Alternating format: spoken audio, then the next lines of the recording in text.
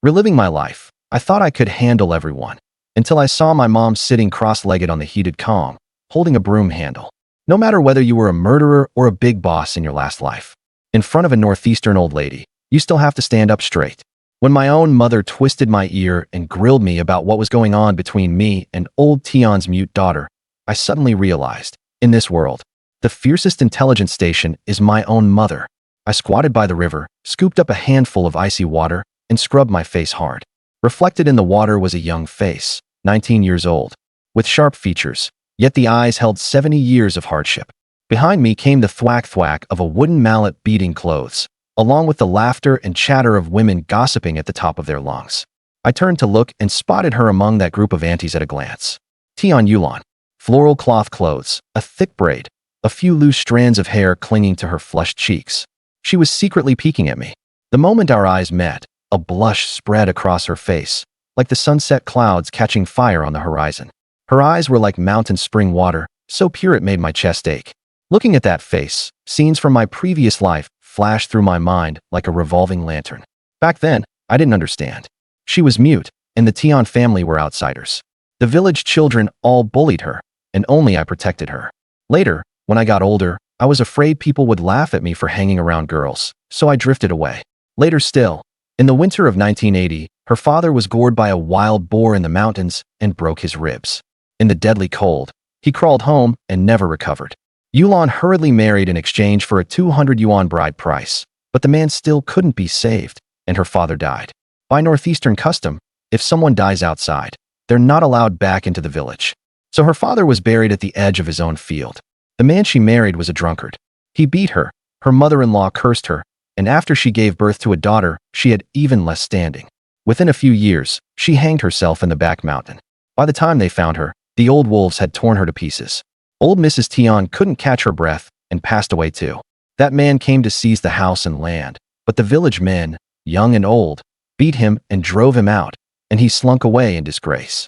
Her daughter lost her mother, and the next year she died of illness, only to be casually dumped in the back mountain by that family. And me? I loafed around the village all day, idling my life away, always stirring up trouble, and knew next to nothing about men and women.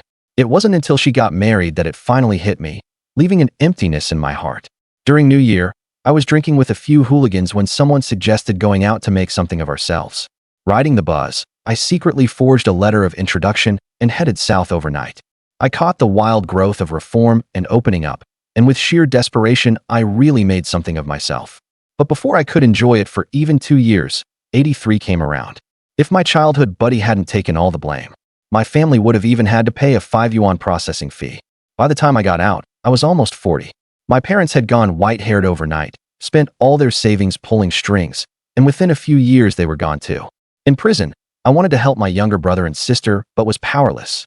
And after I got out, my relatives had become strangers. Later I caught a good opportunity and made money, married a practical wife in her early 30s, and only after my son and daughter graduated from college did I find out the children weren't mine. When you're already well into your 60s, what else can you do?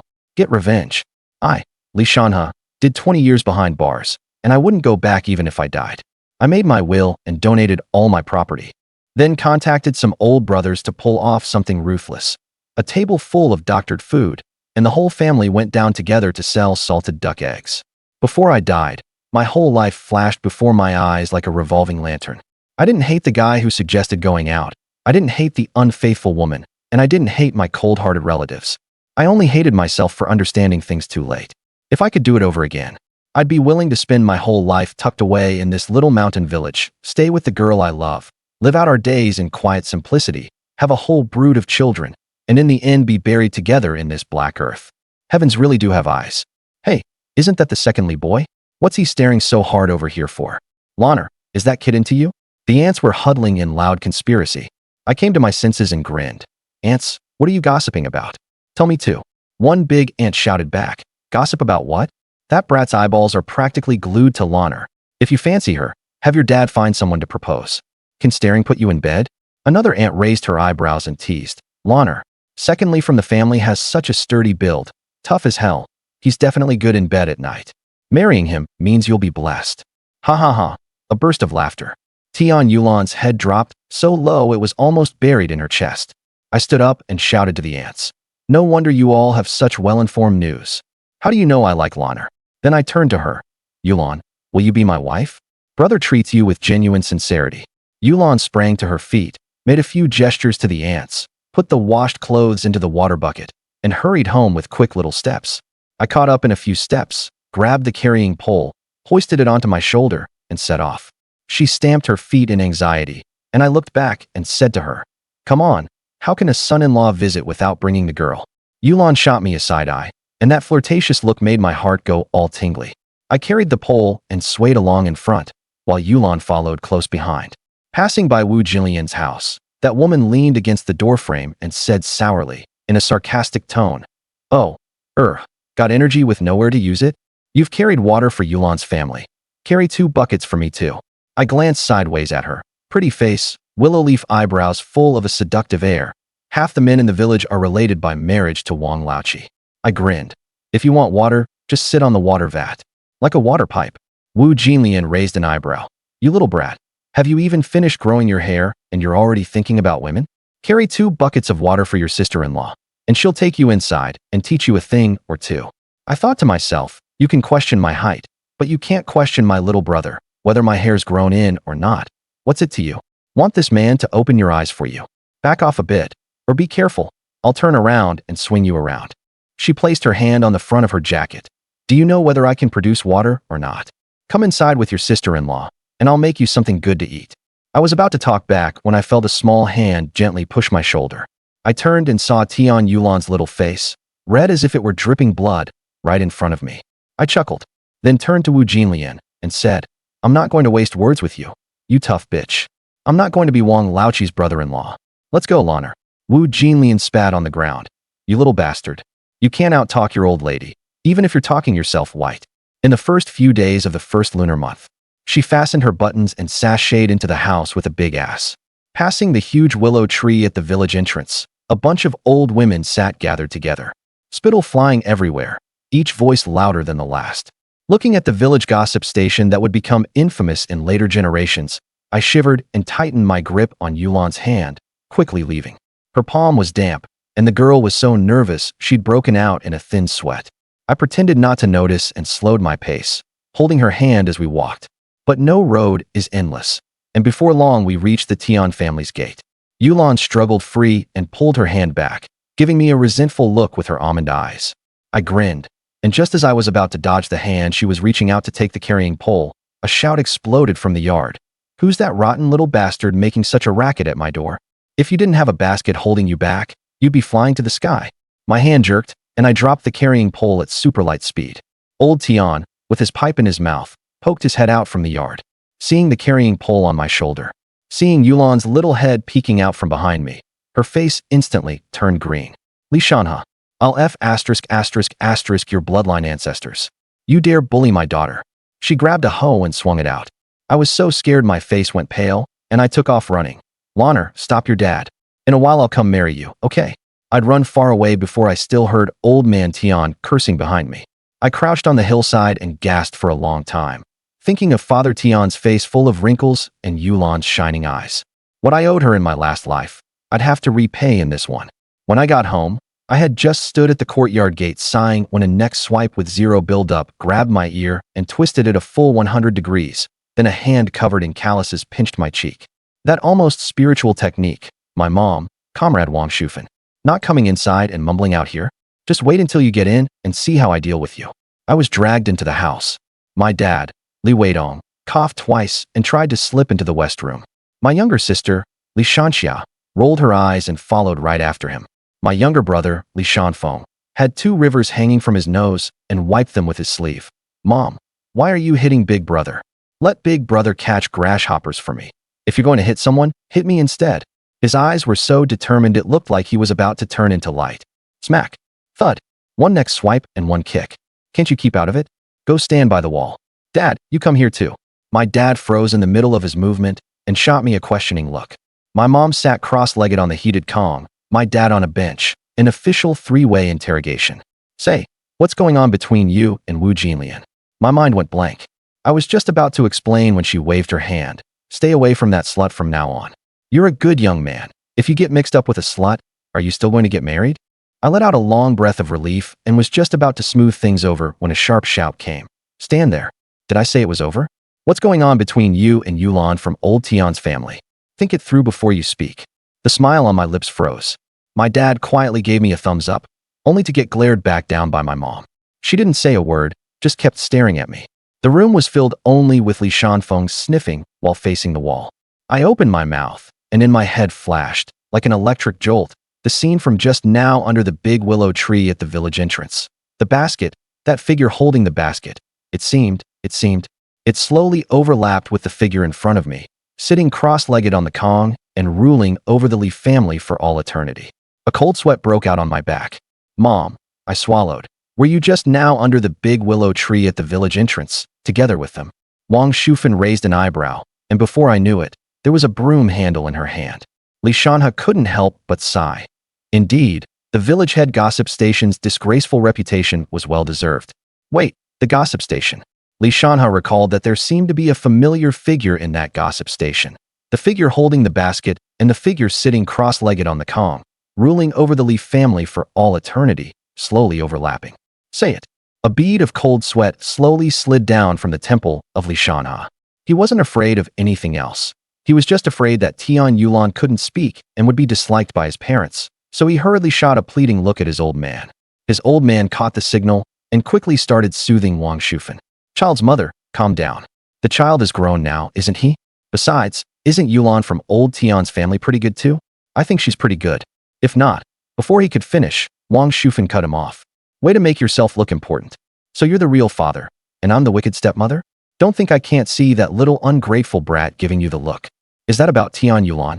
What I'm angry about is that this little brat forgets his mother once he has a wife. TSK, he hasn't even married one yet, and when he saw me at the village entrance, it was like he had wheels of fire under his feet, scared I'd shortchanged him 2 legs. I was in the middle of yapping and bragging with those old women, and that little bastard just drifted right past under my nose.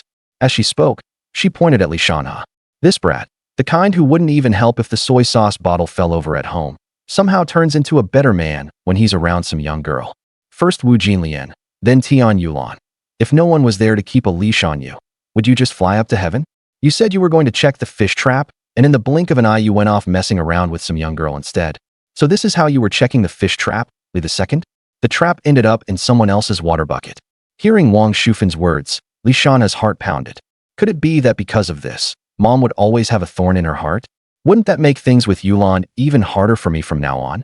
So he steeled himself and shouted, I really like Tian Yulan. I won't marry anyone but her. Mom, you can't dislike Yulan just because she can't speak. Anyway, I won't marry anyone but her in this lifetime. After saying that, he glared at his mother in a huff. Wang Shufen was stunned by what he said. Since when did I ever say I looked down on Yulan? She's pretty and well-built, and that face of hers. One look and you can tell she's blessed. And those hips. One look and you can tell she's the type who can bear grandsons. Me look down on her. If she can fancy you, I'd laugh myself to death even in my dreams. She's out of your league 10 times over. So what if she can't speak? Those old women in the village squawk like that broken loudspeaker from the brigade. Endless jabbering that's annoying as hell. It's better if she can't talk. What I'm mad about is that you've already got someone you like, yet you're still messing around with that loose woman and that bastard. If I hear one more whisper of it, I'll break your legs.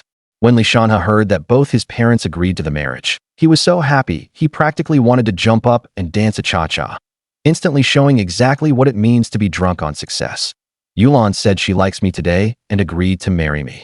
Wang Shufen and Li Weidong looked at each other and sighed. Li Weidong took a puff from his tobacco pipe and said, Kid's mother, in a bit take some money and bring some things to the back house to find Granny Sunday.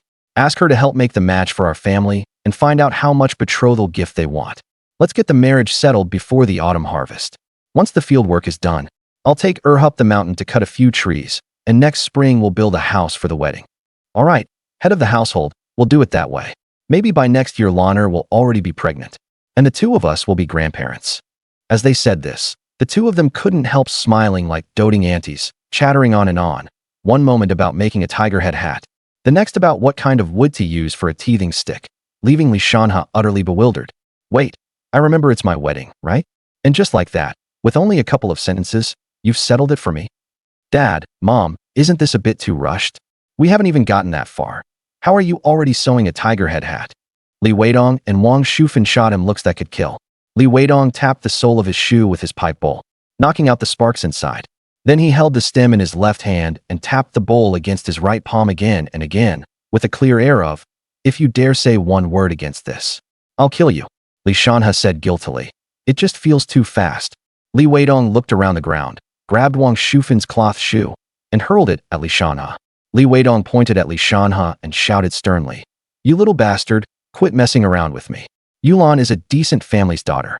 Today the whole village saw you two pulling and tugging while you were carrying water for her. If you don't hurry up, who knows how those old women will wag their tongues. Are you going to leave that girl unable to go on living with her head held high? I'm putting my foot down today. If you dare do something that heartless, I'll break your legs and dump you in the mountains.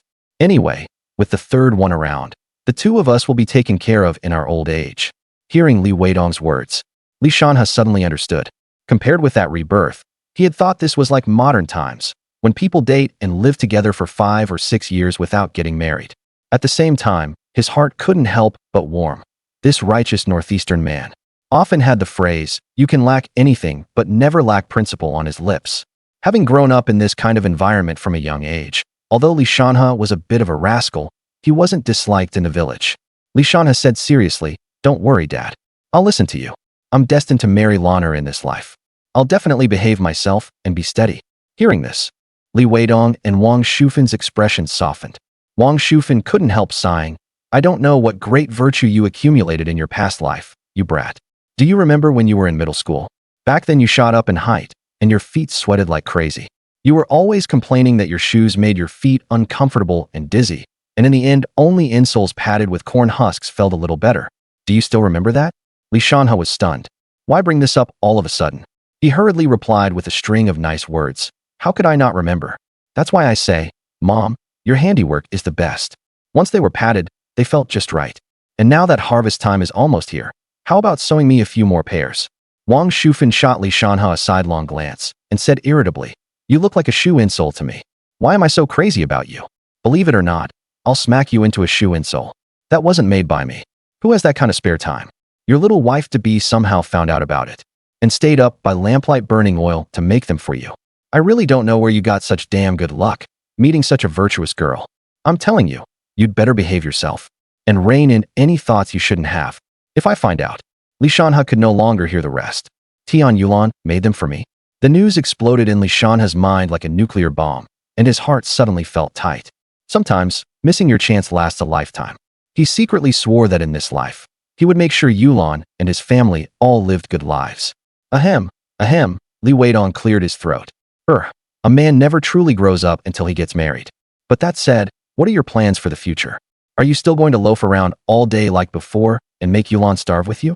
Hearing this, Li Shanhe also grew serious and, after organizing his thoughts, replied, "Dad, I want to learn hunting from third grandpa. As the old saying goes, live off the mountain by the mountain, live off the water by the water. Our Choyinga backs onto the greater Shingon range. If you want me to honestly spend my life bent over the fields, I'm not willing." Besides, at this point, Li Shanhe's eyes shone with dazzling light. Hearing that Li Shanhe wanted to go hunting, Wang Shufan was just about to flare up. When Li Weidong stopped her, Li Weidong let out a long sigh. As long as you've thought it through, that's fine. Your third grandpa is also an old head hunter. After we eat in a bit, the two of us will bring some things over to your third grandpa's house. Once you're in the mountains, you must listen to your third grandpa. If he comes to complain about you, don't blame your dad for hitting hard. What are you standing there looking for? I'm talking to you. You brat are just asking for a beating." As he spoke, he yanked out his belt, folded it over, and snapped it with loud cracks. Li Shanhe strode steadily and forcefully toward the outer room. His gaze fell on the huge water vat, his eyes firm and focused. He planted his feet shoulder-width apart, bent his knees slightly, and dropped into a standard horse stance. Then he took a deep breath and stretched out both arms. Like two giant steel pythons, they clamped tightly around the water jar. With a low shout of, "Hey!" Li Shanhe suddenly exerted force, and the water jar, originally full of water and incredibly heavy, was effortlessly lifted off the ground by him. The clear water in the jar rippled layer upon layer from the violent shaking, yet not a single drop splashed out. At this moment, Li Shanhe looked like a war god powerful enough to uproot mountains and overwhelm the world. Steadily holding the water jar as he raised an eyebrow, at Li Weidong and Wang Shufan. The sight left Li Weidong and Wang Shufan dumbfounded. Li Weidong patted Li Shanhe on the arm, signaling that he could put it down now, and said in shock, "You brat must really have something going on. Are you still my son? Did you run into some kind of luck? With strength like this in your arms? Truly, if heaven had not given birth to me, the hunting path would have been like an eternal night. As long as I make even a slight move, that mere old forest would be nothing. Like a fierce dragon crossing the river, I could sweep through it with my eyes closed." The corners of Li Shanhe's mouth lifted slightly, revealing a smug smile, and then he gently raised his brows. In fact, ever since he was reborn, although he didn't feel anything especially obvious at first, as time passed, he gradually noticed that some wondrous changes were quietly taking place in his body. Just now, he had first carried 2 buckets of water, then bounced around for a while, and had even taken a solid beating, yet after all that, he hadn't even breathed heavily once. You had to know that in the past, no matter how sturdy he was, he could never have done this. And yet now, aside from a bit of cold sweat brought on by his mother's sudden angry roar, not even a fine bead of sweat had seeped out from his forehead. Filled with curiosity and anticipation, Li Shanhe cautiously clenched his fist. In an instant, an unbelievably powerful force seemed to erupt through his arm. A feeling like a ferocious beast was about to burst out of its cage. It was precisely because he had truly felt this surging, explosive power within his body that the astonishing scene from earlier had happened. "Mom, with strength like this in my arms, you can rest assured about me going into the mountains now, right?" Wang Shufan gave a light snort. "The old forest isn't so easy to go into. Follow your third grandpa and learn properly. Be extra careful. Don't go blundering around recklessly. Being steady and reliable is better than anything. Move aside. Don't hold me up from cooking. So after we eat, you can go to your third grandpa's house. Li Weidong, go bring me 2 pieces of firewood." No sense at all. As soon as she finished speaking, she deftly started setting the fire and cooking, and Li Weidong also hurried off to fetch firewood. Seeing that no one was paying him any attention, Li Shanhe sheepishly carried over a small stool and went to sit in the yard. Sitting on the stool, with a cigarette in his mouth, he looked up at the sky, not knowing what he was thinking about. The corners of his mouth stretched so wide you could see his back molars. "Second brother, when are you going to get me some popcorn candy to eat?" A muffled voice reached Li Shanhe's ears. Li Shanhe practically rolled his eyes to the sky. Today had really been an eye-opener for him. What a perfect case of forgetting the pain once the food was remembered. Looking at Li Shanhe wiping his snot with his sleeve, Li Shanhe sighed inwardly. "Seeing how you were ready to risk yourself to save your brother just now. In this life, your big brother will make sure everything is arranged properly for you." Rubbing Li Shanfeng's shiny bald head, Li Shanhe said, "To hell with popcorn candy. Just wait, your brother will catch you a rabbit to eat." Li Shanfeng's eyes lit up green with excitement. "Second brother, you said it. When the time comes, you get the hind leg, and I'll just take the front leg."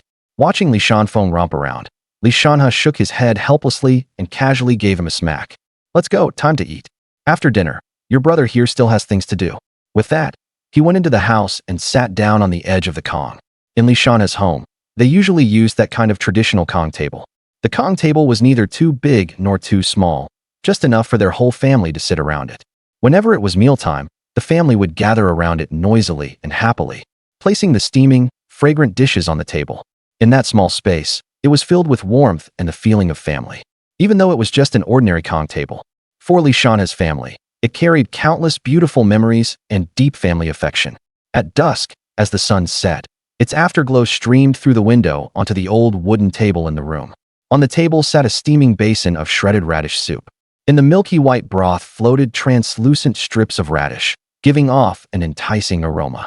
Beside it was also a plate of fresh green scallions and a small bowl of rich-colored soybean paste. Li Shanhe eagerly sat down at the table, picked up a bowl of sorghum rice and water, and started digging in with loud slurps. Li Shanhe ate with great relish, and before long he had finished 1 bowl of rice. Without even pausing, he immediately served himself another and continued wolfing it down. Accompanied by slurping sounds, he quickly polished off the second and third bowls of sorghum rice and water. Finally, he set down his bowl and chopsticks in satisfaction, casually wiped his mouth with his rough, calloused hand, and let out a long burp. That burp seemed like the highest praise for this delicious dinner, and also announced that he was completely full. He casually lit a cigarette and handed one to Li Weidong as well. After the father and son finished smoking, they got up and prepared to head to third grandpa's house. Li Shanhe carried a bucket of corn liquor and a few strings of dried goods, and went out with his father. On the way, they ran into a few neighbors who, seeing what Li Shanhe was carrying, joked, "Oh, where are you off to? Looks like there's some big matter to discuss." Li Shanhe smiled and responded a couple of times before hurrying on. When they arrived at Third Grandpa's house, Third Grandpa was sitting in the yard wiping down a gun. When he saw the two of them coming, Third Grandpa's eyes crinkled with a smile. But the moment he noticed what Li Shanhe was carrying, his face dropped, and he started cursing right away. "Dabaozi, you've really gotten bold. Huh? What? You don't recognize me as your third uncle anymore. Coming to my house and bringing things. Just you explain yourself properly to me." Dabaozi was Li Weidong's childhood name. Seeing his old man with his neck hunched in that manner, he looked even more like a grandson than me, his actual grandson. Third Grandpa's name was Li Baocheng, and he and Li Shanhe's grandfather, Li Baokai, were not biological brothers. According to what Li Shanhe had heard from his grandfather, when the Japanese invaded, more than 30 paternal cousins from their village enlisted together, first fighting the Japanese and then fighting Chiang Kai-shek. In the end, only his grandfather Li Baokai, second grandpa Li Baodian, and third grandpa Li Baocheng were left. Seeing that peace had finally come, the clan brothers had also been arranged by the organization to return to their roots. The three brothers talked it over. Only the three of them were left, and they had no face to go back, so they simply settled down in the northeast. That was how they finally put down roots. They had originally been brothers listed in the same family genealogy. And on top of that, they had a life and death bond. Not blood brothers, but even closer than real brothers. As for Li Shanhe's father, Li Weidong, don't be fooled by how decent he looks now. When he was young, he was a real little bastard. Li Shanhe took after the older generation in that regard and got disciplined by second grandpa and third grandpa plenty of times, which is why he held third grandpa in such awe. Seeing the look on his dad's face, Li Shanhe quickly stepped forward to explain for him. "Third grandpa, this has nothing to do with my dad. He just gave me a ride since he was headed this way. Here's the thing. I'm getting married to Yulan from the Tian family. I figure I can't let my wife and kids starve along with me. With the Xing'an Mountains at our back, no matter what, I ought to be able to dig something out of the mountains to support my wife and kids. If I don't go out and make something of myself, then this big build of mine would be wasted." The moment third grandpa heard that Li Shanhe was getting ready to marry, his face lit up with joy. Back when third grandpa was at war, no one knew exactly where he'd been injured, but it left him unable to have children. So he and third grandma had spent their whole lives together as an old couple, always treating Li Shanhe like their own grandson. People tend to treasure most what they themselves don't have, so when he heard Li Shanhe say he was getting married and turning over a new leaf, planning to head into the mountains to support his wife and kids, he hurriedly said, "Getting married is good. That girl from the Tian family is good too. One look and you can tell she'll bear children well. Hurry up and get her pregnant with a whole litter of kids. Then I'll be a great grandpa too. But the way you look now, kid, you've finally become someone respectable, a real man. Taking you into the mountains is nothing. Why do you bring stuff over to me when it's not even a holiday or special occasion? Hurry and take it back." Li Shanhe replied with a cheeky grin. "Third grandpa, I didn't bring this stuff because I'm asking you for a favor. Your eldest grandson brought it specially to show filial respect to you. 3-year-aged corn liquor. Can my dad even appreciate good liquor? Giving it to him would be a total waste, so I brought it over to honor you, didn't I? And these dried goods too. Didn't your eldest grandson bring them for you to go with your drinks? Stir-fried big chili peppers with hazel mushrooms. It's so fresh and tasty you wouldn't believe it." Third grandpa raised an eyebrow. "You sure know how to talk, kid. Just look at your dad's sorry face. It annoys me just seeing it. What's the fun of drinking with only vegetables? Tomorrow third grandpa will take you up the mountain, and we'll bring back some wild game. Then we'll call your grandpa and your second grandpa, and us old men can have a few drinks. All right, leave the stuff here. And you too, Dabaozi. You're a grown man, yet you can't even talk as well as a child. 3 whacks with a club still wouldn't knock a fart out of you. There's a stool over there. Hurry up and sit down." Li Shanhe could barely hold back his laughter, but Li Weidong shot him a fierce glare, and he obediently sat down. Just then, a kind voice drifted over. "Old man, who are you talking to? Do we have guests?" "Old woman," Dabaozi brought her over. Tap tap, came the sound of slippers scuffing across the floor. The person hadn't arrived yet, but the voice came first. "Oh, Er's here. I heard you got involved with that little girl from the Tian family today." Li Shanhe's face darkened. So third grandma was part of the village gossip intelligence squad too. He thought to himself, but his body was very honest. He sprang to his feet in a flash. Li Weidong also jumped up at once.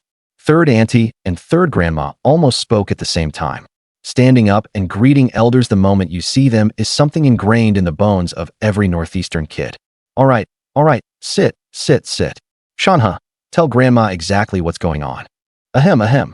Third grandpa, off to the side, cleared his throat and said, he's getting ready to marry that girl from the Tian family. This time he came because he wants me to teach him how to work the mountains. When third grandma heard the news, she beamed with joy too, and held Shanhe's hand, chattering on and on for quite a while. Seeing that it was getting dark, third grandpa looked at third grandma, who still showed no sign of stopping, and said to Li Weidong, Dabiozi, it's getting late. Take her back, and just have him come find me tomorrow. Then he turned and instructed Shanhe again.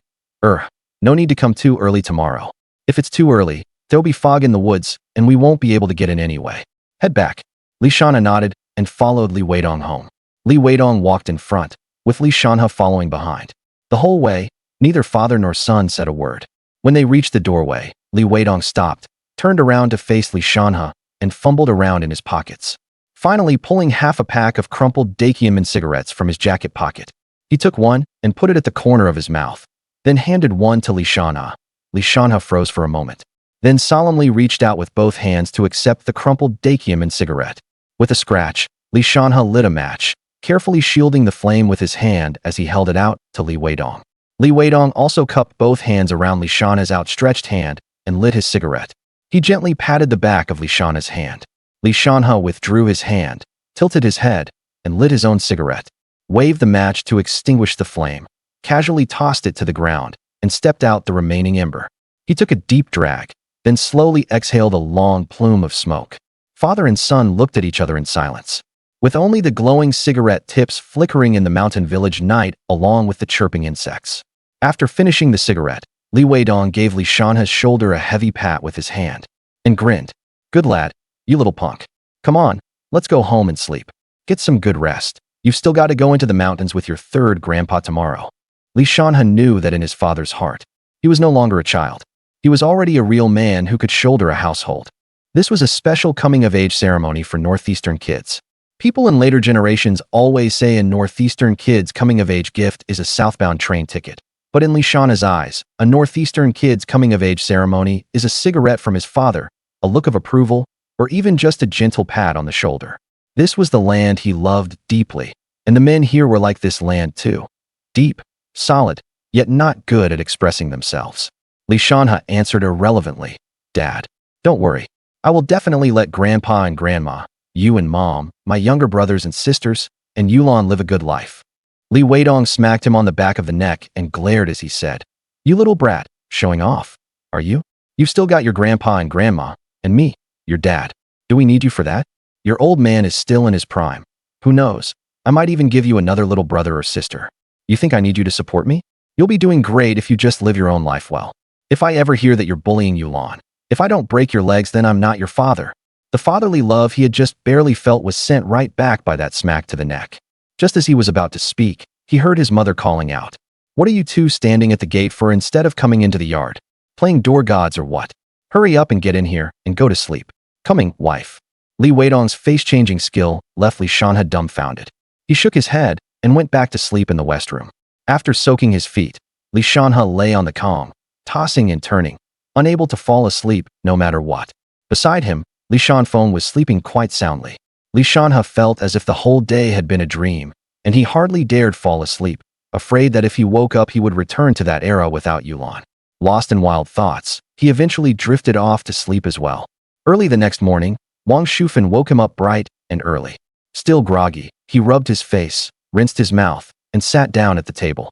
He wolfed down his meal, and only then did he finally feel awake. After clearing the table, Wang Shufen came over carrying a pile of things and reminded him, This is cornmeal flatbread, freshly cooked this morning. This is pickled mustard knots. Eat them with the flatbread. This is a leather water pouch. You can't just drink water in the mountains. Listen to your third grandpa. As Shanhe listened, his eyes reddened, and he suddenly hugged Wang Shufen. Wang Shufen froze for a moment, patted Shanhe on the back, and continued, Be a little more careful in everything. Nothing matters more than you coming back safe and sound. You're already a grown man and still pulling this stunt. Get going. Shanhe took the bundle Wang Shufen had packed for him, slung it over his back, turned around, and left the yard. As the saying goes, when a son travels 1,000 miles, his mother worries. Wang Shufan stood at the courtyard gate, watching Li Shanhe's receding figure, and couldn't help but have her eyes redden as well. Li Shanhe seemed to sense something too. Without turning his head, he waved his hand and quickened his pace. When Li Shanhe reached Third Grandpa's gate, before he even went in, he saw Third Grandpa in the yard sorting out his gear.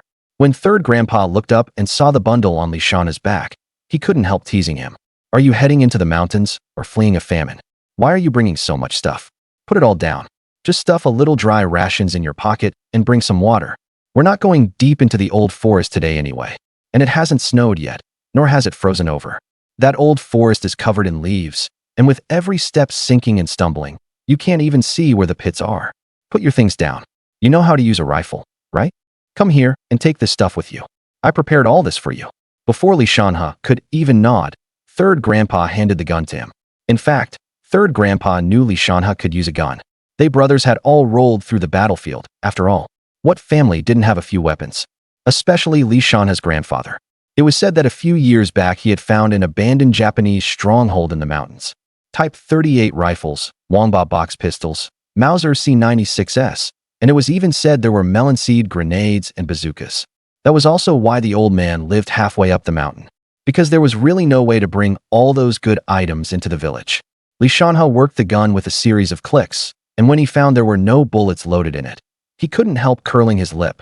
Seeing the look of disdain on Li Shanhe's face, Third Grandpa stepped up and smacked him on the neck. What's with that look, you brat? You're still wet behind the ears. Why would you load bullets before even entering the mountain? And this too. Strap the machete on your back, stick the knife in your waist, hurry up and tie on the leg wraps and wrist guards, put your hat on, grab the sack, and get ready to set off. Grinning, Li Shanhe got everything in order, packing away everything that needed packing. Looking at how Li Shanhe was dressed now, Third Grandpa couldn't help nodding. At least you finally look halfway decent. Let's go. As they walked, Li Shanhe said, Third Grandpa, where are the two of us going hunting today? To Yuanbao Mountain. Where else? With a greenhorn like you tagging along. How would I dare take you straight into the old forest on your first time? Pay close attention later. Watch carefully how I do things. As it happens, I went into the mountains a few days ago and set some traps, so today the two of us will go see whether there's been any catch. Old lady, I'm heading into the mountains. Hey, got it. Make sure to teach her well and be extra careful. After speaking to Third Grandma, Third Grandpa took Li Shanhe and the two dogs and walked out the courtyard gate. Let me tell you, there are lots of rules in these woods. You mustn't sit on a big tree stump. That's the mountain god's chair, and you can't fight the mountain god for a place to sit. When you're hurrying through the woods, you can't keep your head down the whole time. You never know when a branch from a tree struck by lightning might fall and kill someone. When you get prey in the mountains, the entrails and such, you have to feed some of it to the hunting dogs. Dogs are like people. Aren't they risking their lives following you into the mountains for this bite of meat? As he spoke, he also patted the dogs' heads. Good dogs, good dogs. The dogs seemed to understand Third Master's words, wagging their tails hard as they circled around him. And there's one more most important thing. Never point the muzzle at a person, no matter whether your gun is loaded or not. Li Shanhe nodded heavily. Let's go. It was early autumn in the mountains, and although the weather was gradually turning cooler, the environment in the old forest was still full of challenges. The fog in early autumn was thick, especially in the early morning and at dusk, when visibility was extremely low and one could easily lose direction with the slightest carelessness. The temperature difference between day and night was great. It might still be warm and pleasant during the day, but by nightfall, the temperature would plunge and the cold would bite. Without sufficient warm gear, it was easy to become hypothermic. In addition, September was also a season when wild animals were especially active, especially large animals like black bears and wild boars, which might unexpectedly run into humans while foraging, bringing potential danger. Li Shanhe followed closely behind Third Master, placing every step with extreme care. His eyes never left Third Master's figure, while his ears stood up like a rabbit's, constantly attentive to any slight movement or instruction from him. The two men moved through the mountain forest with the dogs, and before long they arrived at the area where the snares had been set. Third Master crouched down to check the first snare and saw that a wild rabbit had been caught and was struggling desperately. Third Master skillfully removed the rabbit and put it into a burlap sack, then said to Li Shanhe with a smile, "See? Not bad luck." But when he checked the next snare, he found it empty, with some messy footprints around it. Third Master frowned slightly and, after observing carefully, said, "Looks like a fox came by," and carried off the prey. As they went farther ahead, the dogs suddenly became alert and growled softly toward a patch of grass. Third Master grabbed Shanhe and signaled for him not to make a sound. At that moment, a fiery red fox darted out. Shanhe raised his gun to shoot, but Third Master hurriedly pulled him back, dragging Shanhe behind a tree to hide. Even the two hunting dogs hunkered down as he said in a low voice, "You brat trying to get yourself killed? That fox spirit was obviously being chased by something big. You got a death wish or what?" Then came a rustling sound, and out of the grass the fox had just burst from emerged a wild boar. The boar looked truly terrifying, huge in size, with blackish-brown bristles standing straight all over its body like steel needles. Its tusks curved outward, gleaming coldly like two scimitars. Its eyes were small but shone with a fierce light, snorting and puffing with heavy breaths as it kept sniffing the scent in the air. Third Master patted Shanhe on the arm and signaled with his eyes for him not to act rashly. At this distance, if one shot couldn't kill the boar outright, then today it would be the two of them left on the mountain, and in pieces, scattered here and there. Wild boars are omnivores, after all. Just then, all of a sudden, a crisp gunshot tore through the quiet forest sky. Immediately after, on the rear end of that huge, sharp-tusked wild boar, it was as if a crimson blood flower had exploded, sending blood spraying everywhere. In the blink of an eye, streaks of blood quickly reddened the boar's eyes, making its already vicious gaze become even more ferocious and terrifying. Gravely wounded, the wild boar instantly went mad, charging wildly through the forest like a lunatic, breaking trees and sending branches and leaves flying wherever it went. And the dogs that had been following along, the moment they heard the gunshot, seemed to have received some kind of command to attack. They instantly arched their bodies, then shot out like two sharp arrows loosed from a bow, lunging straight at the enraged wild boar. Third Uncle, who was standing by watching this sudden turn of events, was furious. His face darkened, the veins on his forehead bulged, and he stared wide-eyed while cursing nonstop. Which damn bastard came up with this bullshit? Shanhe, meanwhile, stared blankly at the chaotic scene before him, secretly wondering, how the hell did this thing end up here? So it was actually chased all the way here by someone. At this critical moment, the wild boar that had been hiding in the grass suddenly and quietly darted to the side of where Third Uncle and Shanhe were. Its huge and ferocious body burst out of the dense vegetation and instantly came into view. When the boar caught sight of the two humans standing before it, each holding a long gun and standing upright, it seemed to lock onto its target at once. Its eyes, full of ferocity and rage, fixed fiercely on Third Uncle and Shanhe as it let out a series of low, savage grunting sounds, like muffled thunder rolling, sending chills down one's spine. Then, with a deafening roar, the big boar charged violently at the two of them like a runaway heavy truck. Wherever it passed, grass and trees were knocked askew by its huge impact. Without hesitation, Third Uncle raised his hand and instantly pulled the trigger, and all they heard was a bang. However, he didn't even have time to check whether the shot had hit before quickly turning around, grabbing Shanhe beside him, and shouting, "Run separately." As soon as the words left his mouth, the two of them bolted off in different directions like arrows released from a bow. But the fierce boar seemed completely unaffected by the shot just now, its speed not slowing in the slightest as it charged straight toward them. Its sharp tusks gleamed with a cold light, and it snorted hot breaths from its mouth, as if it wanted to tear the prey before it to pieces and devour it. The two fled separately, but the boar seemed to ignore Third Uncle completely and rushed straight at Shanhe. Seeing this, Shanhe cursed inwardly. Fuck. This is my first time coming into these deep mountains and forests. I haven't done anything at all, so why the hell is it fixated on me? As he ran madly, he kept muttering, "Why the fuck are you chasing me for no damn reason? The one whose ass got fucked isn't me, so what the fuck are you staring at my ass for?" Even though Shanhe dodged left and right with all his strength, the boar still stayed hot on his heels, staring him down and chasing him relentlessly the whole way. Just as those tusks were about to jab into his lower back, Third Uncle was behind him, firing off rounds from his old hunting rifle, shaking the pine cones on the branches loose so they rustled down one after another. But that beast acted as if it were deaf, its eyes bloodshot, its hooves churning up the black soil, refusing to let up on Shanhe. And so, man and boar launched into a thrilling chase through the mountain forest. Shanhe ran so hard the back hem of his clothes was standing up, and just ahead he saw an earthen slope, when this guy suddenly dragged the sole of his foot across the ground and twisted his waist to brake hard. He spat out a glob of sticky phlegm and sank his belly button downward, Screw your damn grandma's legs. I'm not running anymore. He threw his gloves to the ground and dropped into a horse stance. Seeing Shanhe suddenly stop, Third Master was so anxious he nearly jumped up. He thought to himself, holy shit, it's this kid's first time in the mountains. Please don't let him do anything stupid. Just as Third Master was beside himself with worry, a jaw-dropping scene unfolded. Shanhe fixed his eyes on the charging boar, moved with lightning speed, twisted to the side and brushed past it, then lifted his leg and kicked hard, sending the boar hurtling straight toward a big pine tree off to the side. With a thunderous boom, the pine cones on the branches came pattering down. The recoil knocked Shanhe flat onto his backside, and his crotch ripped open with a loud tear. The boar staggered on its hooves, spun around 3.5 times, then with a thud fell into a muddy pit, its tusks plowing 2 furrows through the black earth. As the boar struggled to get back up, Shanhe saw it and hardened his heart. You're still trying to get up? Don't you even know the most basic rule in the Northeast? Don't mess with something that's already down, and you're still trying to rise? Shanhe sprang up like a black bear pouncing on prey, his hands clamping onto the boar's tusks like iron tongs. Today I'll give you the full Northeast spin. With a burst of strength from his waist, he actually swung the 300-plus gene beast clear off the ground. The boar dangled in his hands like a torn sack. Bang, bang, bang, smashing into 3 old oak trees in a row, sending bark flying everywhere like firecrackers.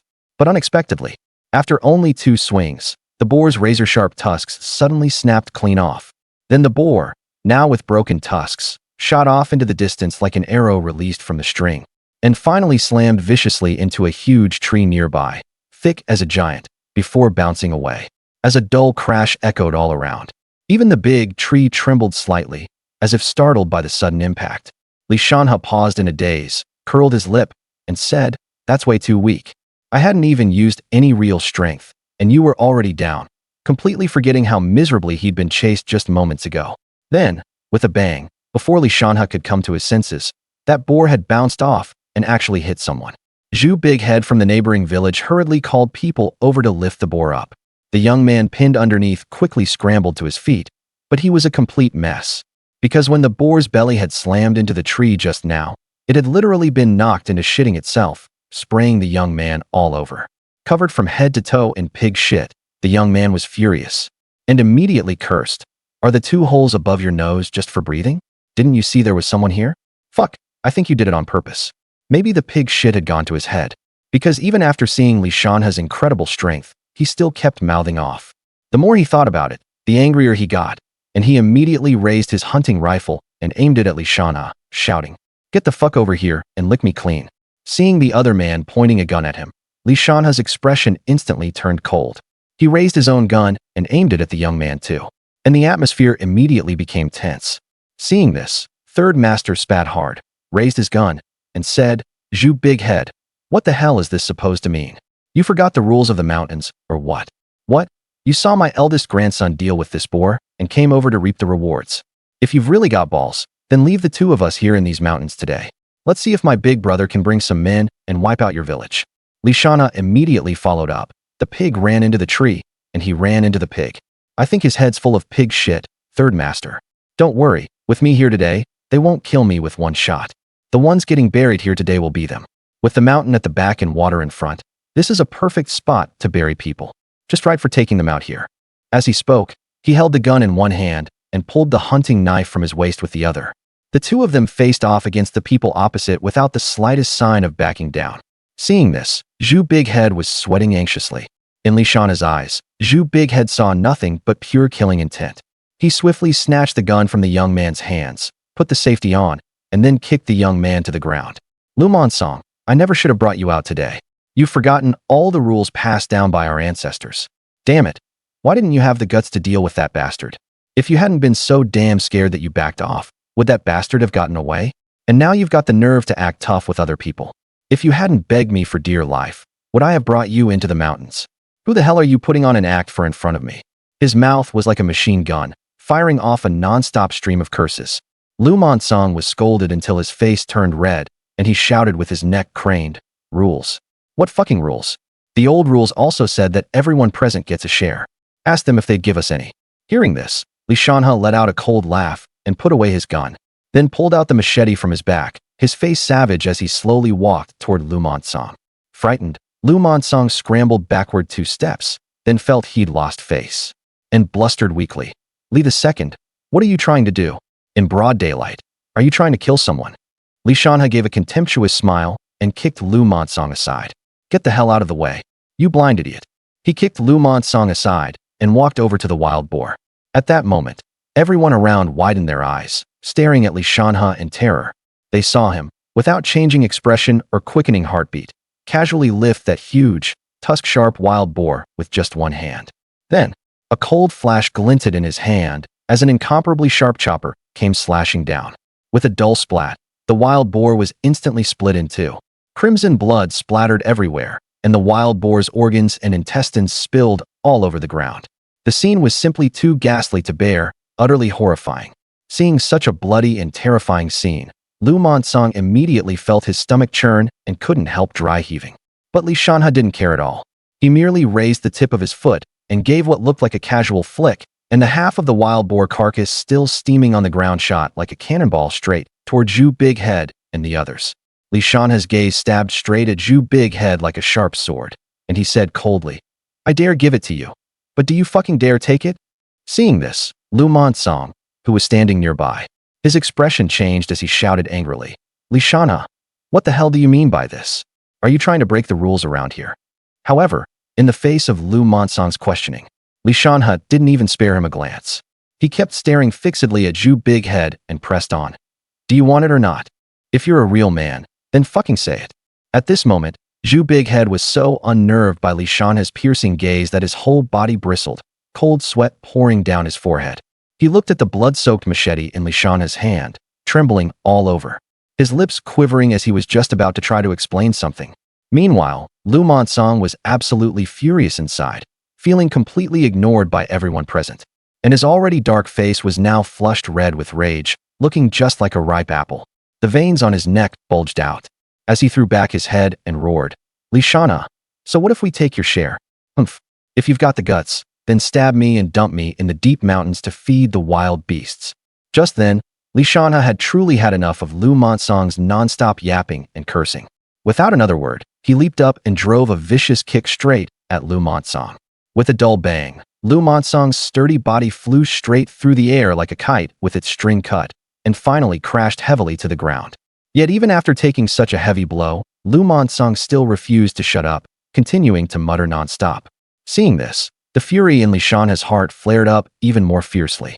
In one stride, he rushed forward and planted his foot hard on Lu Monsong's chest, gritting his teeth as he roared. Quit spewing bullshit here. If you dare say one more fucking word, I'll cut your damn tongue out right now. And you, Zhu Big Head, did you leave your vocal cords at home? Fine, since none of you will speak. Then let me ask you this. Who the hell fired that shot just now and startled that roe deer? You all saw it with your own eyes just now. If I didn't have a bit of skill, if it had been anyone else, they'd probably already be back in the village having a funeral feast by now. Enough, quit playing dumb and tell me clearly right now. Hearing Li Shanhe's interrogation, Zhu Big Head and the group behind him all turned their eyes in unison toward Lu Monsong, who was lying on the ground. One of them couldn't help but complain. Good lord, this is really some god-awful bad luck. Why is this bastard mixed up in everything wherever we go? By now Li Shanhe was already beside himself with rage, murderous intent surging in his heart like a raging tide. With a sudden motion, he drew an incomparably sharp dagger from his waist, the cold gleam of its blade sending a chill through anyone who saw it. Then, he took 2 more steps forward and forcefully pinned Lu Monsong's whole body beneath his foot, as if he meant to crush him on the spot.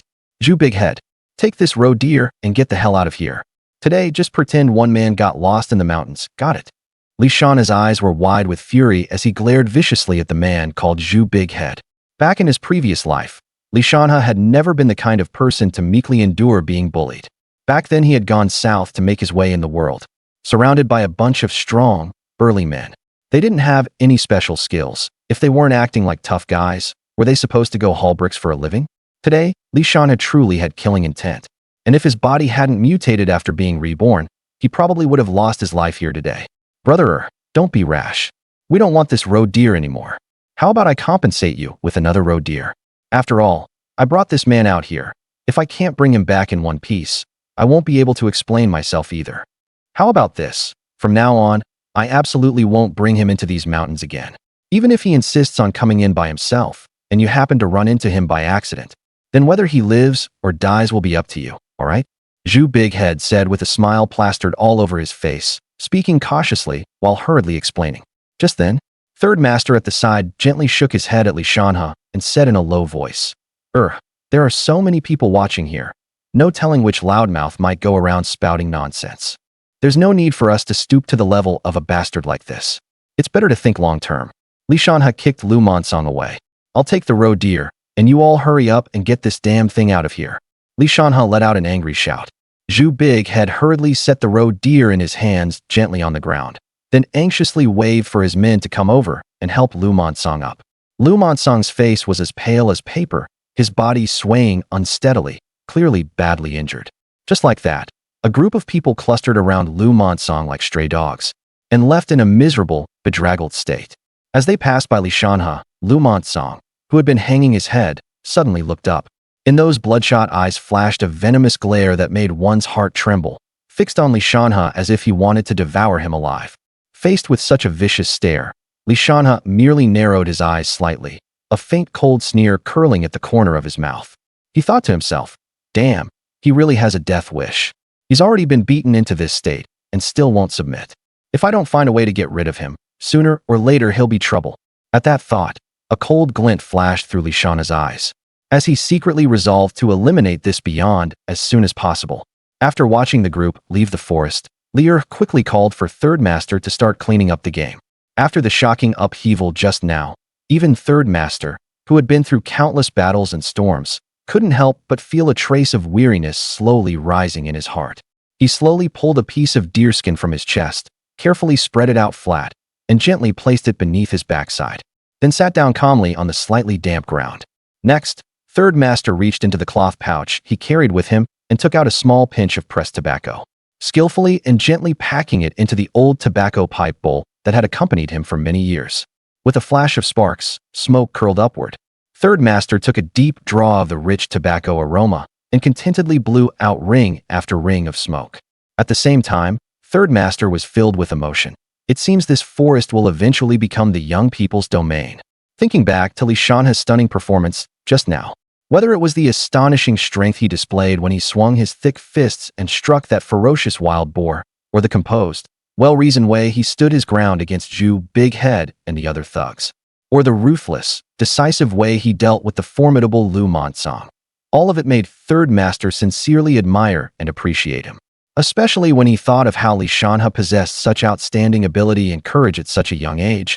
Third Master couldn't help nodding repeatedly in praise, and affirmed that he was fit to make a living in the mountains.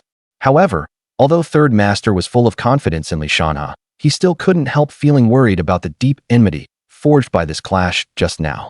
So, Third Master took the initiative and suggested to Li Shanhe, how about I sneak over tonight and give those two some fragrant melon seeds? That way the whole family can be neat and tidy together. And then we won't have to worry about taking on the young one only to have the old one come after us. Otherwise, we'd have to sleep with one eye open. I really can't rest easy.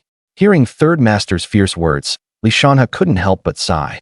Older folks really do know best. Family reunion, Li Baocheng, just as expected of someone who lived through the war years, wanting to send their whole family downstairs with 2 grenades right away. Hearing Third Master's words of concern, Li Shanhe suddenly felt a warm current well up from the bottom of his heart and instantly flow through his whole body. However, he did not accept Third Master's kindness, and instead smiled and reassured him. Third Master, don't worry. That useless waste of space isn't worth your stepping in. Just watch. If I let that brat live until hanging up his hoe, I'll write my name backward. With that, the two looked at each other and smiled, then began to clean up and pack the game they had hunted today. Li Shanhe skillfully picked up the gutting knife in his hand, gripping the belly with one hand and cutting with the other, cleaning out those fishy-smelling entrails. When he finished, he gave his hand a casual flick, and the pile of entrails landed with perfect accuracy in front of the 2 hunting dogs waiting nearby. The 2 hunting dogs pounced forward excitedly and began to feast, eating with great relish. Right after that, Li Shanhe bent down and easily picked up the roe deer that had been dead for quite a while, then tossed it into the burlap sack prepared beside him as casually as if he were throwing away something insignificant.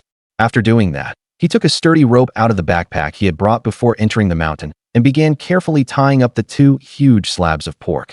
His hands moved deftly between the cuts of meat, and in no time at all, he had them tightly bound together, deliberately leaving two long shoulder straps. Shanhe adjusted his posture and, like putting on a school bag, slung the heavy pork across his broad and solid back. Even though the two pieces of meat together weighed more than 200 jin, to someone with his astonishing strength, it seemed to be no burden at all. He moved his shoulders slightly to make sure the load sat comfortably, then casually picked up the sack containing the roe deer from the ground and called out loudly to Third Master. "Third Master, it's time for us to head back." Hearing the call, Third Master strode over quickly. Although this was not the first time he had seen Shanhe display such tremendous strength with his own eyes, he was still unable to keep himself from being shaken every time he saw it. He thought to himself, with Shanhe's strength alone, he could walk all over this forest with his eyes closed. But that's only on the condition that he absolutely must not get lost. Otherwise, even if he didn't starve to death in these woods, he'd probably end up turning into a wild man. Thinking of this, Third Master couldn't help shaking his head, a wry smile appearing on his face. After a brief pause, Third Master continued, "We mountain runners can't do without hunting dogs. These hunting dogs are our eyes. With them, we can more easily spot prey, find those rare mountain treasures, and make sure we can find our way home smoothly. I just so happen to have found a few pretty good dogs. I'll simply give them to you. And Da Huang and Lao He, who came into the mountain with us today, will also be under your care for the time being." As he spoke, Third Master waved behind him, signaling the two hunting dogs to hurry over to Shanhe's side. Seeing Shanhe's outstanding performance today, Third Master couldn't help showing his satisfaction, saying that when they got home, he would give Shanhe the little booklet in which he had recorded mountain treasures over so many years. This way, Shanhe could rely on the booklet to explore this forest and search for mountain treasures on his own. However, Third Master also stressed that although Shanhe was allowed to move around in this forest, he was absolutely forbidden to set foot in that mysterious old forest full of unknown risks. As for whether he worried that Shanhe might encounter danger in the woods, Third Master Li Baocheng looked completely at ease, saying there was no need to worry about it. With that monstrous strength of his, what real danger could he possibly run into in this relatively shallow forest? Even if he happened to meet a ferocious black bear that came down from the mountains to wreck the crops, even if the two of them stood there slapping each other in the face, Third Master was certain that the one who would win in the end had to be Shanhe. Why was Third Master so certain? Just look at that pig head split cleanly in two to know the answer. Right in the middle of its forehead was a huge fist imprint, and even the brain matter inside had been shattered by that terrifying punch. This shows just how terrifying Shanhe's fist power was. Two slaps from a black bear would turn it into a Siberian dwarf hamster, and even a northeast tiger taking one shoulder throw would end up as a northeast golden tabby. Shanhe took all the game, and Third Master was happy to enjoy the ease of it all. Shanhe walked in front with a cigarette hanging from the corner of his mouth, swaggering along, while Third Master held his gun and kept watch for him. After what had just happened, it really wasn't easy to relax. But seeing Shanhe looking all smug like that made your hands itch so badly you just wanted to give him a few smacks on the back of the neck. As the old saying goes, it's easy to go up the mountain and hard to come down, especially since Shanhe was carrying two sides of pork and also hauling a roe deer in his hands, stumbling along step by step. At last, they walked out of the woods. Shanhe looked up at the sun and estimated that it was probably past noon. He couldn't help muttering to himself, "I'll have to get a watch sooner or later. Otherwise, guessing the time like this is just too inconvenient." Shanhe first followed Third Master to Third Master's house, and as soon as he entered, Third Grandma hurriedly helped Shanhe unload the game, then brought him a bowl of cold water and told him to sit down and rest for a bit. The late summer heat was fierce, and even with Shanhe's build, he was sweating all over from the sun. Third Grandma felt so sorry for him that she took out a big palm fan and fanned him while cursing, "You old fart. Can't you help carry something? All you know is bossing the younger generation around. And besides, on Shanhe's first trip into the mountains, why did you take to hunt Bo Luanzi? You really think you're something, don't you?" Third Master was so put on the spot, he couldn't say a word. Seeing this, Shanhe quickly explained what had happened today to Third Grandma. After hearing it, Third Grandma flew into a rage and shouted, "That Jew, big-headed bastard. May his son be born without an ass. Toss him into the mountains sooner or later. What a piece of trash." Then she turned and started fussing at Third Master again. "And you, old man, are you fucking dead? Is young and ignorant, but you're ignorant too. You should have buried them all in the mountains today. Keeping him around is just asking for trouble sooner or later. Or should you go to his place tonight? Li Shanhe was speechless. Well, as expected, birds of a feather flocked together. Li Shanhe quickly stopped third grandma and told her his plan, and only then did third grandma let it drop. But she was still muttering curses under her breath. Third master looked utterly helpless and didn't dare join in. He turned and silently went out the door. Not long after, third master came back and carrying two little dogs by the backs of their necks and handed them to Li Shanhe. They're yours. Later, take Da Huang and Lahe with you too. Raise them well when you get back. With Da Huang and Lahe to lead the way, by next year, they'll be pretty much fully trained. Li Shanhe carefully took the two puppies from the other person, as if holding two priceless treasures, and then began to examine them intently. These two puppies, one as black as ink and the other a dazzling golden yellow. The yellow one looked sturdy and a bit silly in a cute way, just like the familiar Da Huang people often picture, what's known as a Chinese native dog. But when he shifted his gaze to the black puppy, he froze. You have to know, after Li Shanhe turned his life around in his previous life, he was a total dog lover. He could practically recite the details of all kinds of breeds from memory. But this little black dog before him left him a bit at a loss. After gently setting down the little yellow dog, Li Shanhe focused all his attention on the black one again. The little thing wore a coat of pure black, soft fur that gleamed in the sunlight with an oily sheen, as if it carried a mysterious halo of its own, making one feel an involuntary sense of awe. Its head was small, delicate, and exquisitely formed, with a pair of upright ears like two neat little triangles, the tips slightly rounded, perfectly set on both sides of its head. Its medium-sized eyes were embedded in its face like two almonds, clear, bright, and lively. Looking at its broad nose, black and shiny, it blended seamlessly with the surrounding black fur. At that moment, Li Shanhe curiously pried open the puppy's mouth, wanting to see what was inside, only to discover that even its tongue was black. Perhaps Li Shanhe's handling made the puppy feel a bit uncomfortable, because all of a sudden it started yowling. Hearing that crisp, loud cry, a joke he had heard in his previous life suddenly came to Li Shanhe's mind. Hey, buddy, from your accent, you don't sound like you're from around here. Thinking of that, Li Shanhe couldn't help laughing, and the little black dog seemed to sense his goodwill as well, gradually stopping its cries and blinking its adorable big eyes, curiously staring at the unfamiliar human in front of it. Isn't this King of 5 black dog? Shouldn't this kind of dog only be found in Guangxi? Why has it ended up in the Northeast? Li Shanhe looked at third grandpa with deep suspicion. When third grandpa met Li Shanhe's questioning gaze, he showed no sign of nervousness at all, but instead couldn't help smiling faintly, with a smug look on his face. Then he cleared his throat and said, Hey, grandson, how is it? This dog's pretty good, right? Ever seen one before? Li Shanhe teased, Third grandpa, did you get this dog the proper way?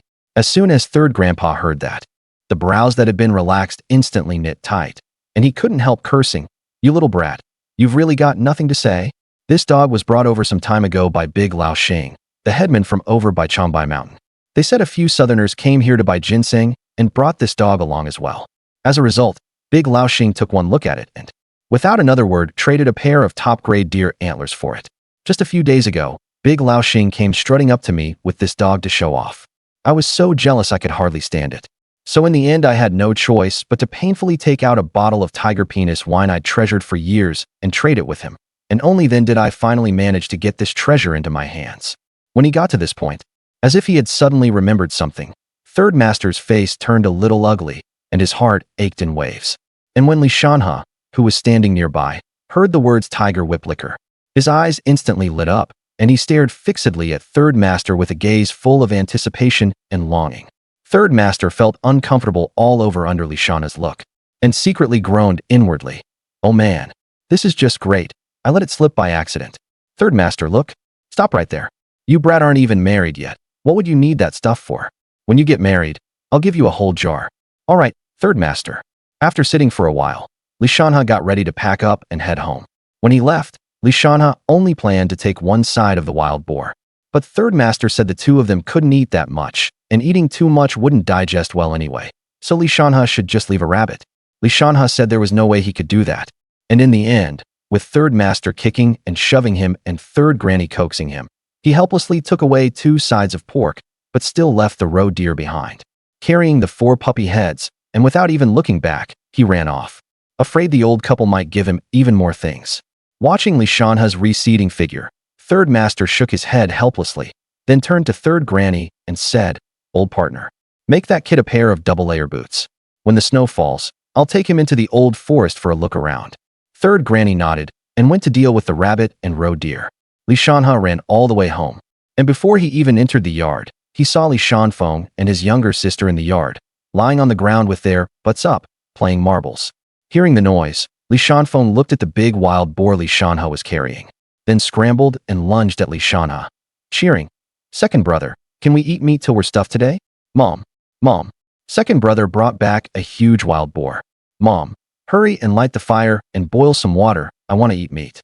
What Li Shanxia noticed, meanwhile, were the two puppies Li Shanhe was holding in his arms. She said timidly, "Second brother, can you let me play with these two puppies for a while?" Li Shanhe set them down on the ground and instructed, "Go play inside. In a bit they'll be all hot and steaming." "Second brother, what are these two puppies called?" Li Shanhe slapped his forehead. Damn, he had left in too much of a hurry and forgot to ask what they were called. Muttering to himself that they were his dogs and they'd be called whatever he said, he thought for a moment and said, "The silly one is called Huzi, and the black one is called Haizi. All right, go inside and play." Just then, hearing Li Shanfeng calling, Wang Shufan also came out of the house. When she saw such a huge wild boar, she was stunned too, and quickly helped Li Shanhe put it down. She circled Li Shanhe a few times, and only relaxed after seeing that he wasn't hurt. Then she hurriedly asked for the details of this mountain trip. And to keep Wang Shufan from nagging, Li Shanhe gave a simplified account, focusing on the less important parts. Wang Shufan nodded and said nothing. Instead, as she looked at the two sides of pork, her brows knitted tightly. And when Li Shanhe saw her expression, he quickly asked, "What's wrong, Mom? Your son's gotten capable, and you're still not happy?" "Nonsense. I'm worried about what to do with so much meat. In this weather, won't it all go bad before we can eat it?" Li Shanhe laughed. "I was wondering what you were worried about. What's the big deal? It's still early. In a bit I'll borrow an ox cart, haul it to town and sell it, and that'll solve it. We'll keep one side for our family, then give some to Grandpa and Grandma, and some to my eldest sister. When I get back, I'll send some to my father-in-law's family too, and that'll take care of it." Wang Shufan's eyes lit up, and her frown relaxed as well. Right, that's what we'll do." "Oh right. This morning, old Granny's son went to old Tian's house." Hearing this, Li Shanhe quickly moved closer and asked impatiently, "How did it go, Mom? What did Uncle Tian say?" Seeing how anxious Li Shanhe looked, Wang Shufan rolled her eyes at him. What else could he say? Get engaged after the harvest, and just give 100 yuan as a token bride price. You really must have done some great good in your past life to end up with such a good girl and father-in-law. They said as long as you two live well together, all that bride price talk doesn't matter. But if you dare treat Yulan badly, your father-in-law won't even need to step in. I'll break your legs myself." Hearing the news, Li Shanhe finally felt relieved. In a few quick strides, he walked to the outer room, grabbed the water ladle, and gulped down a ladleful of water, wiped his mouth with his hand, pulled out the butcher knife, cut 2 jean of meat, found a sheet of newspaper to wrap it up, and was just about to head out when she asked, "What are you going to do?" "Go borrow a cart. The sooner I go, the sooner I'll be back. I still have to go to my father-in-law's house." As Wang Shufan boiled water, she muttered, "A big rooster, with a long tail, forgets his mother once he gets a wife. And this is before anything's even happened. Look at you already, you little ingrate." But the smile at the corner of her mouth still gave away how she really felt. Carrying the meat, Li Shanhe headed to old Zhang's house, stood at the courtyard gate, and shouted inside, fifth brother, you home?" By the seniority order on his grandmother's side, Zhang Laowu was the grandson of his grandmother's eldest brother, so he and Li Shanhe were of the same generation. As for this Zhang Laowu, he was also someone with a hard life. His wife died in childbirth while giving him a son, leaving just the boy and him to depend on each other. Zhang Laowu had to be both father and mother raising the child. And after finally getting the child grown, he ran into a black bear in the mountains. He made it out alive, but his leg was broken. Fortunately, Zhang Laowu was very skilled at driving carts. And by driving carts for the production team, he could barely make ends meet. "Second uncle, what brings you here? Come inside quick. Dad, second uncle is here." The speaker was a young man who didn't look too bright, named Zhang Liang. Yes, that's right. The same Zhang Liang as the one famed for devising strategies and winning victories from 1,000 miles away, but it was only the same name. Speaking of this Zhang Liang from Choyingu, he really was hard to describe. No one knew whether it was because of oxygen deprivation to the brain during his difficult birth, or because the name was too grand for him to bear. People in the village usually called him Biaozi. He looked neat and proper enough. But those big eyes full of wisdom gave him away. Calling him the village fool would actually be flattering him. Looking at Biaozi's burly figure, Li Shanhe's gaze was filled with mixed emotions. Perhaps because Biaozi was the same age as Li Shanhe and also a relative, he had obeyed Li Shanhe's every word since childhood, with only one exception. After what happened in his previous life, Li Shanhe repeatedly told Biaozi that if anything happened, he should blame it all on Li Shanhe. But in the end, Biaozi stubbornly took everything onto himself. And before leaving, he asked to see Li Shanhe one last time. Li Shanhe remembered that final meeting. Zhang Liang only stared at him and chuckled, while Li Shanhe cursed at him furiously. And in the end, he said to Li Shanhe, "Second uncle, you're someone meant for great things. Live well, and show filial respect on my behalf. I'm going now, second uncle." Just then, Zhang Liang came over and threw an arm around Li Shanhe's shoulder, interrupting his thoughts. His huge head leaned in close, and he waggled his brows at Li Shanhe. "Second uncle, feels good, doesn't it?" Li Shanhe was stunned by the question. "What the hell feels good? What are you babbling about over there? If you've got something to say it. What else could it be?" "Wu Jinlian, of course. Everyone in the village is talking about it. You got mixed up with Wu Jinlian, uncle. I heard Wu Jinlian is really good at it. You just lie there and don't even need to move. That big, but is like a millstone." Li Shanhe's face went green. He quickly covered Biaozi's mouth and said in a low voice, "Don't talk nonsense. I have nothing going on with Wu Jinlian. Your aunt is Tian Yulan. Keep that damn mouth of yours in check. Don't be like a pair of cotton-padded pants with the waistband undone." Zhang Liang nodded and looked at Li Shanhe with an ambiguous expression. "Uncle, I get it. I'd never say a word, even if you beat me to death. Nothing's going on between you two." Li Shanhe was helpless. Then he thought about it. How did Biaozi know Wu Jinlian was so good at it? He looked at Biaozi suspiciously. "Biaozi, how do you know Wu Jinlian is good at it?" "What? You've messed around with her." Zhang Liang looked at Li Shanhe righteously. "Yeah, so what? Earlier this year, I was up in the mountains cutting timber and ran into Wu Jinlian picking mushrooms. She asked me if I wanted to have some fun. I figured, how could it be any fun? But after it was over, I found out it really was fun. Uncle, what are you afraid of? Which guy in our village hasn't had something going on with her?" Li Shanhe looked at Zhang Liang in surprise. "Well, Zhang Liang, you look all broad-browed and big-eyed, but you'll do anything, huh? Uncle, I'm telling you, it's seriously good. Next time the two of us should try it together. A few days ago, I saw Chang Si and someone else. I forgot who. And there were 3 of them together. If the 2 of us go together, what's there to be afraid of? I'll let you go first." Zhang Liang thumped his chest and said with great righteousness. Li Shanhe slapped his forehead. Good lord, he's even eavesdropping on the wall. Just then, Zhang Laowu also came out the door. Fifth brother, Biaozi is about to fly to the heavens. He wants to be my shutter." Zhang Laowu walked briskly while reaching for the cowhide belt around his waist. His face was dark, veins bulging on his forehead, as if a raging fire of anger was building inside him. When he reached Zhang Liang's side, he said nothing and raised the belt in his hand, lashing fiercely at Zhang Liang.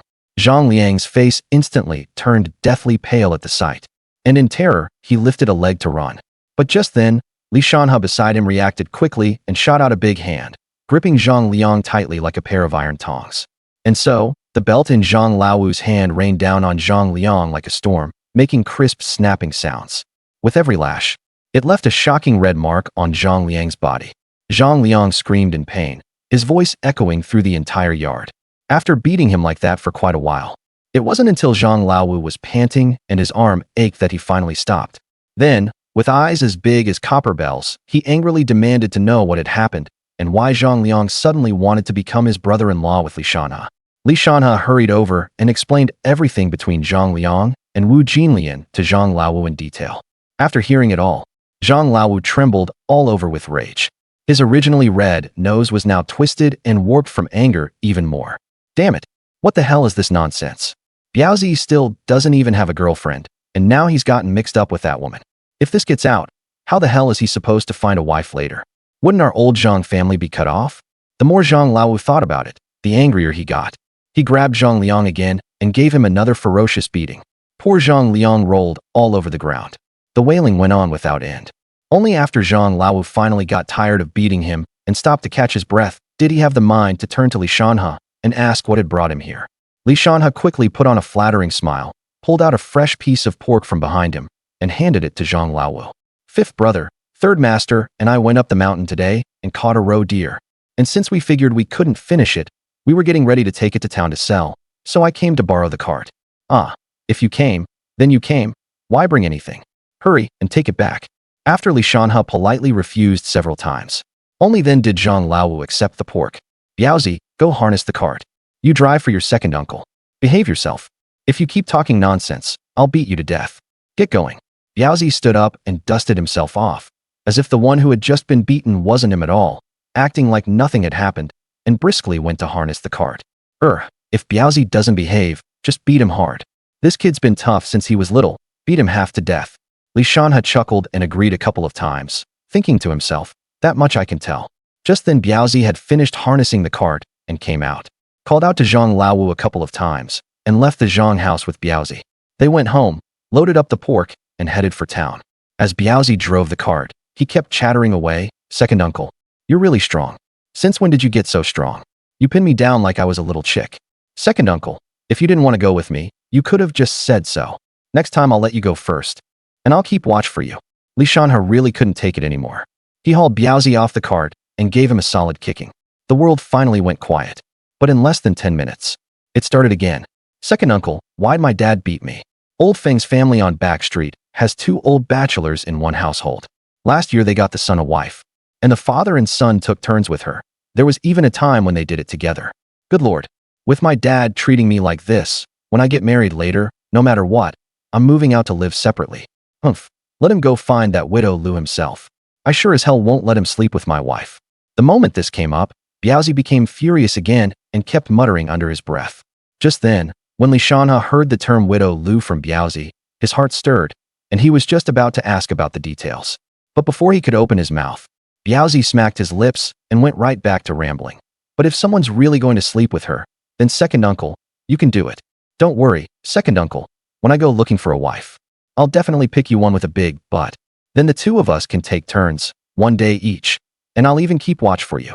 After saying all that, Biaozi still seemed not to have vented enough, and continued complaining. Why can my dad find a widow, but I can't find Wu Jinlian? That's way too unfair. Looking at Biaozi's indignant expression, Li Shanhe practically rolled his eyes into the sky. Was that the fucking issue, whether someone kept watch or not? Li Shanhe was filled with helplessness. This kid could only remember the part about wanting to go solo. Unable to listen any longer, Li Shanhe finally snapped and smacked Biaozi hard on the back of the neck, cursing, that filthy mouth of yours is like the waistband of an old woman's cotton pants. You just let anything slip out. From now on, talk less when you're out there. If you keep spouting bullshit, I'll beat the crap out of you. After hitting him, Li Shanhe calmed himself down a little, then glared at Biaozi and said, also, about your dad and widow Lu, tell me in detail. Biaozi had instantly wilted, but when he heard what Li Shanhe said next, it was like he'd taken Keela all at once, instantly perking up, and he hurried over. Second uncle, let me tell you my dad. The ox cart swayed and jolted along, and finally entered the town. Hengdehizi town was 30 or 40 li from Choyinggu. Because it was near the greater Xing'an range, there was a logging camp in town, and the people living there were all workers and their families, with fairly decent incomes, so the town had a supply and marketing cooperative, a restaurant, and the like, with a pretty complete selection of goods. After entering town, Li Shanhe first took Biaozi to the supply and marketing cooperative to ask about the purchase price, and then planned to go ask at the state-owned restaurant too. After all, it was only a few steps away, and it would be better if they could buy a bit more. Just as they were about to reach the state-owned restaurant, a figure suddenly appeared ahead and blocked their way. Taking a closer look, it turned out to be a lean man. He was dressed in a neat, proper outfit, which, although it looked a bit old, was kept clean and tidy. Looking at his face again, his cheekbones protruded slightly, his cheeks were somewhat gaunt, and in his neither large nor small eyes flickered a shrewd gleam, as if he could see through every business opportunity. Judging from his overall appearance and bearing, he was the very image of a worldly, smooth-talking petty businessman seasoned by the marketplace. Little brother, are you selling this side of pork on the cart? Li Shanhe and Zhang Liang exchanged a glance. Before Li Shanhe could speak, Biaozi spoke first. Not selling it. Dragged it out just to show off and have fun. Isn't that a stupid question? Smack, another cuff to the neck. With that loose mouth of Biaozi's, he'd cause trouble sooner or later. The man didn't mind Biaozi's mockery. Instead, he turned his gaze to Li Shanhe, seeing at once that Li Shanhe was the one in charge. Selling. Big brother, what price can you offer? The man introduced himself. I, humble as I am Jia Dongxiu. I opened a restaurant, and people in the trade all call me Black Monkey. Little brother, do me the honor of calling me Brother Monkey. Ja don't you? If he didn't look so different from the TV drama in his previous life, Shanhe would have thought he'd been dropped into that courtyard house. Opening a shop right after reform and opening up, this old guy was really something. What price can Brother Monkey offer? Black Monkey chuckled. Little brother, I can give you 1.6 a gene. Go ask around. The supply and marketing cooperative and the state-owned restaurant absolutely won't offer that price. But what? Why do you talk like you're only saying half of it? A grown man and not straightforward at all. Biaozi said. Little brother looks like a mountain runner at first glance. If you've got any good goods next time, just think of your big brother here first. How about it? Shanhe sneered inwardly. What restaurant owner? Wasn't he just a middleman? Since he said he was offering the highest price, he must have the confidence to back it up. Fine, Brother Monkey, this little brother believes you. Sold. If there's anything good next time, I'll definitely think of you first, brother. Black Monkey burst out laughing. Come on, brother, let's weigh it. Don't worry, your big brother definitely won't rig the scale against you. Come, follow your big brother. Shanhe and Biaozi followed him. Little brother, what should I call you? Shanhe pulled Biaozi over and said, My name is Shanhe, and this is my brother Zhang Liang. Along the way, Shanhe chatted all over the place with Black Monkey. After turning a corner, they arrived at Black Monkey's shop. Shanhe swept his gaze around and thought, good grief. This Black Monkey really had some nerve. He had opened his shop directly diagonally across from the state-owned restaurant. Truly, the bold eat their fill while the timid starve. Wife, bring out the big steelyard beam. We've got a big load coming in. Black Monkey shouted loudly. Not long after, a graceful, alluring young married woman came slowly from the distance. She swayed her slender waist, and her hips moved rhythmically with her steps, as charming as a flower swaying in the wind. The young woman was also holding a scale and a rod in her hands. Like a female demon from a myth, holding a golden cudgel, she exuded a unique charm. Yet when his gaze fell on her pretty face, it stirred a faint sense of familiarity. Those delicate features, those vaguely familiar brows and eyes, seemed like someone he had seen somewhere before, but for the moment, he just couldn't recall exactly who. The feeling was like looking at flowers through the mist, hazy and indistinct, only further arousing Shanhe's curiosity about her identity. With a figure like that and a face like that, even Biaozi was staring so hard his drool was about to drip out. Shanhe quickly stepped on Biaozi's foot, and only then did Biaozi snap out of it and wipe his chin. Black Monkey eagerly stepped forward to take the things and flashed Shanhe a smug grin. Brother Shanhe, this is my wife, Wu Bailian. Honey, this is the little brother I just met, Shanhe. Wu Bailian. Shanhe raised an eyebrow and said to Black Monkey in a low voice, Brother Monkey, you're really hiding your talents. What a lucky man you are. What lucky man? A man for her looks, a woman for his money. She's after my money. I'm after her looks, so we just make do. Sister-in-law's name is Wu Bailian. There happens to be a Wu Jinlian in our village, and she looks somewhat like sister-in-law. Biaozi was also excitedly about to show off his extra-friendly relationship with Wu Jinlian from the side, but Shanhe silenced him with a glare. Ah, Jinlian is my sister-in-law. Little brother, are you from Choingu? I'm telling you, that cheap sister-in-law of mine is no good either. If you get the chance, little brother, you can get to know her. Black Monkey gave Shanhe an ambiguous look. Shanhe cleared his throat a few times. Logically speaking, before his rebirth Shanhe had also been quite the ladies' man, but when it came to the things rural men in the 80s played around with, he seemed like a raw recruit, only able to silently cry out that the older generation really knew how to have fun. Sensing Shanhe's embarrassment, Black Monkey quickly called out to Biaozi, Brother Biaozi, give me a hand, and let's hang up the wild boar. Wife, you and Brother Shanhe keep an eye on the scale. With that, Black Monkey threaded the stick through the scale's hanging ring and hooked the burlap sack holding the wild boar onto the hook. Then let out a low shout up. He and Biaozi hoisted it up together. The sight left both Biaozi and Shanhe speechless. Something only 1 or 200 gene, and it took 2 people. Black Monkey's face was red from the strain, and the two of them couldn't help sighing inwardly. What a weakling. Wife, Brother Shanhe, hurry up and read the scale. Biaozi, standing beside them, was even so bored that he picked his nose with his pinky. Shanhe hurried over to the scale beam and fiddled with the sliding weight. Wu Bailian looked at Shanhe's handsome face and broad shoulders, her eyes shifting, and quickly walked over to his side. Leaning against Shanhe, her breath fragrant. Brother Shanhe, let me help you take a look. As she spoke, she deliberately brushed against the arm Shanhe was using to move the sliding weight. Shanhe gave a start and guiltily glanced at Black Monkey, who whose face was red from exertion, thinking, "You really know how to play, don't you? Aren't you afraid Black Monkey will see? Are you trying to act out husband in front right here on the spot?" But with Black Monkey looking that wiped out, he probably had no time to notice even if you did. Li Shanhe got a wicked idea and lowered his voice to whisper by Wu Jinlian's ear. "Sister Bai, do you think this 174 gene looks right?"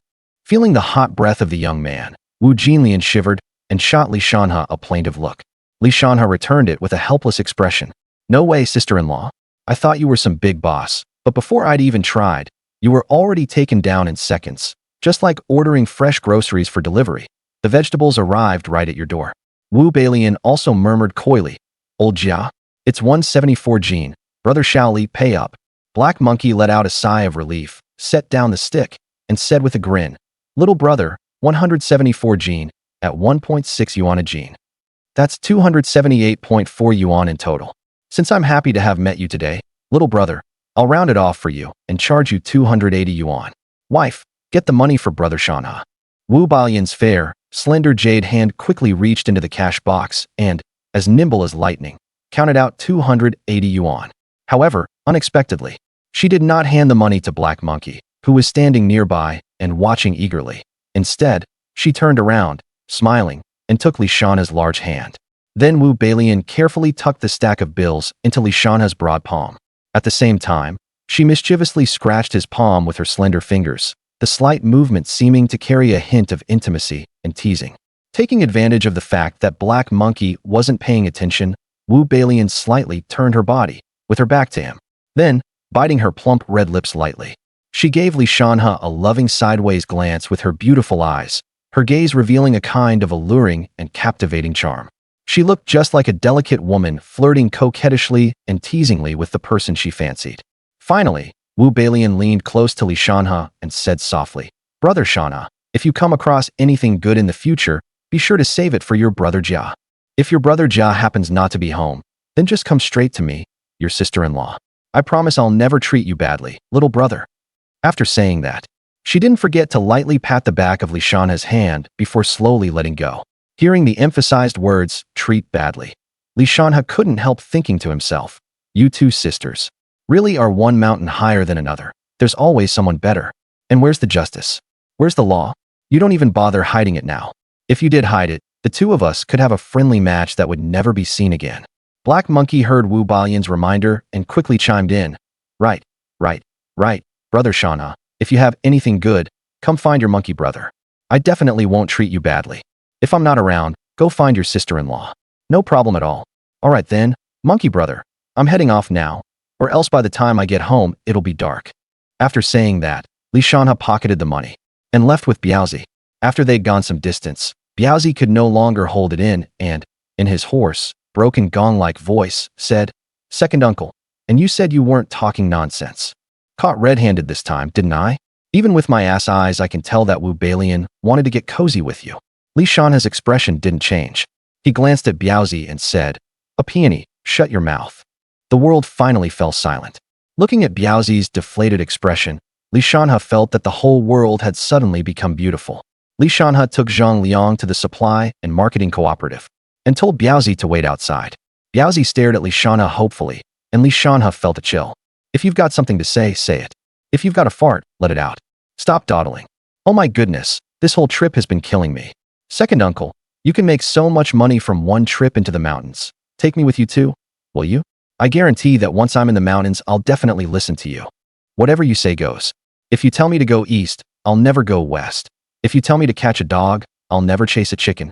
And second uncle, I also go into the woods when I've got nothing to do, so I definitely won't drag you down. It's just that my dad caught me a few times and beat the hell out of me, wouldn't let me go by myself. Could you talk to my dad for me?" Li Shanhe looked Zhang Liang up and down, and Zhang Liang puffed out his chest and flexed his muscles. Li Shanhe nodded helplessly. This kid, if he kept messing around on his own with that brain of his, sooner or later, he'd get himself shot. Better to take him along and keep things steadier. Biaozi, wait outside for me. Don't run around. If you dare run around, when we get back I'll hang you up and let your dad whip you. All right, second uncle, I'll just stay right here and won't go anywhere. Li Shanhe turned and walked into the supply and marketing cooperative. Because there was a lumber mill in town, there were quite a few workers there, and they had more money, so the supply and marketing cooperative was fairly well stocked. A group of women were gathered behind the counter cracking sunflower seeds, chatting about everyday family matters. When they saw Shanhe walk in, one of the women, around 40 years old, noticed his strong build and handsome looks, and her eyes lit up. She hurried over to help him. "Young man, what are you buying?" Shanhe chuckled. "Sis, give me 5 cartons of Muden, 6 bottles of Matai, 2 jean of white rabbit, 5 jean of lu fruit, 5 jean of peach pastry, 3 boxes of Wanzikian Hong snowflake cream. Oh, and throw in 2 of those hair clips for me too." Shanhe picked out goods as if he were rattling off a menu, leaving the woman dumbfounded. She quickly stopped him and said, "Young man, sure, you're good-looking and sweet-talking, but that won't put food on the table. Do you have ration coupons? Do you have that much money?" Shanhe paused in a daze. "Coupons? What a distant memory. I don't have those either. Sis, can I buy them without coupons?" Those few sis made the saleswoman beam with delight, and she quickly replied, "Without coupons, it'll cost a bit more." Shanhe let out a sigh of relief, pulled out the money from selling his goods earlier, and slapped it in his palm. "As long as I can buy without coupons, that's fine. Sis, get it ready and ring me up." Seeing Shanhe acting like a nouveau riche, the woman asked, "Young man, what do you do? Are you married yet?" "I'm telling you, I have a niece." Her face hurt. Sure enough, once people get older, they automatically awaken matchmaking instincts. Shanhe hurriedly waved his hands. "Sis, I'm a mountain runner. I'm married, I've got a wife." The woman looked disappointed, but she still swiftly packed up everything Shanhe needed. "Little brother, since you don't have coupons, it's a bit more expensive. The total comes to 146.6 yuan. Shanhe quickly paid in full and fled the supply and marketing cooperative as if escaping. He tossed the things onto the ox cart and called to Biaozi to hurry back to the village. He could hardly wait to see Yulan. The ox cart creaked along. Shanhe took off his outer jacket and covered his head with it, then drifted off half asleep. Second uncle, wake up, we're home." Shanhe rubbed his head to clear it, jumped down from the ox cart carrying the bag, pulled out a carton of Muden from it, and tossed it to Biaozi. Biaozi grinned, stuffed it into his clothes, and Shanhe said, "I'm telling you, don't keep it all for yourself, okay? Give your dad 2 packs. Biaozi mumbled his agreement, then in a flash drove off with the ox cart and disappeared. Shanhe shook his head helplessly. Probably fifth brother wouldn't even get to see a cigarette, but, standing at the courtyard gate, Shanhe shouted, "Shanfeng, hurry over here and pay your respects to your brother. Your brother brought you something good to eat." Rebirth didn't just give Shanhe a young body. Perhaps because of hormones, his state of mind had also grown younger. As though the Shanhe who had seen it all and the youthful, boyish Shanhe had merged into one at this moment. Shanfeng came hurtling over with a whoosh like a dog that had caught the scent of meat. He wrapped his arms around Shanhe's thigh. "Second brother, so much delicious food. Is it all for me? Second brother, I love you so much. We're the best brothers in the world. Greetings, second brother." That string of flattery put Shanhe in a great mood. Shanhe hauled Shanfeng up. "All right, get up. Come inside with me. I'll get you something tasty." Shanfeng's gaze was resolute as he cleared the way for Shanhe. From the way he acted, this didn't look like the family courtyard, but a battlefield full of danger. "Second brother, let your younger brother clear the way for you." Shanhe rolled his eyes. "Damn, this kid definitely didn't study properly in school. It's obvious he's read too many comic books." "Mom, I'm back." Wang Shufan was just about to tell Shanhe to sit down and rest, but when she saw the big sack he was carrying and Shanfeng acting like a lackey beside him, she knew Shanhe had definitely spent quite a bit of money. She put her hands on her hips and started scolding. "Lier, I think you just can't hold on to money at all. You earn a little and already don't know how to stop showing off. I think you've just got too much time on your hands. You're about to get married and still don't know the first thing about managing a household." Just as Wang Shufan was still nagging, Shanhe pulled out the face cream and stuffed it into Wang Shufan's hand, instantly interrupting Wang Shufan's spellcasting. "Money's a bastard. If we spend it, we'll just earn more. What's wrong with me using a bit of money to show filial respect to my parents? What's wrong with buying some treats for my younger siblings?" At that moment, in Shanfeng's eyes, Shanhe seemed to turn into light. "Xiaoxia, come here, see what big brother bought you." As he spoke, Shanhe pulled out one of the hair clips and put it on Shanxia's head. "Thank you, second brother." Shanxia spun around happily. "All right, go play." Shanxia kissed Shanhe, then happily ran off to play. "Mom, I'm taking some things to my father-in-law's house." After Shanhe's little stunt, Wang Shufan's eyes had turned a little red. Her son had grown up and knew to buy something for his mother now. "Go on, take more things and be generous about it. Otherwise, people will think our family doesn't care. Cut off a pork leg to take. Li Shanhe said he got it and took 2 cartons of cigarettes, 2 bottles of liquor, a box of face cream, a hair clip, 2 jean of lu fruit, and a pork leg, stuffed them into the sack, swung it onto his back, and headed out. Mom, I'm off. Go on then. Watching Li Shanhe walk out of the yard, she thought about how the child had grown up, and next year after getting married, he would move out to live separately, and she couldn't help but feel a pang of sadness deep down. Mom, can I eat lu fruit and white rabbit candy? I kinda want some. With 2 streams of drool hanging down, Li Shanfeng stared straight at the food and said without even turning his head. Seeing how hopeless he looked, Wang Shufeng got angry. Eat, eat, eat. All you ever think about is food. Have you finished your homework before talking about eating? Don't you know school starts tomorrow? The more she said, the angrier she got. Wang Shufeng grabbed the feather duster and smacked his butt 3 times, making Li Shanfeng yelp and howl. Mom, don't be mad. If you give me something tasty, when I grow up, I'll buy you face cream too to honor you. I love you the most. So if I don't give you any, you won't honor me in the future? No way, Mom. Even if you don't give me any, I'll still honor you. Wang Shufeng was speechless. Fine, eat. Go ahead and eat. After you're done, go write your homework properly. If you eat and still don't study properly, when your dad gets back, I'll have him tan your hide. After saying that, Wang Shufeng gave Li Shanfeng and Li Shanxia each a piece of peach pastry, and also gave each of them 2 white rabbit candies. Li Shanfeng happily started eating. After eating for a while, seeing Wang Shufeng start tidying things up, he hesitated for a moment, broke the peach pastry in half, and stuffed 1 half into Wang Shufen's mouth. Mom, this half is for you. We'll each have half. After saying that, he lowered his head and started eating. Li Shanxiao also unwrapped a white rabbit candy and stuffed it into Wang Shufen's mouth. Wang Shufen froze for a moment, feeling the cloying sweetness in her mouth. That sweetness melted in her mouth, gradually spreading to her heart and showing on her face. Wang Shufen gently stroked the 2 children's heads. Carrying his things on his back, Li Shanhe arrived at the gate of Tian Yulan's house. Standing outside the courtyard gate, Li Shanhe called into the yard. Uncle Tian, are you home? Then came a soft creak, and a somewhat old-fashioned door was slowly pushed open a crack. Then, a bright and pretty figure cautiously poked her head out through the gap, like a curious kitten peeking out at the unknown world beyond the door. At that moment, the afterglow of the setting sun fell gently over the girl's fair and delicate face like a layer of golden gauze. Her big watery eyes were like 2 crystal-clear gems, sparkling with a bright and enchanting light. Her long eyelashes were like 2 delicate little brushes, fluttering along with the blinking of her eyes, as if they could fan up a gentle breeze. The breeze quietly brushed past, lightly lifting a few strands of hair at the girl's temples. Those flying strands danced freely in the air like lively little spirits, giving off an indescribable charm. They wantonly stirred the air around them, and also fiercely disrupted the heartstrings of Li Shanhe, who stood not far away and had originally been calm. Li Shanhe's heart began to pound uncontrollably, again and again, making heavy, powerful thuds.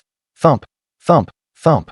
Each heartbeat seemed like a cry from the depths of his heart, and proof that he had fallen for the beautiful girl before him. At first, a trace of confusion appeared in the girl's watery eyes, but when her gaze finally caught Li Shanhe's figure, it was as if a flame had instantly been lit, and shyness quickly spread through her pupils. At the same time, a barely noticeable little delight quietly crept into the corners of her eyes and brows, making her look even more sweet and lovely. Yulan, ahem, ahem. Wife, I came to see you. Guess what I brought you?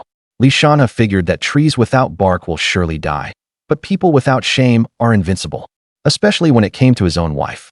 Li Shanhe crossed the yard in a few quick strides, took the girl by the hand, and led her into the house. He took out the gifts he had brought one by one, and finally pulled out a jar of Wanziqianhong snowflake cream from his pocket and stuffed it into Tian Yulan's hand. Tian Yulan gestured. Is this for me? It's too expensive. I don't want it. Li Shanhe seemed to have an inborn tacit understanding with Tian Yulan and had no trouble at all communicating through her sign language. Of course I bought it for you. I made quite a bit of money hunting with third grandpa, and I shot this pig leg myself. What's the big deal? Money can't buy my happiness. You're my wife. I'm happy to spend however much on you. My mom already told me that once the farm work is done, we'll get engaged, and after the new year, we'll get married. What? Isn't it only right for a northeastern man to treat his wife well? As Li Shanhe spoke, he took out a hair clip and put it in Tian Yulan's hair. He cupped Tian Yulan's delicate face in both hands, looked at her from side to side, and gave her a loud kiss. My wife is so pretty. Tian Yulan blushed at once, her little pink fists pounding at him in a flurry. Li Shanhe held Tian Yulan tightly. Tian Yulan froze instantly. Wife, I know everything now. Mom told me all about it. The insoles I used back in middle school were made by you. You make insoles for me for the rest of my life, and I'll protect you for the rest of yours, just like when we were kids. Tian Yulan suddenly bit down on Li Shanhe's chest, as if blaming him for only now realizing how she felt. Then she peeked her little head up, her eyes red, and reached out her small hand to rub the spot she had just bitten. Her big eyes fluttered as she looked at Li Shanhe, as if asking whether it hurt. Li Shanhe shook his head, indicating it didn't hurt at all. Tian Yulan buried her head in his chest again, greedily enjoying his embrace. Wife, I heard acquired muteness can be treated. Wait until I've saved enough money, and I'll take you to Ice City for treatment. If Ice City can't cure it, we'll go to the capital. If the capital can't cure it, we'll go abroad. We'll get it cured somehow. Hearing this, Tian Yulan could no longer hold back and began sobbing in Li Shanhe's arms. After crying for a while, she pushed him away and started signing. You must be careful. If anything happens to you, I'd rather not get treated at all. If something happens to you, I won't go on living either. Looking at the tearful girl before him, Li Shanhe felt his heart melt and deeply kissed Tian Yulan once, then nodded. Wife, I'll be careful. I still have to protect you for the rest of my life. Ahem. Ahem. The two of them froze. Li Shanhe turned his head mechanically and saw Tian Yulan's father and mother outside the window, their eyes gleaming. Dad, Mom, when did you two get here? Come on in, sit on the Kong. Tian's father failed to catch his breath and started coughing after choking on his own saliva. Tian's mother hurriedly patted his back. As for Tian Yulan, she had already run off to the west room in embarrassment. After catching his breath, Tian's father said, Honey, didn't I tell you? This kid's face is thicker than a city wall. Damn it. Anyone who didn't know better would think this wasn't my house, and I was the guest here. What are you here for, kid? Didn't Lana and I just settle our engagement? I bought a few things to come see you two elders. You really don't know how to run a household, kid. As long as you two can live a good life together, that's better than anything. Next time you come, you're not allowed to bring anything, got it? If you bring stuff again, I'll throw you and the things out together. Although his words were full of disdain, the joy on his face could not be hidden. What parent doesn't hope for a good home for their daughter? Seeing how much Li Shanhe valued their daughter, the two elders couldn't help feeling even more satisfied with him. As the saying goes, a mother-in-law likes her son-in-law more and more the more she sees him. Tian's mother said, Shanhe, don't leave tonight. Stay and have a bite to eat, and keep your dad company with a few drinks. Dad, Mom, no can do. My mom's already made dinner at home. Next time I'll definitely drink a little with Dad. I'm heading out now. Wife, I'm leaving. Li Shanhe deliberately shouted loudly. Tian's father smiled helplessly. This kid, once he gets going, he's even shrewder than a monkey. Daughter, Shanhe's leaving. Come out and see him off. Li Shanhe shot Tian's father a firm, approving look. Tian Yulan, her face flushed red, walked out of the west room, took Li Shanhe by the hand, and led him out through the courtyard gate. Once outside, Tian Yulan looked straight at Li Shanhe and gently hugged him. Her cheek pressed against Li Shanhe's chest as she listened to his strong, steady heartbeat. At that moment, time seemed to stand still. After a short while, Tian Yulan let go of Li Shanhe. You must stay safe. Tian Yulan's hands paused slightly. I'll wait for you to come marry me. Tian Yulan's face instantly flushed red, and only one sentence remained in Li Shanhe's mind. A young girl's blush surpasses every confession in the world. Li Shanhe nodded seriously, pinched the girl's soft cheek, and then ruffled her hair. Go back inside. It's very chilly in the morning and evening. I haven't even married such a beautiful wife yet. How could I bear to let anything happen to me? I promise you, I will marry you. Go on back. The girl went back into the yard, looking back every few steps. Seeing his daughter's behavior, Tian's father let out a long sigh. At this rate, before the first snowfall, that boy will have eaten her up till there's not even a crumb left. I need to hurry and press the Oldley family to see if the wedding date can be moved up. Otherwise, by next spring, what if she's already showing? With a cigarette in his mouth and both hands tucked into his pockets, Li Shanhe swaggered home, shaking his head. As the saying goes, when something happy happens, the spirit feels refreshed. Along the way, Li Shanhe was in an unbelievably good mood. He hummed a little tune and strolled along leisurely.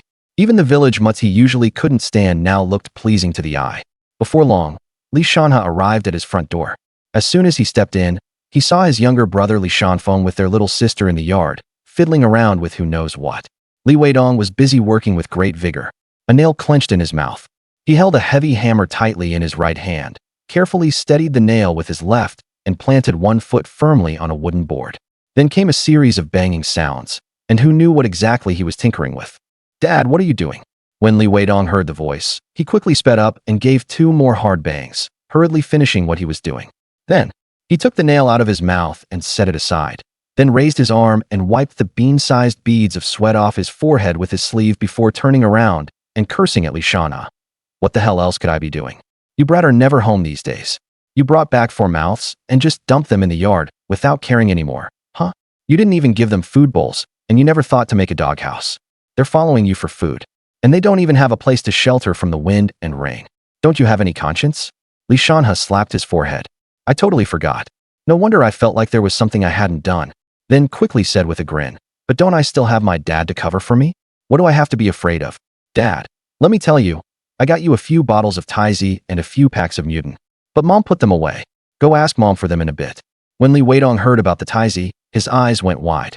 He looked at Li Shanhe suspiciously and asked, "Where did you get the money, kid? Was it earned honestly?" Li Weidong would probably make doghouses for De Huang and the others as soon as he got home, still not knowing that Li Shanhe had gotten something from hunting.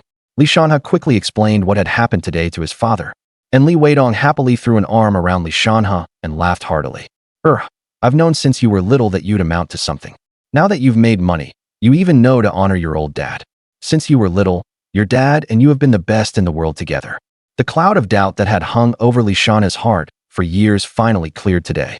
"I knew it. Who else could I have gotten this sloppy, good-for-nothing look from? So this is the root of it. Today your mother told me she made something good to eat. Let's have a drink together today, father and son." "Sounds good, Dad. I'll do it with you, and once we're done, we can eat." After busying themselves for a while longer, they finally finished. Li Shanhe handed Li Weidong a cigarette. The father and son squatted on the ground, watching Li Shanfeng fool around with the dogs. "Come wash your hands and eat. Li come divide the meaty bones among De Huang and the others." "Coming, Mom." Li Shanfeng protested from the side. "Mom, I haven't eaten yet, and you're already feeding the dogs." Before he could say more, Wang Shufan silenced him with a slap. "Your brother went into the mountains. These dogs are your brother's second life. It's good enough that you get a share to eat, and you're still being picky. Hurry up, wash your hands, and get over here to eat." That night, they had baby bok choy stewed with big bones, dipped in garlic sauce. The whole family ate till their mouths were greasy. After dinner, the family sat together and chatted for a while, then washed up early and went off to dreamland. Early the next morning, after breakfast, Li Shanhe washed up casually and went out to find Biaozi. When he arrived at Biaozi's house, he stood at the gate and shouted, "Fifth brother, you home?" You're here. Have you eaten? Sit down and have a bite. Biaozi, serve your second uncle some food. Come on, second uncle, have a bite."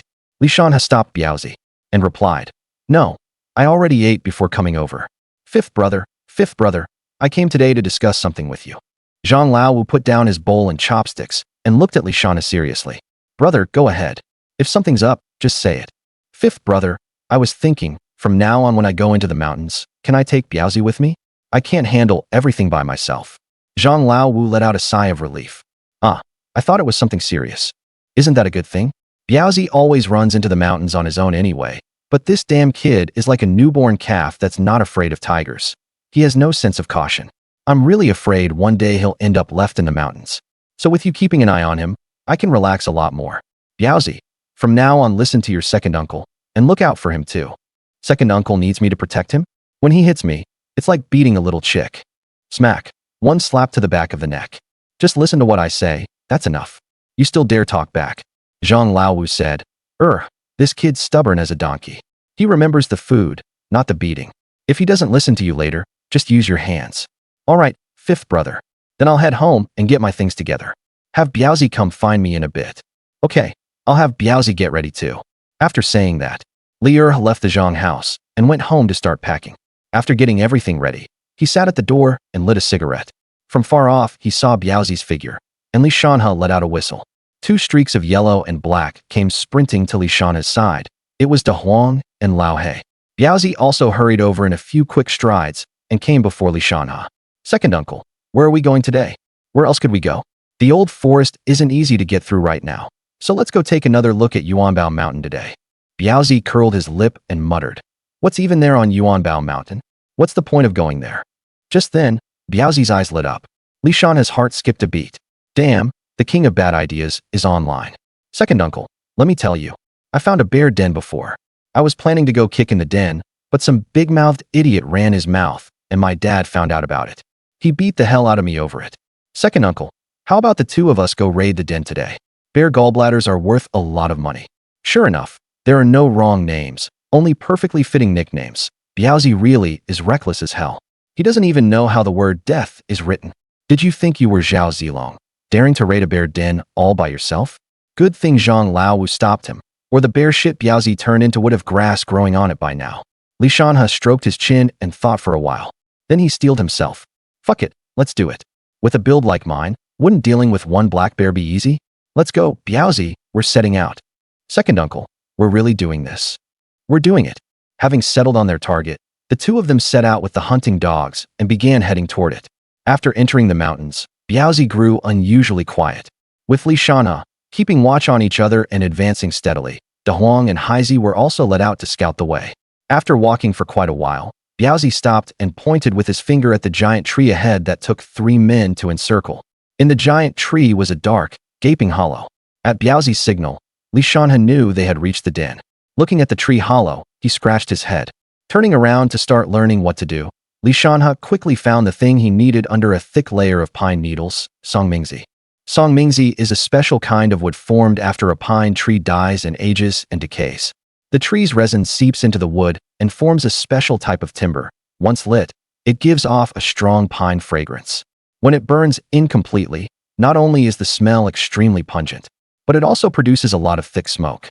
Black bears have an extremely keen sense of smell, so this can be used to smoke them out and hunt them. These were practical tips Third Master had told Li Shanhe about yesterday. Otherwise, given a black bear's size, if it died inside the tree hollow, it would be extremely difficult to deal with. And if the bear gallbladder could not be removed quickly, the bile would be absorbed after the black bear died, and it would basically be ruined. Just as Li Shanhe was about to take the next step, he looked up, and what he saw made his scalp tingle. Biaozi had pulled out the axe he carried on his back, and quietly walked to the tree hollow, gesturing wildly at Li Shanhe. Li Shanhe only managed to figure out what he meant by guessing and piecing it together. That kid wanted Li Shanhe to get his gun ready, and then he would kick the tree. And when the black bear poked its head out, the two of them would work together to pull against it. Damn, I thought kicking the den meant kick as an adjective. I never expected it to be fucking a verb. So you really were going to kick it? Wouldn't that thing just bite in the direction the sound came from, and then get killed instantly? That would be pure idiot behavior. He quickly called Biaozi back and told him his plan. Have Biaozi light the songmingzi, cover it with a thick layer of leaves, then stand on one side of the tree hollow, while Li Shanhe hid in the grass aiming at the black bear. If it showed its head, he'd blast it. They repeated it 4 or 5 times. After confirming that Biaozi had understood and everything was ready, they prepared to act according to plan. The songmingzi was lit. Thick black smoke covered the entrance, and the two held their breath, staring fixedly at the opening. At that moment, a low rumbling snore came from inside the tree hollow, like muffled thunder rolling. The two hunting dogs immediately crouched low, baring their teeth and barking fiercely at the hollow. De Huang, hey, back off, Lier shouted in a low voice. He slowly approached the tree hollow and could smell a strong, fishy stench. In the dim daylight filtering through the leaves, he saw 2 patches of eerie green light deep inside the tree hollow. Those were the black bear's eyes. Like a fierce beast bursting from its cage, a huge black shadow charged out of the tree hollow. Biaozi seized the moment and hacked the black bear's nape with one axe. At this time of year, the black bear was at one of the stoutest stages of the year, spending the whole summer and autumn stockpiling fat, preparing for winter. The axe cut through the tough bear hide, tore open the thick bear flesh, and finally got stuck in the bone. Biaozi's quick wits kicked in then. He yanked at it, but couldn't pull it out. So he rolled backward to create distance from the black bear. Li Shanhe fired straight at the black bear's head, but the bear tilted its head and the shot went wide. Li Shanhe did not hesitate at all. Cycle the bolt. Fire, cycle the bolt. Fire. Old school rifle, damn it. The bullets were emptied, and the fucking black bear only had a slightly dirty hem. In his previous life, Li Shanhe only played with shotguns or shotguns. I'm really not used to using this long gun. I just can't aim straight with it. Li Shanhe flung the gun aside and pulled out his hand fork. After those few shots, the black blind hadn't been killed, and its ferocity had only been stirred up. Its eyes were bloodshot, the savage gleam of a beast driven into a corner. It didn't even care who had chopped it anymore. Dropping to all fours, with the axe still hanging from its neck, it charged straight at Li Shanhe. When Biaozi saw the bear blind charging at Li Shanhe, his eyes went red too. He flipped over, pulled out his hand fork, and chased after it with a flurry of stabs. Da Huang and Lao He also ran after the black blind, biting and tearing at its rear. Li Shanhe was seized by a ruthless fury as well. Biaozi, Da Huang, Lao He, get out of the way. Biaozi and the two hunting dogs stopped the pursuit, and the bear blind also reached Li Shanhe. It rose up on its hind legs, a black bear of astonishing size, its shoulder height nearly reaching Li Er's chest. That enormous, shaggy bear blind bared its fangs and brandished its claws as it lunged at Li Shanhe. It raised high a bare paw as big as a cattail fan, and with a sharp rushing sound, slammed it viciously toward Li Shanhe. At that critical moment, a fierce glint flashed through Li Shanhe's eyes. With nimble movement, he sidestepped and slipped swiftly into the bear blind's embrace like a loach. His hand fork drove straight into the black blind's chest, and a trace of ruthlessness flashed across Li Shanhe's eyes. His hands moved in a blur, the hand fork flashing with a cold gleam in his grip as he stabbed again and again at the bear blind's belly. However, even though Li Shanhe had already used every trick and ounce of strength he had, and stabbed several times in a row, the bear blind was still full of life, showing no sign at all of having been badly wounded. Seeing this, Li Shanhe knew this couldn't go on. So he made a snap decision, violently flinging the hand fork in his hand aside, then gathering all his strength and swinging his right fist hard into the bear blind's face. The punch was immensely powerful, knocking the bear blind's head sideways and making it let out a pained roar. Seizing the chance, Li Shanhe quickly shot out both hands and clamped tightly onto the bear's head, then forced it down toward the ground. At this moment, Li Shanhe seemed to transform into a ferocious beast himself, one hand pinning the bear blind's head firmly in place, while the other raised a fist as big as a sandbag, hammering down on the bear's head in a dense, heavy rain of blows. Every punch carried his endless rage and strength, beating the bear blind until it howled wildly. Though the bear blind possessed immense strength, under Li Shanhe's ferocious assault, it still couldn't break free for the moment. It could only desperately swing its two thick forepaws, constantly scraping at the ground in an attempt to resist. In the blink of an eye, it had clawed up two deep mounds of dirt, but Li Shanhe gave the bear blind no chance to catch its breath. Gripping the bear's head tightly, he showed no mercy as he slammed it hard into the dirt mound. Then he raised his fist high once more, and with all the strength in his body, threw several more heavy punches. But even so, the anger burning in Li Shanhe's heart still did not subside. Instead, it only grew fiercer. He swung a leg over and straddled the bear blind, then found the axe in the way, so he casually yanked it free. His two iron fists smashed down on the bear blind's head again and again like meteors crashing into the earth. After a short while, Biaozi quietly crept over, picked up a small branch, and poked Li Shanhe with it. Seeing that Li Shanhe was still continuing his assault, Biaozi poked him again. "What the fuck are you doing? Can't you see I'm busy? Second uncle, you've already beaten it to death." Li Shanhe lowered his head and looked. On that black bear, its eyes, nose, mouth, anywhere on its head that had a hole, was leaking bright red blood.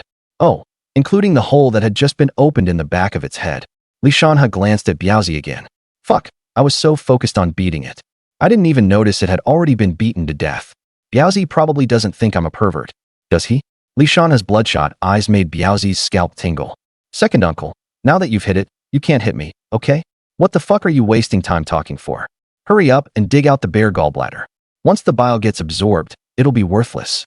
Li Shanhe climbed off the black bear, grabbed one of its paws, and flipped it over. Biaozi, holding the skinning knife, skillfully cut open a slit, reached his hand inside, and fumbled around for a while, then yanked out the bear gallbladder. With a slice of the knife, he removed it, and presented it in front of Li Shanhe like an offering. "Second uncle, we've struck it rich, we've struck it rich. It's an iron gallbladder." Bear gallbladders are ranked, in order, as grass gallbladder, iron gallbladder, and gold gallbladder. Grass gallbladders are yellow-green in color, have poor luster, are relatively brittle in texture, and are of lower quality. Iron gallbladders are golden yellow, transparent and glossy, loose and crisp in texture, bitter with a sweet aftertaste, and better in quality than grass gallbladders, though inferior to gold gallbladders. Gold gallbladders are golden in color, semi-transparent, with a glassy sheen, slightly fishy, with a distinctive fresh aroma, dry and non-sticky, easily soluble in water, and are the finest quality, the premium grade among bear gallbladders. At this time of year, Being able to cut out even a bronze gallbladder would already be sheer luck. Li Shanhe looked regretfully at the black bear riddled with holes. What a pity about this bearskin. Otherwise it could have sold for an even higher price. Li Shanhe took the bear gallbladder, pulled out a small cloth pouch, placed it inside, and carefully put it away. Looking at all the remaining bear meat, Li Shanhe started to worry. If this were closer, it'd be easy. We could just carry it straight home. But we're deep in the old-growth mountains here, so what the hell are we supposed to do? This black bear must weigh 500 or 600 jin. Even if Li Shanhe were made of iron, he couldn't carry it back. He looked around and suddenly got an idea. Biaozi, hurry and check the area for a tree with lots of leaves, nice and dense with branches. We two brothers have got to figure out a way to get this black bear home. As he spoke, Biaozi didn't say a word. He grabbed the incomparably sharp axe in his hand and strode toward the nearby woods. His eyes were sharp, and he quickly fixed on a large tree that looked quite suitable. No sooner said than done. Biaozi raised the axe and brought it down, and after several loud thuds, the thick, sturdy tree fell with a crash. Then the two of them worked together to drag the massive black bear with great effort onto the treetop, took out rope after rope, and carefully secured it tightly in place. Once everything was ready, they began gathering up the old-fashioned bolt-action gun they had tossed aside in their haste. After that, the two of them plopped down on the ground, leisurely lit cigarettes, and took several deep drags, as if trying to exhale all the fatigue of the journey along with the smoke. At this point, Li Shanhe pulled a few still warm flatbreads from his pocket and wolfed them down together with Biaozi. After filling their stomachs, they also didn't forget to feed some food to the two hunting dogs by their side, Da Huang and Ariai. But this time, Li Shanhe had learned his lesson and didn't dare pull out the innards directly to feed the dogs like before. After all, this was the deep wilderness where hardly anyone ever set foot. Those beasts have an incredibly keen sense of smell. If we're not careful and end up attracting some other ferocious big brute, we're fucking screwed. After resting for a bit, Li Shanhe stood up, patted the dust off his clothes, and gave Biaozi a broad wave. Come on, Biaozi, let's go. So the two of them each grabbed a rope, bent over, and moved forward slowly, step by step, like the old trackers of the Yellow River. It wasn't until the sun was slanting west that the two finally made it out of the woods and saw the wisps of cooking smoke rising from the village. Only then did Li Shanhe finally relax. Fuck, there wasn't even anyone standing watch, and all along the way they'd been on edge, afraid some beast might suddenly jump out and attack. The two of them sat right down on the ground without a care for appearances, hurriedly lit cigarettes, and gave the dogs some water. This whole trip had been fucking exhausting. Li Shanhe thought to himself that no matter what, next time he'd bring along those few childhood buddies from his previous life. In his last life, the ones who had helped him shoulder trouble had either died or gone to prison. In this life, no matter what, Li Shanhe had to help them live good lives. His thoughts drifted with the smoke from his cigarette. After resting for quite a while, he called to Biaozi to go get the cart while he stayed here and kept watch. Hurry up, will ya? The two of us still have to go to town and sell this thing. Biaozi tossed down what he was carrying, took a hard drag on his cigarette, and sprinted toward the village. Li Shanhe sat on the black bear, rubbing the heads of the two dogs. Good dogs, good dogs. When something happens, you're the ones who step up. After about the time it takes to smoke a cigarette, he saw Biaozi driving the ox cart back, followed by a noisy crowd of people. That completely threw Li Shanhe off. And with a glance he saw Zhang Laowu, third grandpa, Li Weidong, Wang Shufan, even old Tian. Oh no, even Tian's father had come too. Seeing Li Shanhe sitting on the bear completely unharmed, smoking a cigarette, and teasing the dogs, Zhang Laowu struck first, kicking Biaozi off the cart, and immediately starting to punch and kick him. Then the other men joined in too, while Wang Shufan hurried over to check whether Li Shanhe was missing any pieces. Once she confirmed he was completely whole, Wang Shufan let out a long breath and shouted to the others, "Beat him till he smokes. You little bastard, making people guess by only saying half of what you meant, making people." Zhang Laowu cursed as he beat him, nearly beating Biaozi till smoke came out of him. "What's going on, Mom? Why are you beating Biaozi? Ask him yourself."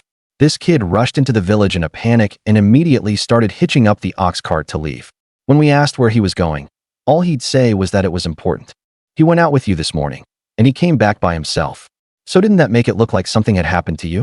I was worried sick all the way, and I brought along everyone I ran into. This kid just deserves a beating. He's a grown man already and still can't explain himself clearly." Li Shanhe smiled helplessly and quickly stopped the crowd, then pulled Biaozi up. "Why didn't you tell your dad when he asked you? If you had, would you still have gotten this beating? Wouldn't my dad have stopped me from going warehouse raiding?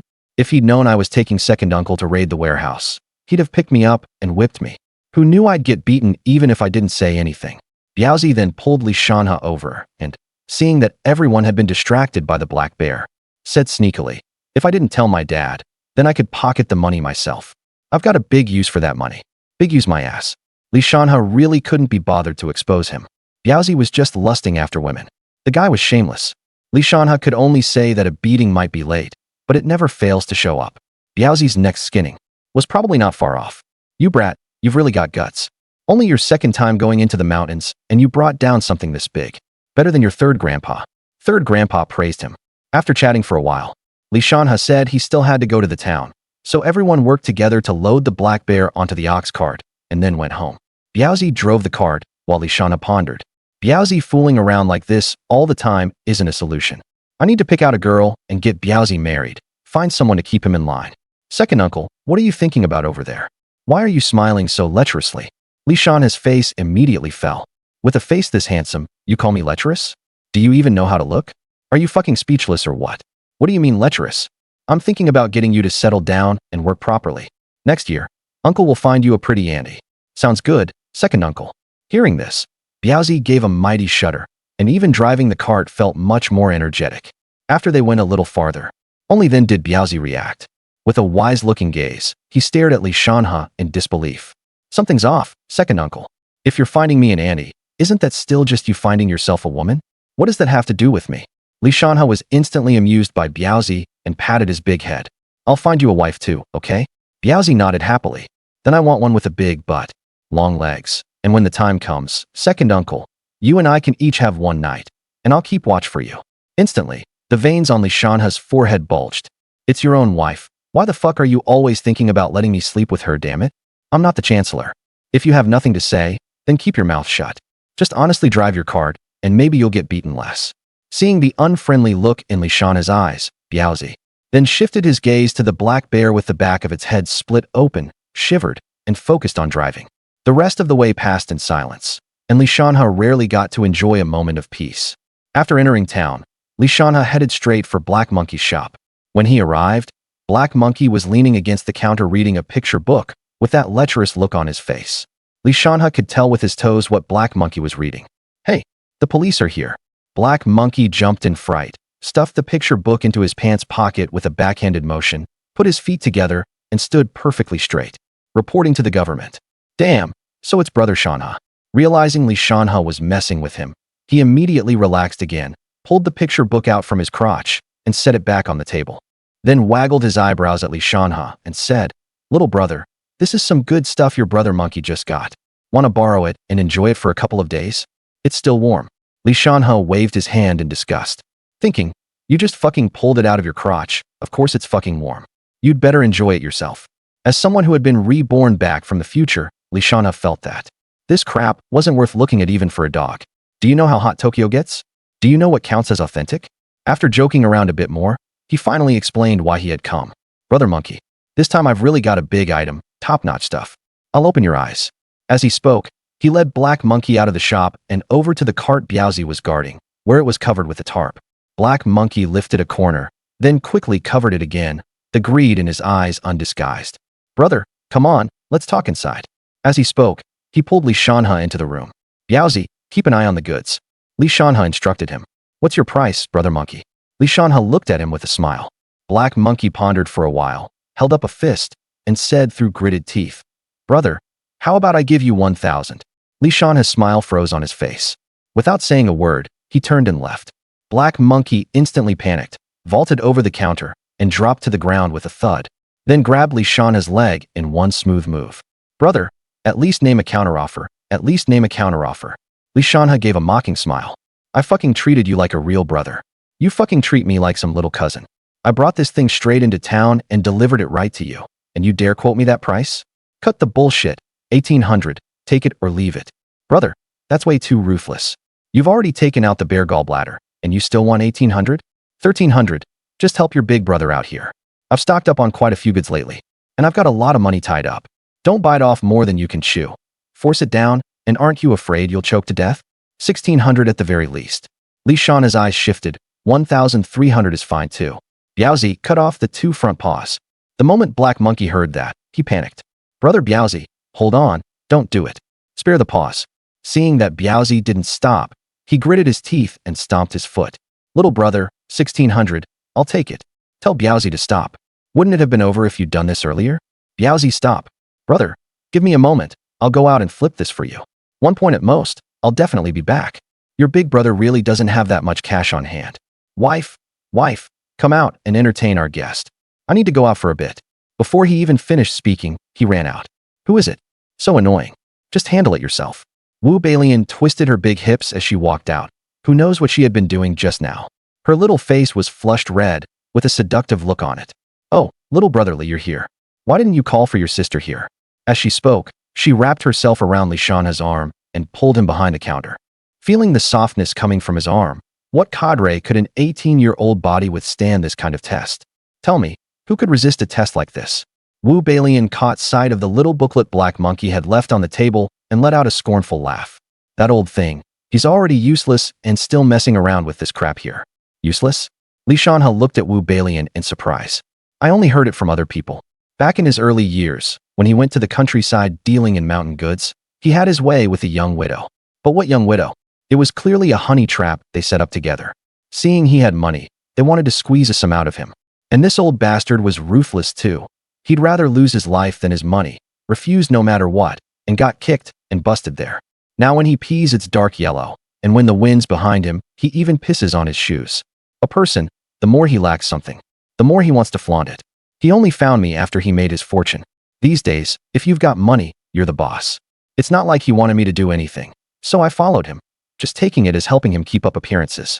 As she spoke, her little hand started wandering. Li Shanhe grabbed the wandering hand and pinned it down, staring wide-eyed at Wu Balian. Sister Bai, if you keep this up, your brother here won't be polite. Wu Balian shot Li Shanhe a charming glance. No need to be so distant, little brother. With a clatter, the pen on the table just happened to fall to the floor, and Wu Balian quickly crouched down to pick it up. Li Shanhe gave a light cough and grabbed the edge of the counter. Good thing this counter was made of solid wood, otherwise it would have turned into a live show on the spot. Sister Bai, you're not like your sister too, are you? Li Shanhe asked. Wu Balian pinched the inside of Li Shanhe's thigh, making him suck in a sharp breath. She said in a rush, that's different. I just think you're good looking. Li Shanhe gave a thumbs up, indicating that she really had good taste. Looking at the crowds coming and going on the street, Li Shanhe declared that he absolutely had to learn the style of rural men in the 80s. Learn their advanced thinking, come from the masses and return to the masses, and absolutely must not act special. Standing out on his own simply wouldn't do. This pen may have fallen into a crack and be hard to find. It took quite a while to find it. Li Shanhe gave Wu Balian a thumbs up. Just look at that service attitude. So considerate, so on point. Then Wu Balian, with her graceful figure, slowly stood up. At some point, a fine layer of sweat had quietly formed on her forehead, like crystal-clear dewdrops on a lotus leaf in the morning. A few thin strands of hair had also been dampened by the sweat, clinging tightly to her fair forehead, adding even more charm to her alluring appearance. Wu Balian took a few delicate steps, slowly approached Li Shanhe, then bent over slightly, bringing her rosy little mouth close to Li Shanhe's ear and whispering softly, Brother Shanhe, I'll let you have your way this time. Next time it'll be my turn. After saying that, she even playfully blew into Li Shanhe's ear, making him shudder all over. No need to be so formal, Sister Bai. I'm the second child in my family, just call me Then Li Shanhe patted his chest and said it was no big deal at all. As for worrying whether Wu Balian might cling to him, Wu Balian wasn't stupid. Why would she pass up a rich man to latch onto, and instead go after a poor, green kid like him? Wu Balian then reminded Li Shanhe that Black Monkey, that old bastard, was loaded, so he absolutely had to fleece him hard. Making 100 less meant losing 100. Li Shanhe nodded and took it to heart. After the time it takes to smoke a cigarette after the deed, Black Monkey came running into the room, drenched in sweat, and gulped down a bowl of water. Li Shanhe thought to himself, no wonder this old bastard knows how to make money. His act really looked convincing. As for why Li Shanhe knew the bastard was acting, that old bastard's big gold watch had slipped into view. Brother, you've been waiting a while, huh? Here's 1,600, count it. Don't I trust Brother Monkey? Whatever amount Brother Monkey says, that's the amount. While saying nice things, he dabbed a little saliva on his fingers and quickly counted the money twice. Black Monkey cursed inwardly when he saw it. This kid sure only knows how to talk nice. If you trusted me, then don't count it. Damn it. And you even counted it twice. The count is right, Brother Monkey. Although Black Monkey was cursing in his heart, he still kept a grin on his face. As long as it's right. I'd also have to trouble you and Brother Biao to help me unload it and carry it to the backyard. Li Shanhe looked at Wu Balian and said, "Why the hell are you being so polite with me? We're all damn buddies." Wu Balian's eye corners twitched. This little bastard really never lets himself take a loss. "Biao, unload the goods." Hearing Li Shanhe call out, Biao yanked off the tarp in one go. Li Shanhe worked with Biao to lift the black bear, and following Black Monkey's lead, the two of them dumped it into the backyard. He patted off the non-existent dust on his hands. "All done. We're heading out." Black Monkey hurriedly put on a flattering smile and escorted the two of them to the door. "Take care, little brothers. Next time you've got anything good, come straight to Brother Monkey. I definitely won't treat you unfairly." Li Shanhe thumped his chest loudly, just short of swearing an oath. "Next time if there's anything good, I'll definitely still bring it to Brother Monkey. Next time I come, I'll bring some meat for sister-in-law too." Black Monkey smilingly saw the two off, while only Wu Balian looked at Li Shanhe resentfully, her eyes clearly asking when exactly next time would be. Li Shanhe led Biao to a secluded corner, counted out 1,000, and handed it to Biao. According to the old rules in the Northeast, going into the mountains to hunt was like joining a bandit gang, and the division of spoils had strict rules. When the gang hit a target, each person counted as one share, and each gun counted as one share. Minor leader, major leader, boss, each gets a different share. The same goes for hunting in the mountains. One person counts as one share, one gun counts as one share, and one hunting dog counts as one share. And the head woodsman gets one extra share. So technically, Li Shanhe's take this time should have been more than 1,300. But having lived a second life, there was no need to haggle over every last penny. They had followed him into the mountains and risked their lives. And in the end, he would take 5 shares while they got only 1. No matter how you put it, that wasn't right. In his previous life, when he had nothing, his brothers were still willing to risk their lives to carve out a way to survive for him. In this life, he was determined to let his brothers live high on the hog with him and get women with the biggest tits. This is just the beginning. The good days are still ahead. "Second uncle, why are you giving me so much money? How much did it all sell for?" "It sold for 1,600 in total, and that's the highest it could go." Biaozi was just about to ask why he was being given 1,000 when Li Shanhe continued explaining. "This 1,600 is the price for the bear hide, bear paws, and bear meat. I didn't sell the bear gallbladder. I figure that bear gallbladder would be top grade even among iron galls, so no matter what it's worth, at least 400. I'm counting that bear gallbladder as if I bought it, so I'm giving you an extra 200. Biaozi shook his big head and refused no matter what. He even asked what Li Shanhe was keeping the bear gallbladder for. "Your auntie, I heard muteness can be treated, so I'm planning to use this bear gallbladder as a way in, and ask around for someone capable to cure her illness." After hearing that, Biaozi was even more unwilling to take it. He insisted it should count as his filial gift to second aunt, and said unless you beat him to death, he absolutely wouldn't take it. Li Shanhe had no choice but to put the money away. When Biaozi saw him take it back, he was overjoyed, bobbing his head as he drove the cart. After going a while, he suddenly remembered to ask Li Shanhe where they were headed. Li Shanhe said helplessly, "Now that you've made money, where else would you go?" Biaozi answered without hesitation, "Go find Wu Jinlian and have some fun." Li Shanhe rapped Biaozi on his huge head with a sharp knock, and yanking his ear, shouted, "Can you fucking aim a little higher? Once you've got money, of course you go spend it. Your damn head is so big. Is it stuffed full of nothing but bullshit?" Li Shanhe was speechless. To be honest, he felt a little guilty saying that. Strictly speaking, from Wu Balian's side, the two of them were connected by marriage. Shaking his head, Li Shanhe cast off his messy thoughts. "Come on, let's go to the supply and marketing cooperative. Uncle's taking you shopping." Even though the two of them were still wearing the same ragged clothes they had worn up the mountain, with 800 silver dollars in their pockets, they weren't timid at all, and strode into the supply and marketing cooperative with their heads held high, buying like crazy. The one serving Li Shanhe was still the same older sister from last time. Seeing him making another big shopping spree, she exclaimed that the young man was really capable. Li Shanhe bought 2 watches, and also 2 bolts of cloth, 1 floral and 1 dark blue, several packs of Monkey brand jasmine tea, several cartons of cigarettes, and a few bottles of Taizhi, plus some pastries. Li Shanhe spent more than 400, mainly because the 2 watches alone cost 260. The watches were Shanghai brand, a famous brand of watches at the time. The men's one cost 120, and the women's one was a bit more expensive at 140. Biaozi also bought one. In those days, not having a watch was just too inconvenient, and he picked up some other things as well. The two of them walked out of the supply and marketing cooperative carrying big bags, tossed them onto the ox cart, and were just about to head home. Right before leaving, Biaozi's eyes darted, and he said to Li Shanhe, "Second uncle, you go on ahead. I forgot to buy something, so I'll go back and get it and catch up with you in a bit." One look at the brat's shifty expression, and Li Shanhe knew the kid was up to no good. He gave a perfunctory yes, and watching Biaozi turn and head back into the supply and marketing cooperative, Li Shanhe slowed his steps and walked to the entrance to peek in. He saw Biaozi buy another box of snow cream, carefully tuck it into his coat, then guiltily look left and right. When he saw no one was paying attention, he let out a long breath and turned to walk out of the cooperative. Li Shanhe quickly took a big step and climbed onto the ox cart. When Biaozi saw Li Shanhe still hadn't left, he thought Li Shanhe was waiting for him, so he happily climbed onto the ox cart, flicked the whip, and the tip cracked in the air. Giddy up. At Biaozi's shout, the ox cart slowly headed for home. Once they were out of town, Biaozi hurriedly scooted over, grinning broadly, and claimed credit to Li Shanhe.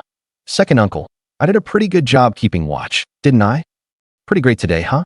Li Shanhe subconsciously nodded, gave 2 dry coughs, and said, "Not bad. Keep it up, don't get cocky." "Of course, second uncle. Don't worry. When the time comes and you sleep with my wife, I'll keep watch for you too." The moment the words left his mouth, Li Shanhe yanked him up and gave him a rough beating. Damn it, why couldn't this hurdle just be gotten over? Li Shanhe took the chance to ask, "Biaozi, why's a grown man like you buying snow cream? What, got your eye on some girl? Tell your second uncle about it, and I'll find someone to go propose for you." Biaozi's face tightened, and he stammered without being able to get the words out. Li Shanhe took one look and thought, "Damn, this isn't right, not Biaozi's style at all." So he began probing with questions. "Biaozi, you aren't planning to take that snow cream and sneak off by yourself to fool around with Wu Jinlian, are you?" Biaozi's face instantly flushed red, and he shouted back, "Bullshit. Second uncle, Biaozi, am not that kind of person. You suspecting me like this really hurts my feelings." Hearing that, Li Shanhe let out a sigh of relief. As long as it wasn't Wu Jinlian, anyone else would do. Why did it have to be that worn-out shoe? He hadn't even been relieved for half a minute before he heard Biaozi continue. Biaozi, I've never been the type to keep the good stuff all to myself. This snow cream is so expensive, it would be enough for me to bring San Luzi and Erlungzi along to have fun several times over. How could I, Biaozi, forget my brothers when there's a good thing like this?" He was exhausted. Li Shanhe was completely exhausted, done for. This kid was completely ruined. Fifth brother, go have another child with Widow Lu. Let this one trip and break his leg to death, he's beyond saving. Looking at Biaozi's expression, the bastard even looked pretty proud of himself. Li Shanhe noticed a loophole in Biaozi's words and probed. "Biaozi, don't tell me when the two of them were up to that sort of thing, they called you along too." Biaozi seemed to sense the atmosphere turning heavy too, and cautiously nodded. "So when did all that happen? Damn it, you've kept me in the dark this whole time. But back then we did say we'd take you along to have some fun. You were the one who said it was boring and refused to go. Did that really happen?" Li Shanhe searched his distant memories, and it seemed like a damn well had. "I was only 17 back then. How the hell was I supposed to know what having fun meant? While I was over here leading fights against the next village, you guys were already busy yanking off people's underpants. You really were something else." The more Li Shanhe thought about it, the more frightened he felt afterward. That's right. San Luzi and Erlungzi were the other 2 childhood friends who had gone out into the world with him. And yet, even with those 3 idiots in tow, Li Shanhe had still managed to make something of himself. He couldn't help but marvel at how blessed and lucky he was. Finding wives for these few losers had to be put on the schedule, or sooner or later they'd end up fit for the firing squad. Li Shanhe was exhausted in both body and mind. What the hell was all this? Seeming to sense that Li Shanhe was in a bad mood, Biaozi also didn't chatter on endlessly as usual. Focused only on driving the cart with his head down, he finally got home.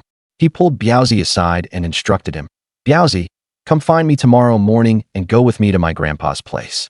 That old shotgun doesn't work well. It can't even kill a black bear. I need my grandpa to get me something more powerful." The moment Biaozi heard this, he instantly got excited and readily agreed. After saying goodbye to Li Shanhe, he drove the ox into the yard.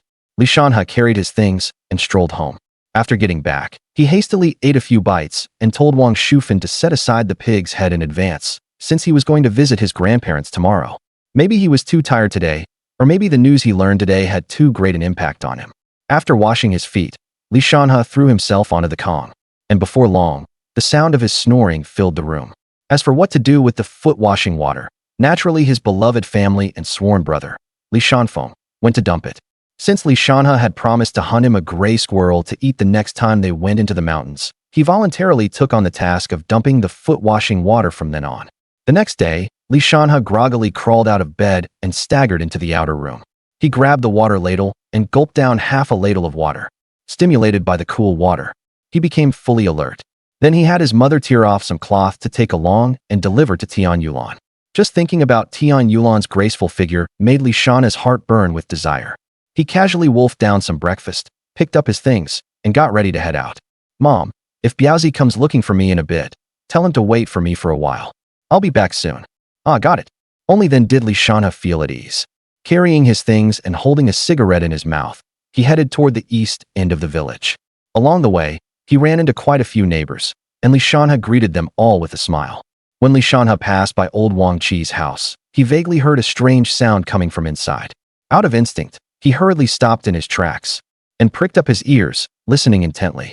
By now, Li Shanhe's physical condition was already on a completely different level from before, especially his hearing, which had improved tremendously.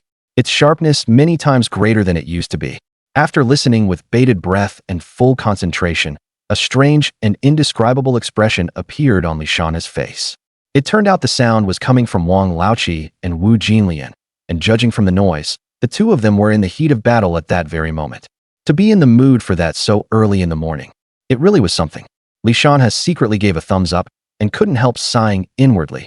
Badass. Just as he was about to lift his leg and leave this place of trouble, suddenly, a hint of something being off welled up in his heart. Li Shanhe's expression turned odd. Holy shit, this doesn't sound like just one person cooking. Li Shanhe had no desire to get involved in this, so he turned around, intending to leave quickly. However, at that moment, with a sharp creak, the tightly shut storeroom door slowly opened. Immediately after, Wu Jinlian came swaying out of the room while tidying up her clothes. When she looked up and saw Li Shanhe standing not far away, the panic in her eyes instantly flashed with a glimmer of light.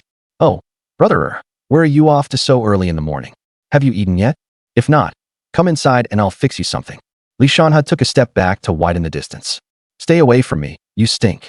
What happened next made Li Shanhe so furious he nearly exploded. As three burly men then walked out of the room one after another, it was Biaozi, Erlingzi, and Sanluzi. One look at them, and it was obvious they had just finished eating. Li Shanhe quickly looked around. After realizing no one had seen them, he let out a sigh of relief and barked in a low voice. "You three, get your asses over here." The three of them shuddered and hurried over, standing in a line. "You three have a death wish, or what? Aren't you afraid old Seven Wang will come back and hack you to death?" "Oh, don't worry, he won't be back. Didn't they divide up the land this year?" Old Seven went to the fields. How about you hurry up and grab a bite too?" Wu Jinlian looked at Li Shanhe with anticipation. Li Shanhe could only pretend not to hear. "Biaozi, get your ass to my house and wait for me. Erlingzi, Sanluzi, hurry home and sleep it off. I'll come find you two later if I need something." X3 The three of them ran off without even looking back. Seeing them leave, Li Shanhe also took off running. If he ran any slower, he was afraid he'd get pestered. Watching Li Shanhe's swiftly departing figure, Wu Jinlian stomped her foot and, helpless, went back inside to wash up. As soon as Li Shanhe reached the gate of the Tian family's courtyard, he saw Tian Yulan in the yard drying sliced potatoes. And it made Li Shanhe feel delighted. My wife really is hardworking. Honey, I came to see you. Are my parents home?" Tian Yulan gently shook her head, and Li Shanhe immediately got excited. "Come on, come inside with me."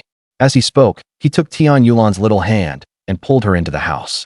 "Close your eyes, I've got something nice to show you." Tian Yulan obediently closed her eyes.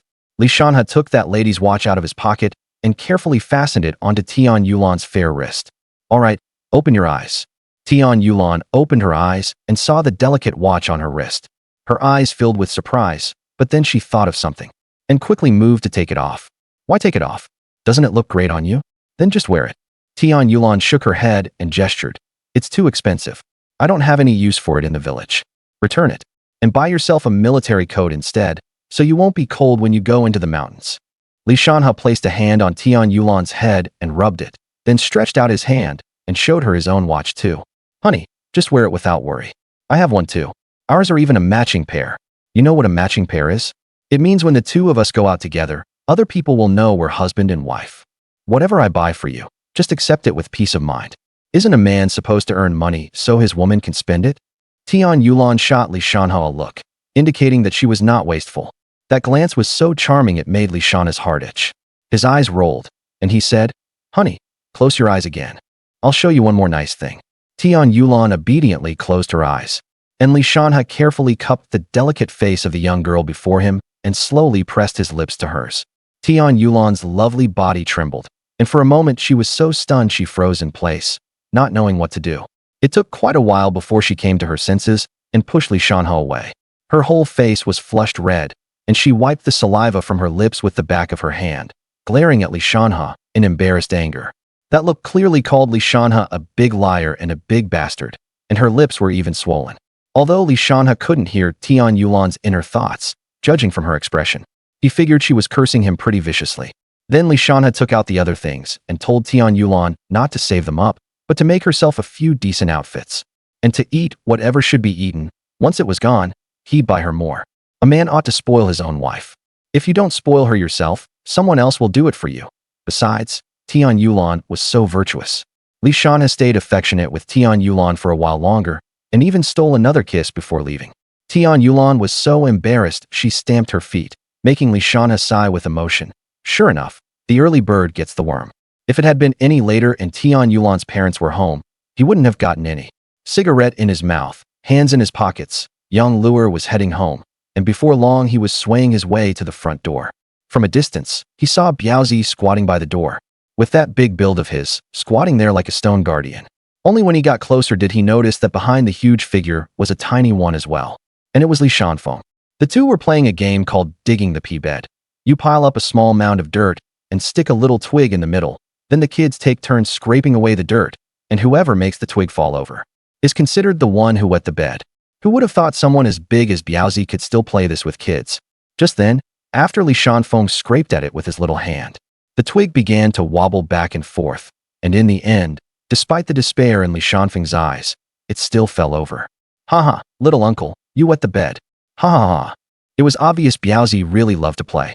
Furious, Li Shanfeng lifted his foot and kicked the last little dirt mound flat. When he saw Li Shanhe coming over, he threw himself at him and hugged his leg. "Second brother, Biaozi is bullying me. Get revenge for me. Yank his little pee-pee." After saying that, he hid behind Li Shanhe and made faces at Biaozi. Li Shanhe smacked Li Shanfeng on the head. "Scram and go play somewhere else. I've got something important to talk to Biaozi about. Go amuse yourself for a while." "Ah, all right then." Li Shanfeng turned and left. Biaozi glanced at Li Shanhe guiltily, then stood obediently in front of him like a kid who'd done something wrong. "You're really not the type to keep the goodies all to yourself, huh? I can tell now. Not only are you good at digging the pea bed, you're even better at pulling down other people's underpants." Biaozi instantly puffed up, thinking Li Shanhe was praising him. Right away, he waggled his brows and slung an arm around Li Shanhe's shoulder. "You bet, second uncle. Didn't I tell you? I'm not the type to keep the goodies to myself. With a brother like me, those two should be secretly overjoyed." Seeing Li Shanhe's face darken, Biaozi was confused for a moment. "I mean, I don't think I said anything wrong." Li Shanhe sighed and patted Biaozi on the shoulder. "Be a little more careful. I'm afraid one day Wang Laoqi will hack you to death." "No way, second uncle. Wang Laoqi doesn't have time to be anything but secretly delighted." That left Li Shanhe dumbfounded. His cuckold's horns could circle the globe 3 times and he'd still be secretly delighted? Lowering his voice, Biaozi said, "Wang Laoqi can't do it, so he lets his wife borrow seed." What the hell kind of borrowing seed was that? First time he'd ever seen someone borrow seed from practically the whole village. Li Shanhe didn't waste any more words and told Biaozi to wait at the door for a moment. Then he went inside, picked up the things, and set off with Biaozi for his grandparents' house. They walked along the path until they reached a gentle slope on the mountainside, where Li Shanhe's grandpa and grandma lived. As soon as he spotted the little courtyard from afar, Li Shanhe shouted loudly, "Grandpa, Grandma, I'm back." The 2 old people hurried to the courtyard gate. "Oh my eldest grandson is here. Old man, go see what we've got at home. Make something good for my eldest grandson at noon. Look at my grandson, he's gotten thinner." "Grandpa, Grandma, no need to fuss. Look what your grandson brought you." As he spoke, he took out the things one by one. "Grandma, your favorite pork face. Grandpa, there are also 2 cartons of cigarettes, 2 bottles of liquor, and some peach pastries and baked cookies. Go ahead and enjoy them all you want. When they're gone, Your grandson will buy you more. Biaozi greet them. Great-granduncle, great-grandaunt. Oh, Biaozi came too. Stay and eat here at noon today. Grandma hurried forward a couple of steps and grabbed Li Shanhe's hand. Oh, my dear grandson, why did you bring so many things? Keep them for yourself to eat. Why waste money like this? Save it for marrying a wife. Your grandpa and grandma are old now. What do we need to eat so well for? Listening to grandma's incessant nagging, Li Shanhe only felt like a clear spring was flowing through his heart. Grandma, just eat. Your grandson has made something of himself. It's time I showed you some filial respect. Besides, I've found a wife too. We'll get married next year, and by the end of the year, I'll let you hold a great-grandson. As soon as they heard Li Shanhe was getting married, Grandpa and Grandma grinned from ear to ear. Grandpa grabbed Li Shanhe's hand excitedly and said, Grandson, you better not be lying to Grandpa. Really? Which family's girl is she? It's Tian Yulan from old Tian's family at the head of the village. After the harvest, we'll get engaged, and next spring after the house is finished, we'll get married. Good, good, good. That girl from the Tian family is a good one. If I can live to see you get married, your grandma and I would be satisfied even if we closed our eyes right now.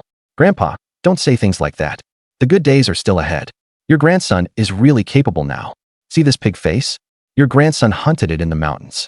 I'm learning mountain hunting from my third grandpa now, and yesterday Biaozi and I even took down a black bear. Then he told Grandpa about the details of these trips into the mountains. Grandpa nodded from time to time as he listened, until he heard about Zhu Big Head and Lu Monsong, which made him so angry his face turned red and he started cursing loudly. Damn it, that third brother is getting worse the older he gets. They should have all been buried in the mountains. Damn it, they've bullied people right onto my old Li family's doorstep. If they really piss me off, I'll blast their family ancestral graves flat with a shotgun and dig their old man back out for them. Li Shanhe's eyes lit up as he listened. Grandpa, you've got something this good? Grandpa, get me something really powerful too. That old rifle third grandpa gave me can't even kill a bear. Get me a good hard-hitting one, and your grandson can make money and build a house sooner. And you can hold a great-grandson sooner too, right? That last sentence moved the old man. After hesitating for a moment, he turned and went into the shed, calling Li Shanhe and Biaozi to open the cellar. The three of them smoked a cigarette, letting the cellar air out a bit. Grandpa, get Biaozi one too. The old man shooed the two of them outside. Before long, he came out holding two long objects wrapped in oiled paper. Li Shanhe rubbed his hands and took them, carefully unwrapping the oiled paper. What came into view was a brand new Type 56 semi-auto, and Li Shanhe loved it so much he could hardly contain himself. And Biaozi, watching from the side, was envious too. This thing was much better than the old rifle. The rifling in that old gun was worn almost smooth as a mirror. Then the old man pulled out two bayonets from behind his waist and handed them to Li Shanhe. Grandpa, you're really something. You've even got brand new ones of these. It has to be you. The old man snorted smugly. Of course. Otherwise, how could I be your grandpa? Just keep learning. Grandpa, where did you get all these good things? Teach me, will you? The old man immediately looked at Li Shanhe warily. That's none of your concern. It's enough that you've got them to use. Li Shanhe's eyes rolled. Grandpa, get me a short one, will you? This long one isn't convenient to carry. Don't even think about it. When you get married someday and have a kid and settle down, then forget a short one. Even a Mauser pistol or a box cannon. Whatever you want, I'll give it to you. But for now, don't even think about it. After thinking for a moment, the old man added, Grandson, it's not that Grandpa is being stingy. When a man carries a weapon, the urge to kill arises. When the day comes that there's truly a rope to tie you down for good, Grandpa will give it to you. Don't worry. Of the few good things Grandpa has, your dad won't get a single one. They're all yours. Damn it, talking about your dad pisses me off. You're already getting married, and he didn't even come up the mountain to tell me. Just wait till he comes next time. Li Shanhe quickly put in a good word for his dad. After some persuading, the old man finally calmed down. Forget it. Let's not mention that unlucky bastard. Grandson, have a few drinks with your grandpa at noon. If you get me in a good mood, I'll give you some more fun stuff. At noon, with his glib tongue, Li Shanhe had the old man and old lady smiling nonstop. When he was leaving, the old man even sent Li Shanhe off with more than 1,000 rounds of ammunition, which made Li Shanhe so happy he was beside himself. Li Shanhe and Biaozi slung their guns over their backs and swaggered down the mountain. Along the way, Biaozi kept sneaking glances at Li Shanhe, and every time their eyes met, he would lower his head. If you've got something to say, say it. If you've got to fart, let it out. You're a grown man. Quit acting all shy. It's disgusting. Bah. Second uncle. How about I sneak over to Kaoshan after dark and kill them all, and be done with it? Biaozi said murderously. Li Shanhe looked at the honest man in front of him. Biaozi, killing people is against the law. And if you get caught, you're finished. So what? They bully my second uncle. If I don't kill him, then what? Ever since we were little, they all thought I was stupid. You're the only one who took me around to play. Just for that. I can't let anyone bully you. Then Biaozi added, even if you're gone, I can still count on my dad somehow. It's just that I still haven't had enough. Li Shanhe patted Biaozi on the shoulder. Biaozi, don't rush. It's only a matter of time. Once I find an excuse to lure him into the mountains, whether he lives or dies won't be up to him anymore. Biaozi nodded. The two of them stayed silent the whole way back to Li Shanhe's house. Biaozi, have some water and rest a bit. In a while, put the gun back at home. Then bring Lungzi and San Luzi to come see me. Li Shanhe and Biaozi smoked a cigarette and rested for a bit. Then Biaozi set off. Lungzi's real name was Wu Laifu, and he looked so much like Biaozi they could pass for real brothers. Tall and sturdy too, except he was stubborn. Not like Biaozi's kind of foolishness, but the kind where once he fixed his mind on something, nobody could change it. Dense as hell, so they called him Lungzi. San Luzi's real name was Sun Ergu. He was the grandson of Granny's son, the matchmaker who had introduced Li Shanhe to his wife. Granny's son took her husband's surname. He was skinny as a rail, and one look told you he was quick and crafty. He'd looked like a bean sprout ever since childhood and was always getting bullied.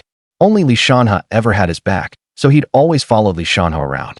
Even as a kid, he was full of ideas. In his previous life, he was the king of ideas.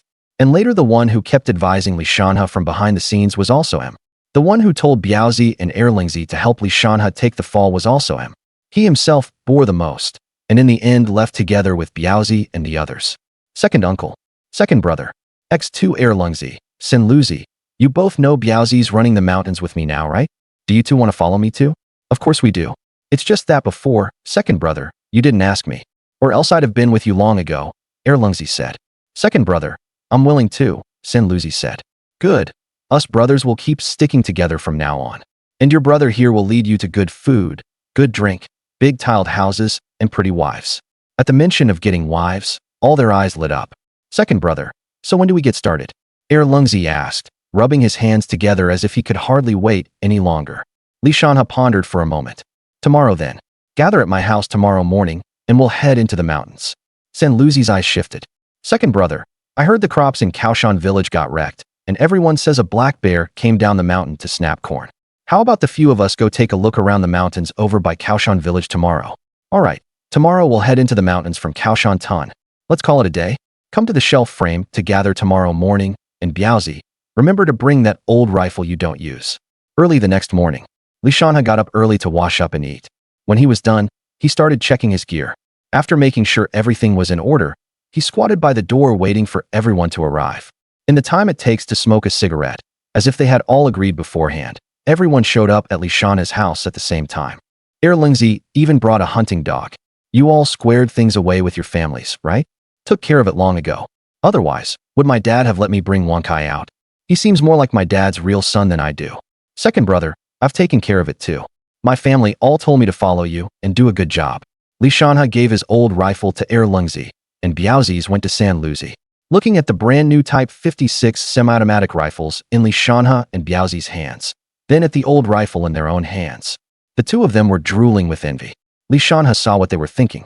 Work hard, and next time I go to my grandpa's place I'll get one for each of you too. Now let's head into the mountains. With that, Li Shanhe led the three of them, and also brought De Huang and Lao He along as they set off for Kaoshan Tan.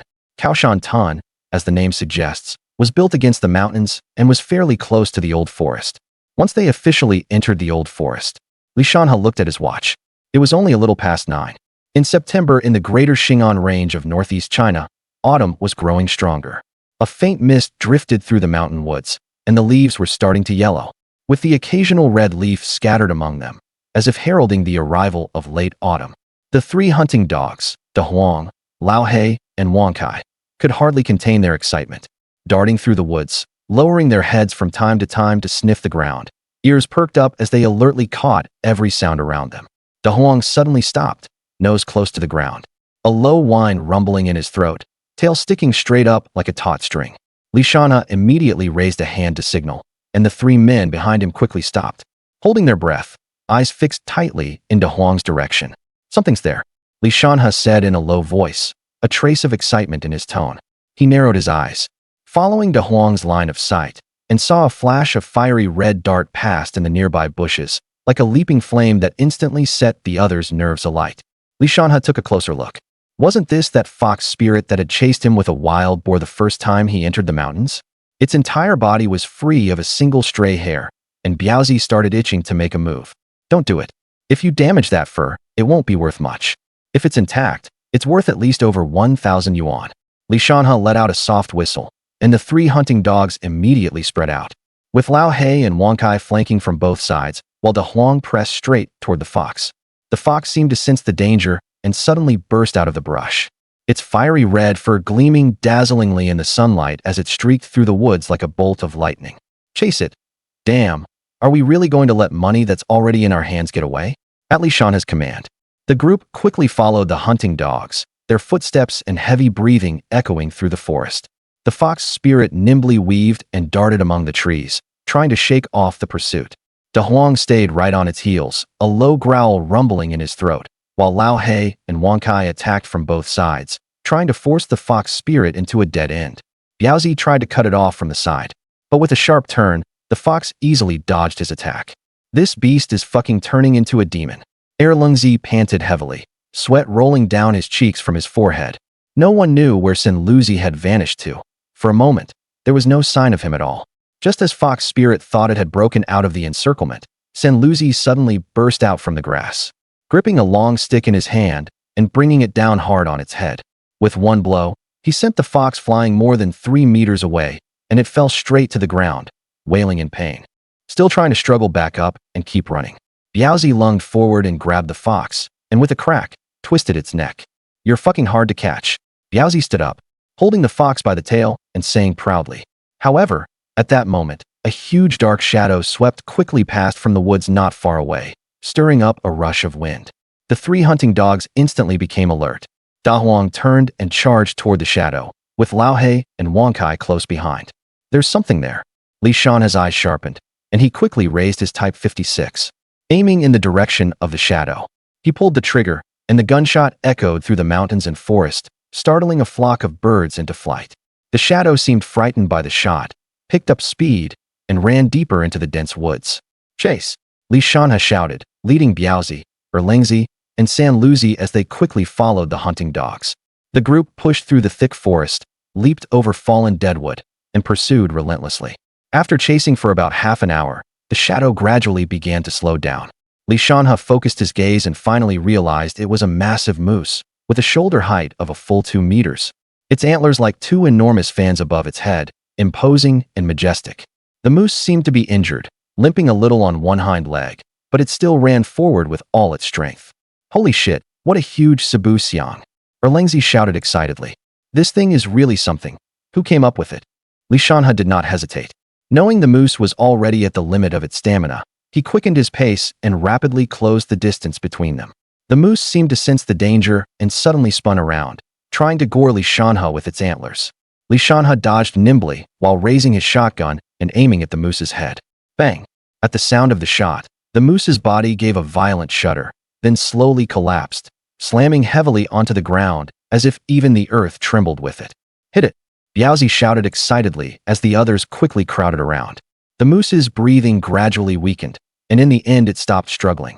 Li Shanhe put away his shotgun and wiped the sweat from his forehead, instructing everyone to find something to secure the moose so they could carry it back. Just as they were about to leave, the moose suddenly let out a deep growl and abruptly rose from the ground, its eyes flashing with anger.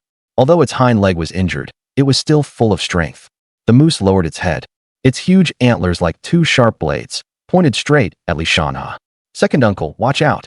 Biaozi shouted, retreating quickly. Li Shanhe did not panic and swiftly raised his Type 56 to aim at the moose. But the moose was too fast. Before he could pull the trigger, it had already charged right in front of him. Li Shanhe suddenly leaped to the side, narrowly dodging the moose's impact. But his shoulder was still grazed by an antler, leaving it burning with pain. Missing with one strike, the moose quickly turned around and charged at Li Shanhe again. Feeling the pain in his shoulder, Li Shanhe's ferocity was also stirred. He drew his triangular military dagger, flipped himself onto the moose's back, gripped the blade in reverse, and stabbed toward the moose's main artery several times. The moose blood was spraying out like a pressure washer, making Li Shanhe's face twitch with pain. Damn it, these are all good stuff. A little later, the moose started swaying, its steps unsteady. Finally, with a thud, it crashed to the ground, and Li Shanhe jumped down as well. Uncle's damn amazing, taking on a nondescript one-on-one. Biaozi shouted excitedly. Stop standing there talking like it doesn't hurt. Damn it, I'm hurting like hell. Li Shanhe pulled open his shirt.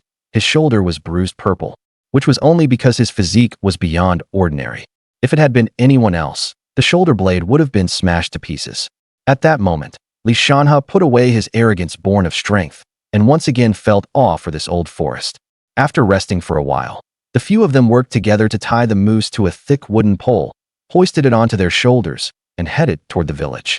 Just before they were about to leave the woods, Li Shanhe stopped and told Biaozi to take Sanluzi home to fetch the ox cart, otherwise just carrying it by hand would wear them to death. Biaozi, come help your uncle with something. What is it, uncle? Li Shanhe took the bag from behind him, pulled out the fox, and threw it to Biaozi. Take this, and when you pass through Kaoshinton, make sure you go by Lu Monsong's house. And it'd be best if Lu Monsong sees it. If he doesn't, then make sure people in his village know. If anyone asks, you just say. Biaozi looked at Li Shanhe in confusion, while Sanluzi's eyes flickered a few times. Let's go, Biaozi. I know what's going on, so just come with me. Sanluzi said, grabbing Biaozi. No wonder he's the dog-headed strategist. Looks like Sanluzi has probably guessed something. After waiting for a little over an hour, Biaozi and Sanluzi came over pulling the ox cart. Second brother, everything's taken care of. Sanluzi whispered to Li Shanhe. Thanks for your hard work. During this time, help me keep an eye on when that kid goes into the mountains. We can't rely on those two idiots. Second brother, what are you calling me for? Erlingzi asked back. Sanluzi glanced at Biaozi and Erlingzi and nodded in deep agreement. The few of them loaded the moose onto the ox cart, first sent the hunting dogs home, and then headed straight for town. Li Shanhe lay on the ox cart beside the moose, a dogtail grass stem in his mouth, thinking about how to cut the weeds down to the roots. The ox cart swayed and bumped along until it reached town. Biaozi, familiar with the place, made his way to Black Monkey's shop. As soon as Biaozi parked the cart at the door and jumped down, he shouted in a rough, hoarse voice, Black Monkey, come out and tally the goods. They heard a pair of slippers shuffling inside, and then saw Black Monkey scrambling out from behind the counter. Li Shanhe took one look and saw his belt wasn't even fastened properly, probably because he'd been reading cheap little picture books again and tucked them into his crotch. Hey, Biaozi, even your uncle calls me Brother Monkey, and you open your mouth with Black Monkey. You really are a Biaozi. Cut the crap and come over here already. I've got something good to show you. Biaozi grabbed Black Monkey. Black Monkey pulled back the tarp, and what came into view was a bright red fox, followed by the moose's huge antlers. He turned around and smiled at Li Shanhe. Brother Shanhe, I'll give you 800 yuan for this fox, and 1,500 for this nondescript one. How about it? Li Shanhe narrowed his eyes at Black Monkey and looked for a while, then turned to Biaozi and said, Let's go, Biaozi. We're going to the supply and marketing cooperative.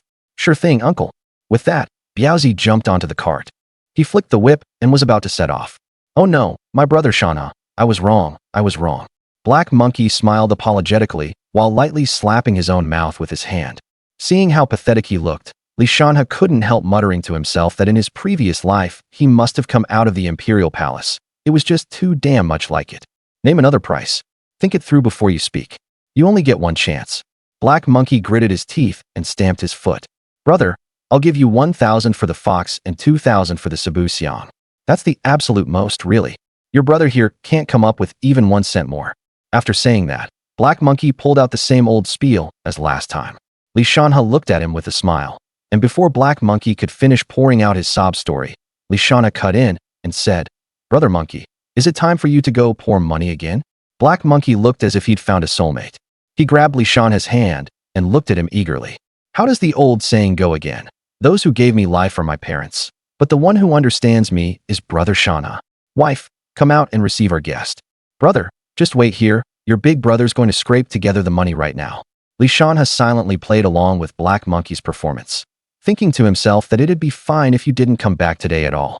Same familiar recipe, same familiar taste.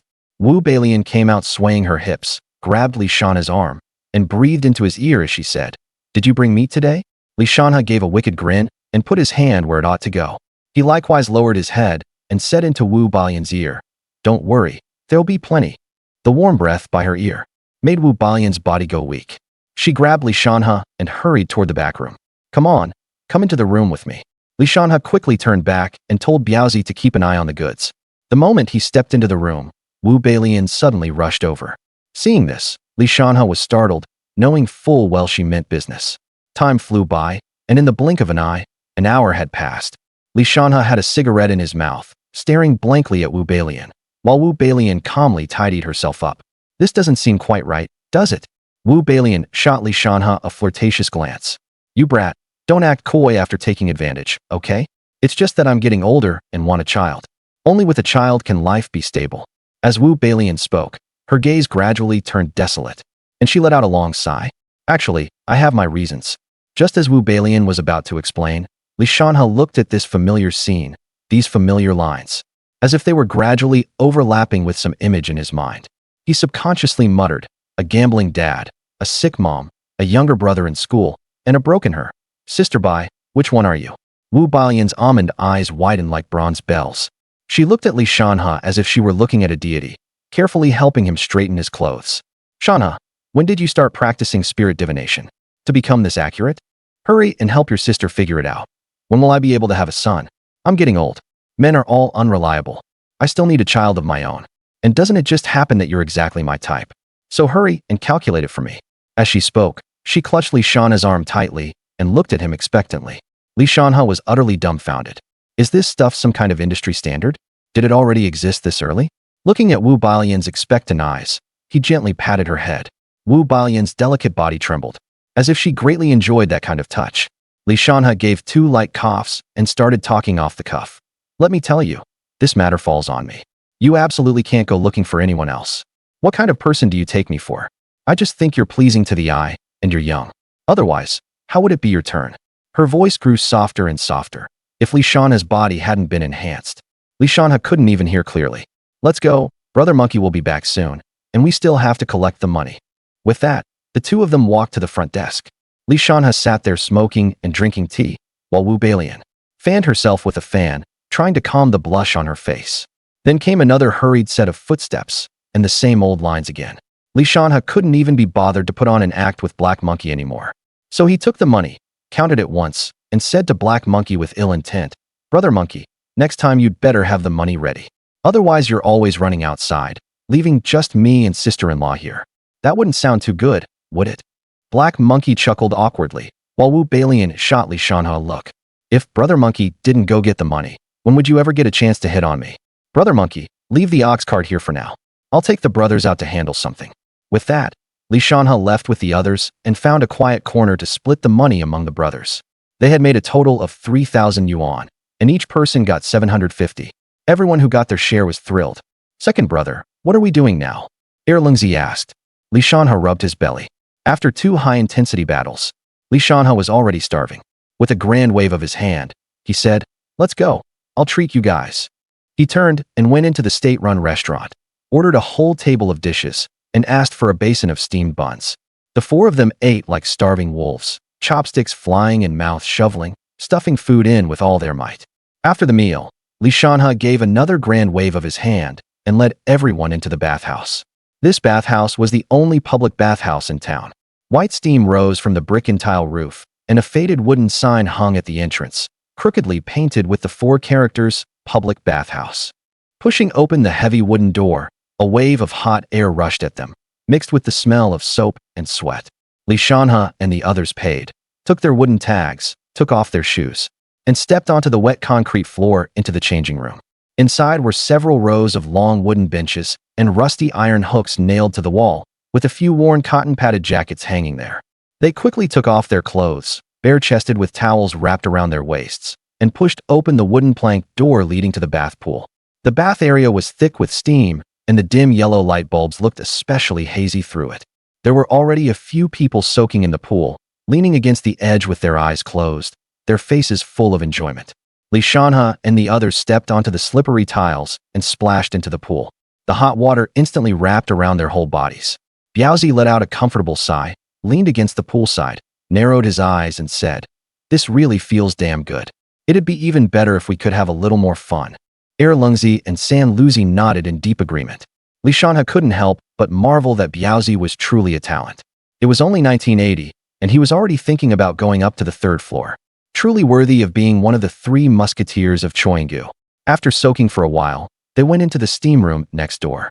The steam room was even hotter, with straw mats spread over the wooden benches and a few bamboo whisks hanging on the wall.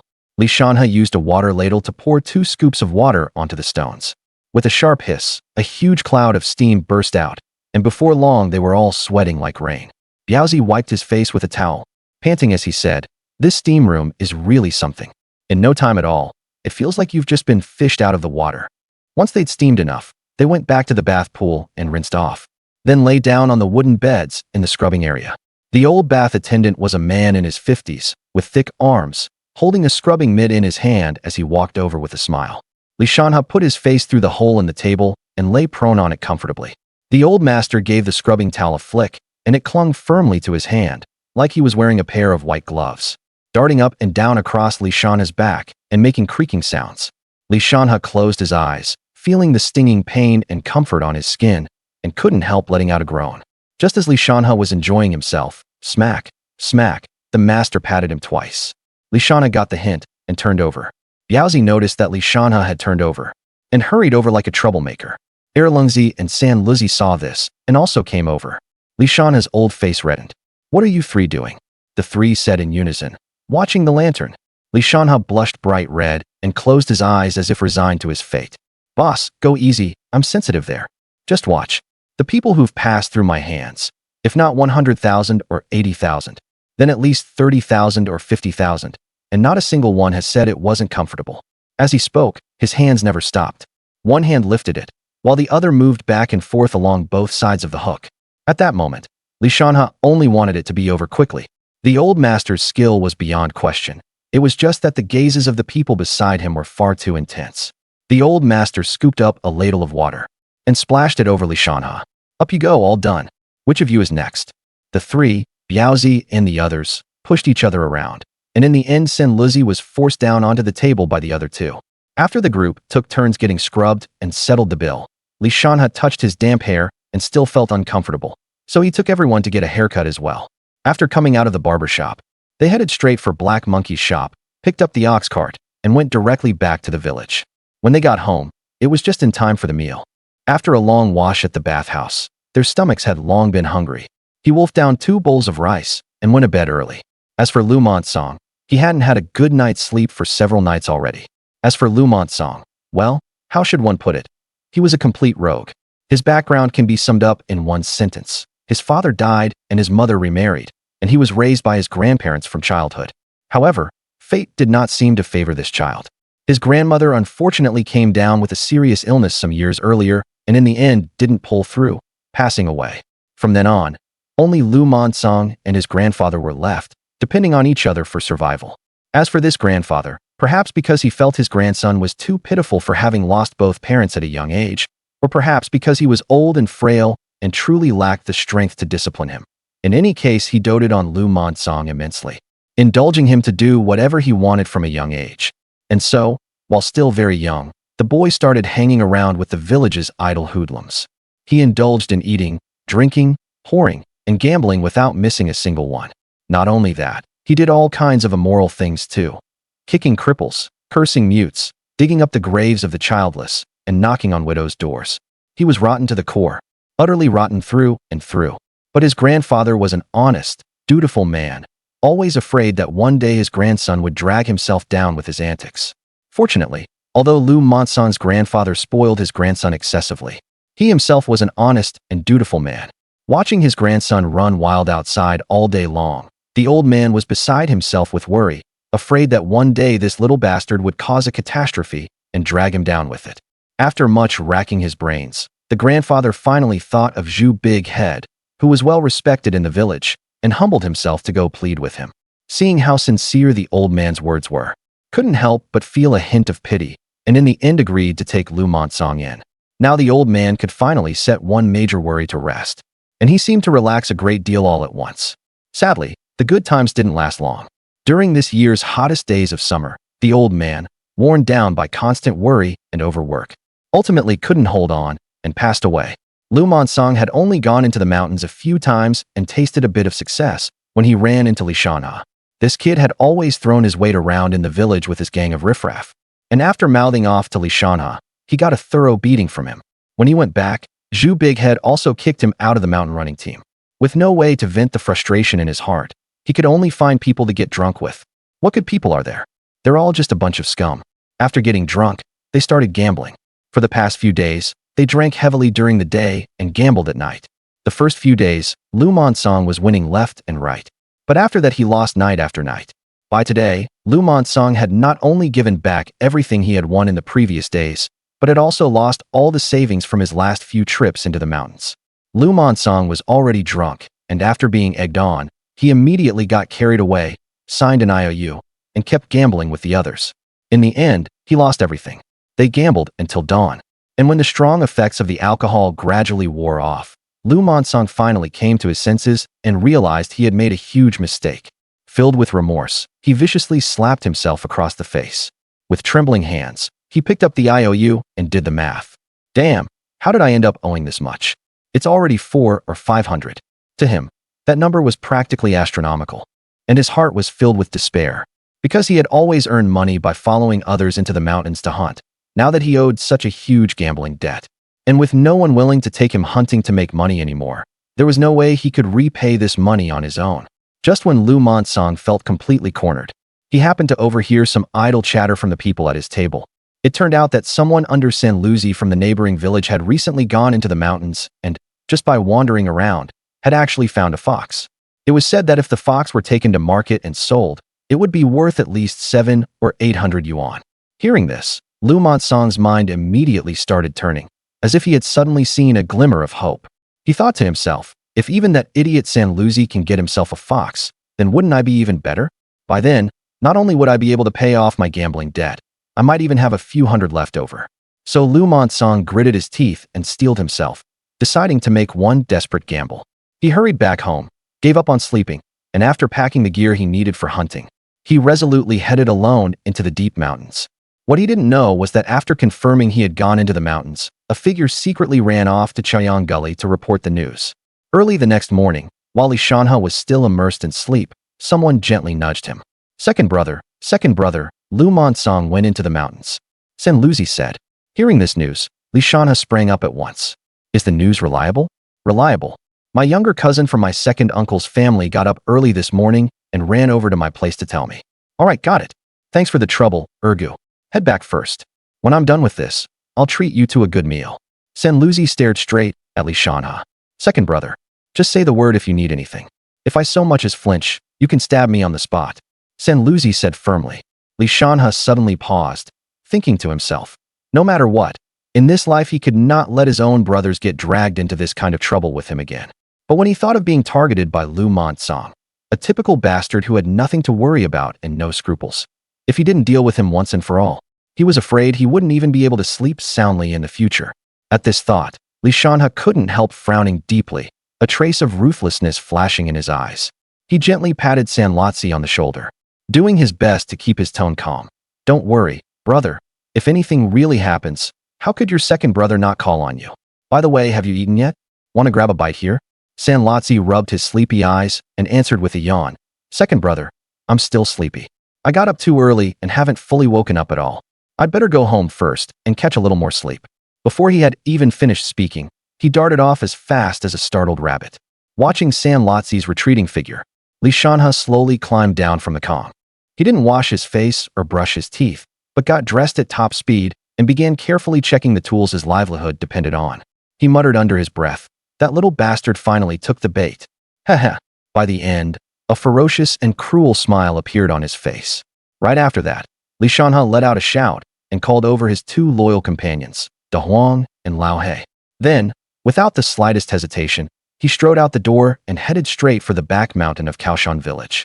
Along the way, he moved like the wind, as if a fire of vengeance were burning in his heart, determined to take down Lu Monsong, the man who had robbed him of peace and sleep, in one fell swoop. Li Shanhe stepped carefully into the deep mountains, the dead branches and fallen leaves underfoot making faint cracking sounds, as if warning him of the danger and unknowns of this forest. He looked up at his surroundings. Towering trees blocked out the sun, and sunlight could only filter through gaps in the branches and leaves, casting mottled shadows. A mountain wind swept past, bringing a chill. This was also his first time entering the mountains alone. The mountains were high and the forest dense. Trying to find one person here was like looking for a needle in a haystack. Fortunately, though, there were still some fresh traces left on the ground. Broken branches, trampled grass, and even a few blurred footprints. Shanhe crouched down and carefully examined these traces, relying on his keen powers of observation to follow these faint clues with difficulty. As time passed bit by bit, more than 3 hours had gone by without him noticing. Finally, persistence paid off. In a mountain hollow, he spotted that familiar figure.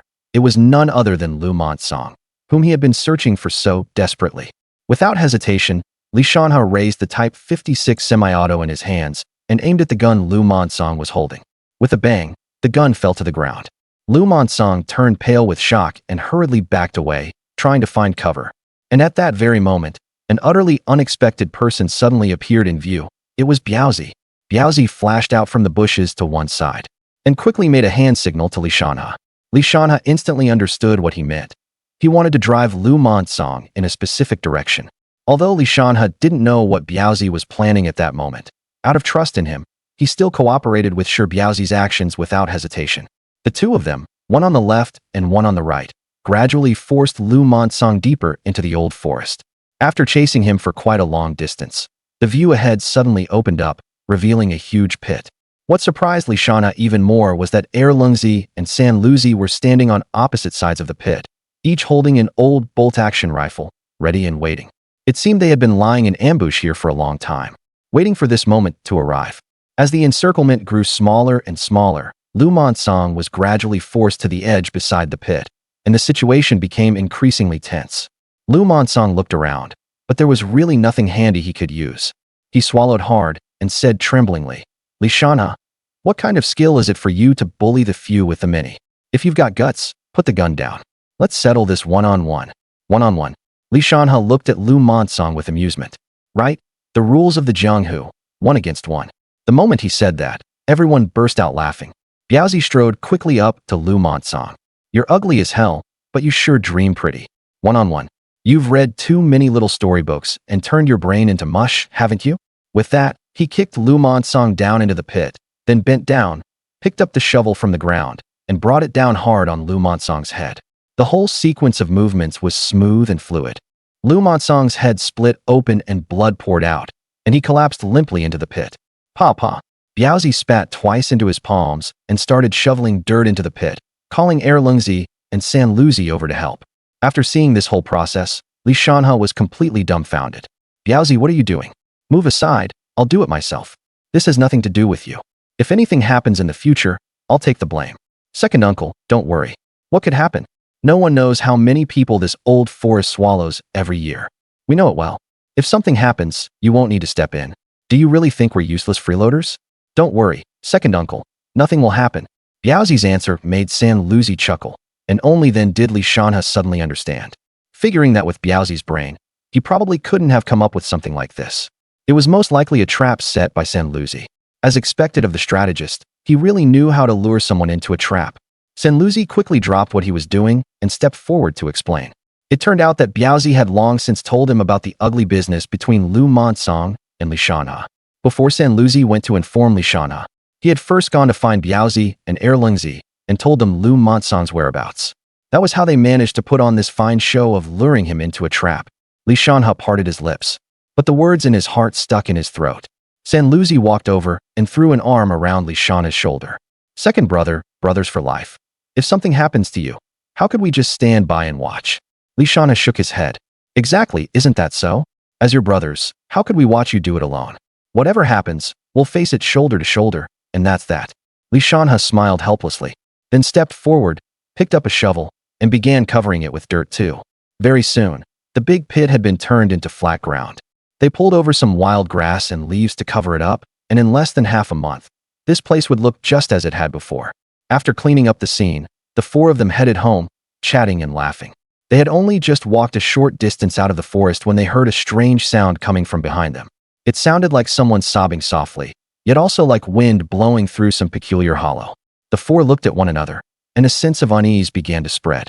Could it be that Lu Montong's ghost was still lingering? Lungzi muttered softly. Don't talk nonsense, Biaozi snapped, but his pace unconsciously quickened. Yet the sound clung to them like a shadow, growing clearer and clearer. Just then, a wild boar suddenly charged out from the woods at the side, followed immediately by a whole group of boars. Their eyes glowed crimson, and their stiff bristles stood straight up like steel needles, as if their entire bodies were filled with rage and hostility, making them look extremely aggressive. Damn it, we really ran into something haunted today. This is way too eerie. Biaozi couldn't help but curse loudly. Shanhe gripped the shovel in his hand tightly and shouted, "Brothers, we're going to strike it rich." Before he could even finish speaking, the four of them hurriedly darted behind a thick tree for cover. In an instant, the herd of wild boars launched a fierce attack like a surging tide. They saw the huge wild boar at the very front charge fiercely toward Erlangzi, moving as fast as an arrow shot from a bow. Faced with the menacing boar, Erlangzi showed no fear. He raised his hand and fired a shot, blowing its head apart on the spot. A blood-red plum blossom burst open on the boar's forehead. But under the force of inertia, the boar's corpse still slid stiffly forward. At the same time, on the other side, Biaozi and Sanluzi were working together to deal with two wild boars that were closing in on them. One held an axe, and the other gripped a shovel, coordinating seamlessly as they engaged the boars in a thrilling fight. Meanwhile, Shanhe stood to the side, his sharp eyes fixed on the battlefield, searching for the best moment to make his move. Just then, a wild boar suddenly charged at Erlangzi. He tried to dodge, but failed to get clear in time and stumbled to the ground. As the boar opened its gaping bloody maw, ready to trample Erlangzi mercilessly. At that critical moment, Shanhe reacted with lightning speed and hurled the shovel in his hand with all his strength. The shovel traced an arc through the air and struck the boar squarely in the side. Hit hard, the boar let out a shrill scream and staggered back to the side. Seeing this, Sanluzi quickly seized the chance and rushed forward to help Erlangzi up from the ground. After a grueling battle, the herd of wild boars finally realized that the opponents before them would not be easy to defeat, so they turned and retreated, leaving behind only wreckage strewn across the ground and the thick smell of blood hanging in the air. TSS. Accompanied by a crisp sound, Shanhe skillfully struck the match in his hand, and the faint flame instantly lit up his somewhat weary face. Then he carefully lit a cigarette and took a deep drag. As the smoke slowly left his mouth, it formed a long white column, spreading through the air. Shanhe sat weakly leaning against the big tree that had just served as cover, as if it could bring him a trace of security and comfort. At the same time, seeing this, the brothers beside him followed suit and lit the cigarettes in their own hands. For a moment, the air was thick with the smell of tobacco. Fuck, that was scary as hell. Sanluzi couldn't help but curse, his voice still trembling a little. The others also nodded with lingering fear, showing their agreement. Indeed, if there had been a boar king among the attacking herd this time, the situation would have become extremely dangerous. After all, a boar king possesses a certain degree of intelligence and leadership, and it can direct the other wild boars to launch even fiercer and more organized attacks. At the thought of this, everyone couldn't help but feel a wave of delayed fear. Only then did they realize that their backs were already soaked with cold sweat. Their clothes clung tightly to their backs, and the sticky, clammy feeling was unbearably uncomfortable. Even so, everyone secretly felt fortunate that there had been no boar king among the wild boar pack they encountered this time. Otherwise, even with Shanhe's tough physique, facing the boars head-on at such close range, he likely would not have made it out completely unscathed. Shanhe stopped resting, got up, and began checking the haul from this trip. One weighing about 200 jin, two weighing around 150 to 160 jin, and four piglets weighing a few dozen jin each. Guys, pack up and let's go. This place reeks too much of blood. If it really draws something here later, we brothers will really be keeping Lu Montong company. Laughing and joking, the group packed up the wild boars and worked together to carry them to the edge of the forest. As before, Biaozi and Sanluzi were sent to get the cart, while Shanhe and Erlangzi stayed behind to wait. After a whole lot of fussing around, everyone finally hauled the goods back to the village. Second uncle, are we still selling these to that old bastard black monkey? Shanhe shook his head. That old bastard pulls that stunt every single time. It's disgusting. Let's leave him hanging for a bit. Isn't there a big market tomorrow? We can just take them there and sell them. And maybe pick up some good stuff too. We'll take those 3 big ones to sell and bring these smaller ones home to have a good meal. The small ones taste better and don't have much of that gamey smell, so we're definitely keeping them for ourselves. Biaozi, your family has a cellar, so just toss the big ones in there. They won't spoil overnight. All right, let's split up. Everyone head home. Find your own mom. That night, laughter and the rich aroma of meat came from all the brothers' homes, along with praise from their families.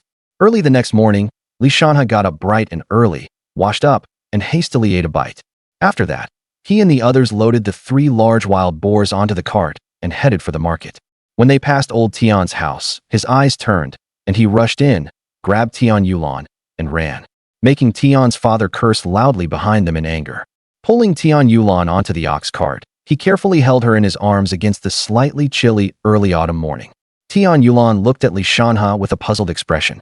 Shanhe gently rubbed her head, then said, "Taking you to the market." The ox cart creaked and groaned, moving forward slowly and rhythmically. Sitting on the ox cart, Tian Yulan was filled with embarrassment and irritation, her little face flushed red. She really could not stand the teasing looks from passers-by, as if they could see right through her. Finally, she could not help breaking free from Shanhe's warm embrace and lightly sat down leaning beside him. At this moment, the market was bustling with activity, packed with people, all kinds of noisy sounds mingling together. From the blacksmith's forge came endless clank-clank sounds. Newly forged sickles were neatly lined up in a row, like crescent moons, giving off a cold gleam. Wisps of bluish smoke rose from the quenching process, mixing with the rich smell of frying oil drifting over from the fried dough twist stall, forming a unique scent. Young wives in floral overshirts walked in groups of 2s and 3s with wicker baskets on their arms, carefully picking out fabric at the cloth stall. They lightly pinched the thickness of the dacron cloth with their fingers, all the while discussing which color looked better and which pattern was more stylish. Not far away, a flatbed cart was covered with a bright red peony-patterned quilt cover, its brilliant colors making even the old horse pulling the cart seem as if the mane on its back carried a trace of festivity. After Shanhe took Tian Yulan around the market for a while, they finally decided to set up their stall in the mountain goods section. Their spot was right next to an old man selling birch bark baskets. The old man was skillfully weaving the baskets in his hands, shouting out from time to time. In those days, people had a very strong craving for meat. As long as food had even a hint of grease or meatiness, it would sell well no matter what. As the sun gradually climbed up the tall iron sheet smokestack of the supply and marketing cooperative, the 3 wild boars Shanhe had brought were quickly snapped up, without even a scrap of meat left. At noon, the group drank mutton offal soup, milky white mutton offal soup, with several generous spoonfuls of chili oil, a small spoonful of pepper powder, and a sprinkling of chopped scallions and cilantro, served with golden flatbread, and everyone ate until they were stuffed. After the meal, once they had divided the money, everyone split up to do their own thing. Like a curious child, Shanhe took Tian Yulan weaving through the different sections, buying a few jean of pine nuts and hazelnuts in the mountain goods section. At the fabric stall, he picked out a piece of light blue floral cloth for Tian Yulan, saying he would make her a new outfit. Tian Yulan blushed and quickly said it was a waste of money. The 2 of them walked over to a stall selling small accessories, and Tian Yulan's eyes lit up at once. On the stall were all kinds of handmade hairpins, simple in style, yet very delicate. Seeing Tian Yulan's expression, Shanhe smiled and asked the vendor, "Ma'am, how much are these hairpins?" The vendor was an honest-looking middle-aged woman, and she quoted a price. Shanhe paid for it without hesitation and personally pinned it into Tian Yulan's hair bun. Just then, a sudden commotion broke out in the crowd, as if 2 groups had gotten into a conflict. People from the Northeast are born with a love of watching excitement, especially when it means watching a fight. Shanhe quickly protected Tian Yulan and pushed his way forward, relying on his strong build, and finally made it to the very front row. At first glance, damn, something's off. Why does the kid getting beaten on the ground look so much like San Luzi? And damn, aren't those 2 doing the beating Biaozi and Erlungzi? There was no time to think about how they had ended up fighting with the local hoodlums in town. Shanhe quickly handed the things in his hands to Tian Yulan, then turned around and joined the fray. As soon as Shanhe joined the fight, the situation immediately turned around. Strong and sturdy, he knocked those hoodlums all over the place in just a few blows. "Stop it, all of you," came a sharp shout. It turned out the town's security officer had arrived. Everyone stopped fighting, and the officer looked at them with a frown. "Talk. What happened?" As it turned out, Biaozi and the others had been wandering around here when they ran into these few punks pestering a young girl and making her cry. Northeastern men can't stand that kind of thing most of all. If both sides are willing, nobody says much. But when you're forcing someone against her will, who could put up with that kind of behavior? Without a second word, Biaozi rushed over and stood between the girl and the punks. Before even 2 sentences were exchanged, they started fighting. When San Luzi and Air Lungzi saw Biaozi getting the worst of it, there was no way they were going to stand by, so they rushed in to help. The girl also hurried over to explain, and only then did everyone understand how it had started. As soon as the crowd heard it, they exploded with rage and dragged the punks into the crowd for a round of kicking. If the cops hadn't stepped in time, even if those guys had been treated afterward, they'd still have come out flattened. After the cops took the people away, everyone went back to whatever they had been doing. If we'd run into a few bastards like that in the mountains, we'd have buried them for sure, Shanhe said with feeling. I think so too. Biaozi chimed in from the side. Just then, a skinny little hand tugged at the corner of Biaozi's clothes from behind. What the hell? Biaozi startled the girl. The girl lowered her head and rubbed the corner of her clothes, stammering, "Thank you, Brother Liang." Biaozi grinned and rubbed his big head. "We're all brothers. Why are you being so damn polite with me?" Seeing that something was off in the girl's words, Shanhe stepped forward and gave Biaozi a hard whack on the back of the neck. He put an arm around the girl and asked, "Comrade, do you know Biaozi?" The girl nodded and, with a timid glance at Biaozi, said, "My name is Lu Xiaowan. My home is in Mongo ahead. Brother Liang saved me before." Biaozi was momentarily baffled. Did that really happen? Why don't I remember? Seeing Biaozi's bewildered expression, Lu Xiaowan continued, "It was last summer. I went to cut pig grass and was chased by a snake. I ran into Brother Liang while he was herding cattle. Brother Liang was amazing. He killed it with one stone. If I'd been bitten, I might not have made it." Biaozi slapped his big head and said, "Oh, I remember now.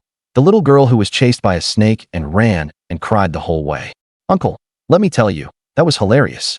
As for that snake, it was actually pretty tasty, just too small to even fill the gaps between my teeth." Hearing Biaozi's words, Lu Xiaojuan's face instantly turned red to the roots of her ears. She muttered softly, "Why would Brother Liang say that? Zhuanzi, don't take it to heart. Biaozi is just like that, sometimes a bit stubborn, but he means no harm." Shanhe saw it all and understood a little. He gently nudged Biaozi and whispered, "You brat, that girl likes you." Biaozi widened his eyes, scratched his head, and said in disbelief, "Uncle, don't talk nonsense. I don't have anything with her. Why would a girl like me?" Biaozi walked up to Lu Xiaowan and studied her carefully. 2 glossy braids hung over her washed-out floral padded jacket, with faded red ribbons tying the ends. Her thin cheeks had been reddened by the mountain wind into 2 faint patches, like frozen crab apples, yet her eyes were strikingly bright. Her faded blue cloth pants had diamond-shaped patches at the knees, with stitches as fine as pinecone patterns, while the frayed cuffs had been trimmed neat and tidy. He was so embarrassed by her looking at him that he wished he could drill into the ground. Biaozi cleared his throat twice and said casually, "So, Zhuanzi, Uncle says you like me. Do you like me or not?" Having never met such a direct person, Lu Xiaowan froze on the spot when asked. Seeing that Lu Xiaowan still wasn't saying anything, Biaozi turned to Shanhe and said, "Uncle, she doesn't like me. I didn't say I don't like you. It's just, Lu Xiaowan said anxiously. "Just what? Why are you being so girly and hemming and hawing?" "It's just that I think I'm not good enough for you." Lu Xiaowan finally said it, and tears slid down uncontrollably. This left Biaozi at a loss.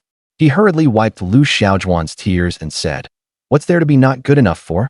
If you like me and I like you too, then just be my wife." My dad was a bastard. He drank hard every day and beat my mom. Later, he drank too much and froze to death outside. My mom raised me and my younger brother all these years. A few days ago, because I couldn't scrape together enough tuition for my younger brother, I got worked up and fell sick too. I came back this time thinking of selling some eggs to get my mom treated. Brother Liang, I'll just be a burden to you." After hearing that, Biaozi immediately grinned, showing a simple and confident smile, and said, "Girl, don't be afraid. I'm here. I won't brag about anything else, but this strength of mine didn't grow for nothing. I'm absolutely no slouch when it comes to working, and making money to support a family is nothing to me. Even if one day I run into trouble and can't handle it, don't I still have my second uncle? You can rest easy. Besides, your mom is my mom too. Let's work together to get the old lady treated first, and then pool money to pay your brother's school tuition." Lu Xiaowan slowly lifted her eyes, red and swollen from crying, and looked blankly at Biaozi, who was big and sturdy and had a sincere face.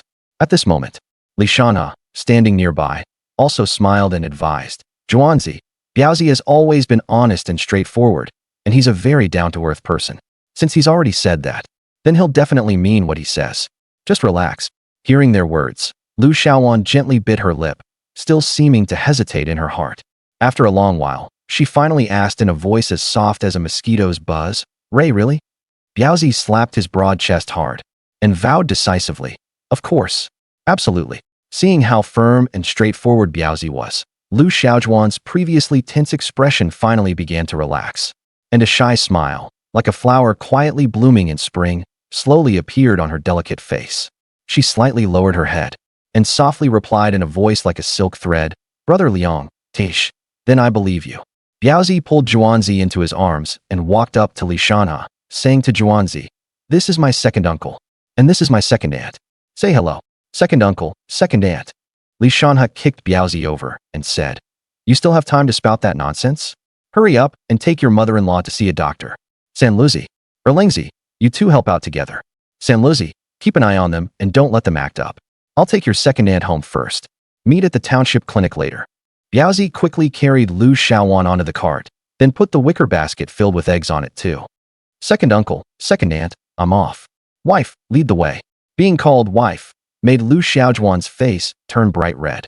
Even Li Shanhe couldn't help but sigh that this kid changed his way of addressing her so damn fast. "Biaozi, take some food with you. Your wife is out. There probably won't be anyone at home to cook. Just take it along." Biaozi waved his hand to show he understood.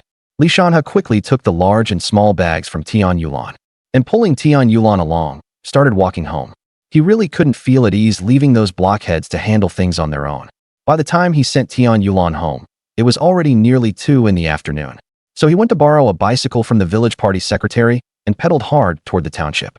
At last he arrived at the township and headed straight for the clinic. Walking into the clinic, he saw Erlingzi and Sanluzi sitting on a bench in the hallway with a little boy of about 10 years old. Li Shanhe hurried up and asked, "Is that Zhuanzi's younger brother?" Erlingzi nodded. "Where are Biaozi and Zhuanzi?" "They're inside with Zhuanzi's mom. The doctor just finished the examination and said it was exhaustion plus anger-induced distress. Nothing serious, just 2 4-drips will do." Sanluzi chimed in. Only then did Li Shanhe relax. He looked at the little boy, smiled, and pulled out a handful of candy to hand over. The little boy took it timidly and thanked him in a soft voice. Before long, Biaozi and Lu Xiaowan came out of the ward. Biaozi scratched his head and said, "Second uncle, it's nothing serious. We've already paid the fees, and once the 4-drip is finished, we can go home. The doctor said if we come back tomorrow for one more shot, there'll be nothing wrong at all." Li Shanhe patted his shoulder. "As long as you're fine. Have you eaten yet? If not, stay here and watch. I'll take you all out to eat." Lu Xiaowan hurriedly said, "Second uncle, you all go ahead. I can stay and watch my mom. Xiaohu, go eat with brother Liang." Lu Xiaowan called to her younger brother. Lu Xiaohu quickly moved over to Biaozi's side and called out softly, "Brother-in-law," which made Biaozi overjoyed. He patted Lu Xiaohu on the shoulder. "Come on, your brother-in-law will take you to eat something good." Li Shanhe took everyone to the state-run restaurant for a big meal. After eating, he even packed up a portion for Lu Xiaowan and her mother. Only when he stepped out did Li Shanhe suddenly remember. How could someone just recovering from a serious illness eat something so rich and greasy? "Biaozi, your mother-in-law has just gone through a major illness. This kind of oily, irritating food is hard on the stomach. She should have some millet porridge to nourish her." "Second uncle, at a time like this, where are we supposed to get millet porridge? Why don't I go home and cook some and bring it over? By the time you bring it here, they'd all be starving to death. Go wait at Jaimeo's place for me." After saying that, Li Shanhe headed straight to the supply and marketing cooperative, bought 5 jean of millet, some eggs, a jean of brown sugar, and, as if possessed, also bought a box of Wanzikian Hong snow cream. He carried the things into Jaimeo's shop. Brother Monkey, are you home? I need to trouble you with something." "Who is it, calling like your soul's been taken?" Jaimeo wasn't home. "Ah, Shanhe, I've missed you to death." When Wu Balian saw it was Li Shanhe, she quickened her pace, came over, hooked her arm through his, and started acting coyly. "Why didn't you come yesterday?" Li Shanhe grinned wickedly and patted Wu Balian, then leaned close to her ear and said, "What? You missed me after just 1 day?" Wu Balian's face turned red. "Oh, stop it. You're such a flirt even in broad daylight." Li Shanhe laughed and raised the things in his hand for her to see. "I'm in a hurry. Help me make some millet porridge and boil some brown sugar water. Biaozi's mother-in-law is sick. She's getting in 4 at the clinic and waiting for a meal. And you still aren't in a hurry? You've got time to stand here and talk nonsense with me." Wu Balian gave Li Shanhe a resentful look and said teasingly, I really must have owed you in my last life. The moment you show up, you start ordering me around. Hurry up and help me get the fire going. Li Shanhe pinched Wu Baiyan's small hand, and with a playful look said to her, I'm not going to let you work for nothing. As he spoke, he stuffed the newly bought snow cream into Wu Baiyan's palm. Then he leaned by her ear and said softly, when I get the chance, I'll give you an extra reward in private. Wu Baiyan felt warm and sweet inside. She already had snow cream, but how could that compare to something bought by this little man for her? Once Wu Baiyan went into the kitchen, she got busy at once. Washing rice and cooking porridge, boiling eggs, mixing brown sugar water. Her movements were extremely brisk. Li Shanhe watched from the side, secretly amazed that this little woman worked so quickly and neatly. Before long, the fragrant millet porridge, boiled eggs, and brown sugar water were ready. Unhurried, Wu Baiyan took out a few slightly worn but still clean enamel mugs from the dish cabinet, carefully ladled the freshly cooked, steaming, and richly aromatic food into them, then walked lightly to the doorway and handed the delicious food to Biaozi, saying to Biaozi in a bossy tone, take it to your mother-in-law. Your second uncle is keeping this one. I'll return it to you when I'm done. Standing nearby, Li Shanhe looked helpless and gently waved a hand at Biaozi, signaling him to do it quickly. As for Biaozi, after knowingly returning a suggestive look, he turned around and quickly left with the others in brisk steps. Wu Baiyan looked at Li Shanhe with a greedy gaze. Let's see where you can run this time. Come on, get in the room with me. Baiyan, there's an old saying that describes things as ravenous as wolves and tigers. Turns out that tiger refers to a northeastern tigress. At this moment, Li Shanhe truly understood its deeper meaning. This heart-stopping battle was every bit as fierce as the famous Battle of Xiangji Temple in history. Both sides could be called the finest among elite troops. And from start to finish it was a real head-on clash, without the slightest trace of flashy but useless moves. Li Shanhe leaned against the wall, holding Wu Baiyan in his arms, a cigarette between his lips. Wu Baiyan pressed her face to Li Shanhe's chest and traced circles on it with her slender pale finger. Li Shanhe let out a long puff of smoke and said, tell me, what happened? That made you so anxious you pulled something like this in broad daylight. Hearing this, Wu Baiyan sighed. She said nothing, and Li Shanhe only felt spots of warmth spreading across his chest. Large tears the size of beans soaking into Li Shanhe's chest. Li Shanhe wiped her tears and said, why the hell are you crying? Tell me what happened. Only then did Wu Baiyan begin to explain in fits and starts. And only then did Li Shanhe understand. It turned out that Haihu had somehow met a middleman from the south, and after hearing who knows what big talk from him, was preparing to sell off his property and head south to try his luck. And he hadn't been home for several days. The last time he came back, he told Wu Baiyan about it. But since Wu Baiyan's mother and younger brother were here, she couldn't leave at all, so he wanted to part on good terms with her. Hearing this, Li Shanhe couldn't help rolling his eyes speechlessly. Then shouldn't you be happy? What do you want from him, his old age, or the fact that he doesn't bathe? Can you really not live without him after leaving him? Wu Baiyan said aggrievedly. I'm just afraid you won't want me either. Besides, if Haihu leaves, what will happen to my mom and my younger brother? My brother is already in his final year of high school, and he's an excellent student. My mom can't go without her medicine either. What are we supposed to do? As long as I have a bite to eat, would I let you starve, or what? That's no big deal. Ask Haihu how much it would cost to take over this shop. I'll help you take it over, and then you can open a noodle shop. You won't starve. If it really doesn't work. At this point, Li Shanhe paused. Wu Baiyan immediately looked at Li Shanhe nervously, waiting for what came next. Li Shanhe gave a wicked grin. If it really doesn't work, I'll pay to hire you as a maid, and have you help my wife during her postpartum confinement. As the younger one, it's only right for you to attend to big sister. No problem with that. As long as you don't mind. Wu Baiyan looked at Li Shanhe with sparkling eyes. I don't mind. As long as you don't abandon me, I'm fine even playing a supporting role. Even if I die, bury me next to you. Li Shanhe slapped his forehead. This love brain, this vine-like personality type, is just too great. He teased Wu Baiyan, saying, you're quite greedy, being the secondary one and still wanting to be buried in my old Li family graveyard. I'll reluctantly agree to it. When the time comes, I'll arrange the third grave in the third row of the old Li family graveyard for you. Wu Baiyan asked in confusion why it was that spot, and Li Shanhe explained to her that as the eldest son and direct eldest grandson of the old Li family, he would of course be in the first grave of the third row. The second grave would be Tian Yulan's, and the third would be hers. Wu Baiyan immediately climbed up excitedly and started the second round of battle. After it was over, Wu Baiyan gently helped Li Shanhe get dressed, carefully smoothing out the tiny wrinkles in his clothes. Looking at the attentive Wu Balian, Li Shanhe pulled her into a hug and reminded her, "Don't forget to ask Haihu how much it would cost to take over this shop. If you forget, you'll really have to help my wife through her postpartum confinement."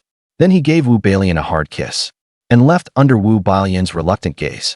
After leaving Haihu's place, Li Shanhe headed straight for the clinic. By the time he got there, Lu's mother had already finished her four and was lying on the bed, sleeping quietly. Biaozi and Lu Xiaowan were sitting by her bedside, leaning against each other, while Lu Xiaohu was lying over the windowsill beside them, seriously writing something. "How's Annie doing, Biaozi?" "The doctor said she's basically fine now. She had an 4, feels a bit better now, and is sleeping soundly."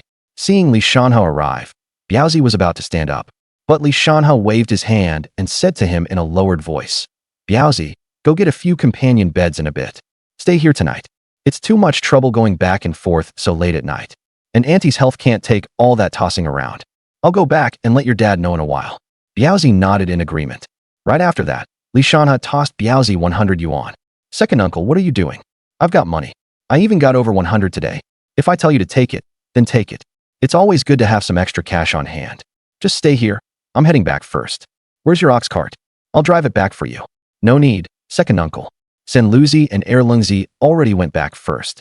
I actually thought you weren't coming back tonight. Second uncle, I'll walk you out." Biaozi got up to see Li Shanhe off, but Li Shanhe quickly pressed him back down. "Like I need you to see me off. Just stay here and take good care of your mother-in-law. That's more important than anything." With that, Li Shanhe turned and left the clinic, striding home on his long legs. By the time he reached Biaozi's house, it was completely dark. Standing at the gate of the yard, he shouted toward the house, Fifth brother, are you asleep yet?" With a creak, the door opened. Come in. What's up?" "Ah, nothing much, fifth brother. Just letting you know that Biaozi won't be coming back tonight." "What's wrong, Did something happen to Biaozi?" "Just now Sen Luzi came to return the cart and said Biaozi would be back in a bit." "Nothing's wrong, fifth brother, it's just..." Li Shanhe suddenly didn't know how to explain it to Zhang Laowu. Who the hell would believe that on one trip out, he picked up a wife, and one who came with 2 tag-along kids at that? Who'd be happy about that? Just what? If you've got something to say, brother, then say it. You're driving me crazy. Did something happen to Biaozi?" Zhang Laowu was so anxious he was about to jump up. "Nothing happened. Fifth brother, it's just that Biaozi's mother-in-law is sick." "What? Brother, am I getting old? Are my ears not working right? Biaozi's mother-in-law? Where the hell did that little bastard get a mother-in-law from?" Li Shanhe recounted everything that happened at the market today exactly as it happened. Zhang Laowu was so happy, he kept slapping his thigh. "I knew Biaozi would amount to something following you. It's only been a few days, and he's already got himself a wife. Good news, great news. I know old Lu's family from Qianmangu. They're an honest family." "Good, that's wonderful. Fifth brother, you don't mind that Lu Xiaowan has her younger brother and her mother with her?" Zhang Laowu waved his hand, indicating that was no big deal, then began pouring out his grievances to Li Shanhe. "Brother, you have no idea, when it comes to Biaozi's marriage. It's worried me sick. That kid is famous for being reckless. Everyone within miles knows it. Who would have thought any young girl would take a liking to him? I thought the Zhang family line was going to die out." Li Shanhe secretly thought to himself, with Biaozi's habit of fooling around with loose women, how could your family line die out? For all you know, in a couple of years, every newborn in the village might be your grandson. Now that a girl from an honest family is willing to be with Biaozi, it's truly a blessing from the ancestors. "Come on, brother, come inside and have a couple of drinks with me." Zhang Laowu was glowing with excitement, insisting on dragging Li Shanhe to have a drink no matter what. Li Shanhe hurriedly waved his hands and said he had to get home. If he got back any later, he'd get skinned alive. Shaking free from Zhang Laowu's hand, Li Shanhe ran home in a flash. Li Shanhe ran home panting. The moment he stepped through the door, he saw his mother sitting in the main room waiting for him. The scene looked like an interrogation. "Mom, I'm back," Li Shanhe said cautiously. His mother shot him a look. "Where have you been fooling around? Why are you only coming back this late?" Li Shanhe quickly gave a brief account of what happened, of course not daring to mention what happened at Black Monkey's house. His mother nodded after hearing it. "Biaozi is a good kid too. It's good that he can start a family now. Have you eaten? I left some food for you in the pot." Those words stirred up old memories in Li Shanhe of how, when he was little, after running around wildly every night, his eldest sister would also leave food for him like this. Thinking that tomorrow Biaozi would have to look after his mother-in-law and wouldn't be able to go into the mountains. And since he still hadn't seen his eldest sister since coming back, he decided to go visit her tomorrow. "I ate already, Mom." "Oh right, Mom. Tomorrow get some things ready for me. I'm going to visit eldest sister's house. And give me more of the cured salted meat you made. All right, now that you've made something of yourself, don't forget how good your eldest sister has been to you. As it happens, your eldest sister sent word a few days ago. Things haven't been looking too good these past few days. What?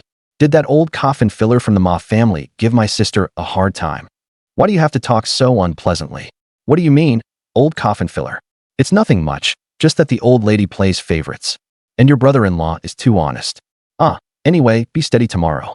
If things get too ugly, it won't look good for your sister either. If it won't look good, then don't look. It's not like I can't spare a bite of food for my sister. If it really comes to it, let her come home and bring the child back. I'll support them and make sure there's meat at every meal. Wang Shufan shot Li Shanhe a look. Though her words carried some reproach, she highly approved of her son's attitude of standing by family no matter what. All right, wash up and go to sleep. Leave early tomorrow. It's not exactly nearby. Lying on the Kong, Li Shanhe tossed and turned, unable to fall asleep, worried about his eldest sister's situation. His eldest sister was named Li Shanhe, and she was exactly 10 years older than her younger brother Li Shanhe. In Li Shanhe's growing up years, his eldest sister played an indispensable role. It would not be an exaggeration at all to say that she was the one who painstakingly raised him little by little. The saying, an eldest sister is like a mother, could not have been more fitting for her.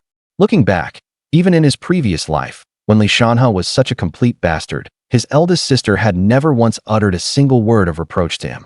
No matter what mistakes Li Shanhe made, big sister always treated him with understanding and tolerance, silently bearing it all.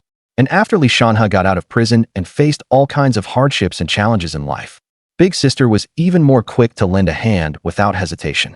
The very first seed money he received was generously given to him by her. Not only that, even her husband was initially very helpful, running around on Li Shanhe's behalf. Without complaint, this warmth and support from his family became the powerful driving force that helped Li Shanhe pull himself together again and bravely face the many difficulties on life's road. Li Shanhe's brother-in-law was named Ma Long, an honest and simple man who treated Li Shanhe's elder sister very well. He was just a bit too straightforward. In his previous life, despite big sister having to support her natal family like this, he never said a single bad word about her. Instead, he did his best to help Li Shanhe run errands and handle things. Without a doubt, after Li Shanhe successfully turned his life around, he always remembered the help and support big sister's family had once given him. With a grateful heart, Li Shanhe chose without hesitation to repay big sister's family in kind. He spent a huge sum of money to build a delicate and comfortable little villa for big sister's family, so they could enjoy a high-quality living environment. And every new year and holiday, no matter how busy work was, Li Shanhe would always make it back to his hometown to visit big sister's family. However, big sister always refused to move with Li Shanhe to live in the city. Although Li Shanhe tried persuading her many times, she still insisted on staying in her hometown, feeling that this was where her true roots were. Faced with big sister's firm stance, Li Shanhe felt helpless, but could only respect her decision. Since he couldn't bring big sister close to care for her, Li Shanhe tried every possible way to dote on big sister from other angles. Whether it was her daily necessities, clothing, food, and other expenses, or the medical bills she needed when she was sick, Li Shanhe handled everything himself and was never stingy. He even put in great effort over major life events like big sister's eldest nephew and eldest niece getting married. With a mind full of tangled thoughts, Li Shanhe didn't know when he had drifted off to sleep. Early the next morning, Wang Shufan had already packed everything up, just as Li Shanhe finished eating and was about to head out. She also reminded him not to be too impulsive, saying that if things got too out of hand, it wouldn't look good for big sister either. Li Shanhe waved it off, slung his things over his back, and went out. Big sister's home was in Shansongbai, more than 30 li from Li Shanhe's place, in the opposite direction from the town. Because it was farther out, the road was very rough too, just a compacted dirt road. This kind of road turns into a muddy slurry as soon as it rains. Luckily, it hadn't rained recently. Li Shanhe carried his things and walked for a little over an hour before reaching big sister's home.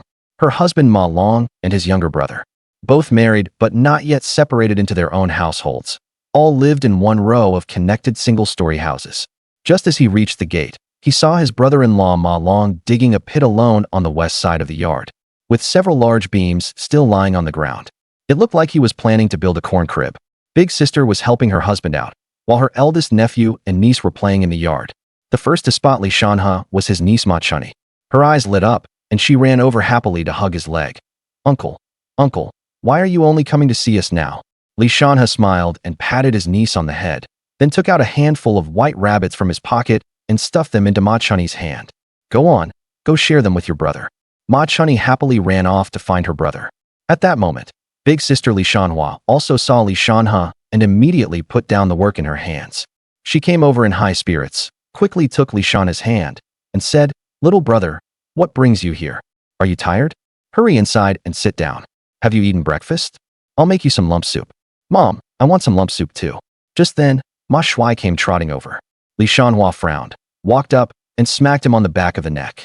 Judging by the technique, you could say it was handed down from Wang Shufan.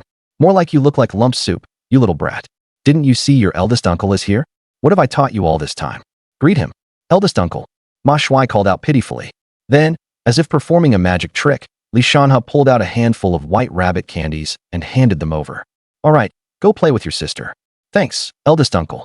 Ma Shuai turned and went to find his sister. "Hey sis, why hit him? He's still little. It's fine, he'll grow out of it." As he spoke, he handed the things to his eldest sister.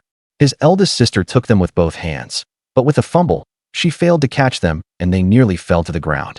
Luckily, Li Shanhe reacted quickly and caught them. "Coming is enough. Why'd you bring all this stuff? What? You're not planning to make ends meet anymore? Are you tired? Hurry inside and sit down and have some water." "Ah, sis, your little brother's made it now. I'm really good at hunting in the mountains these days. I traded game for all this. And also, I found a wife too, Tian Yulan. I'm crazy about her." "Really? Haha.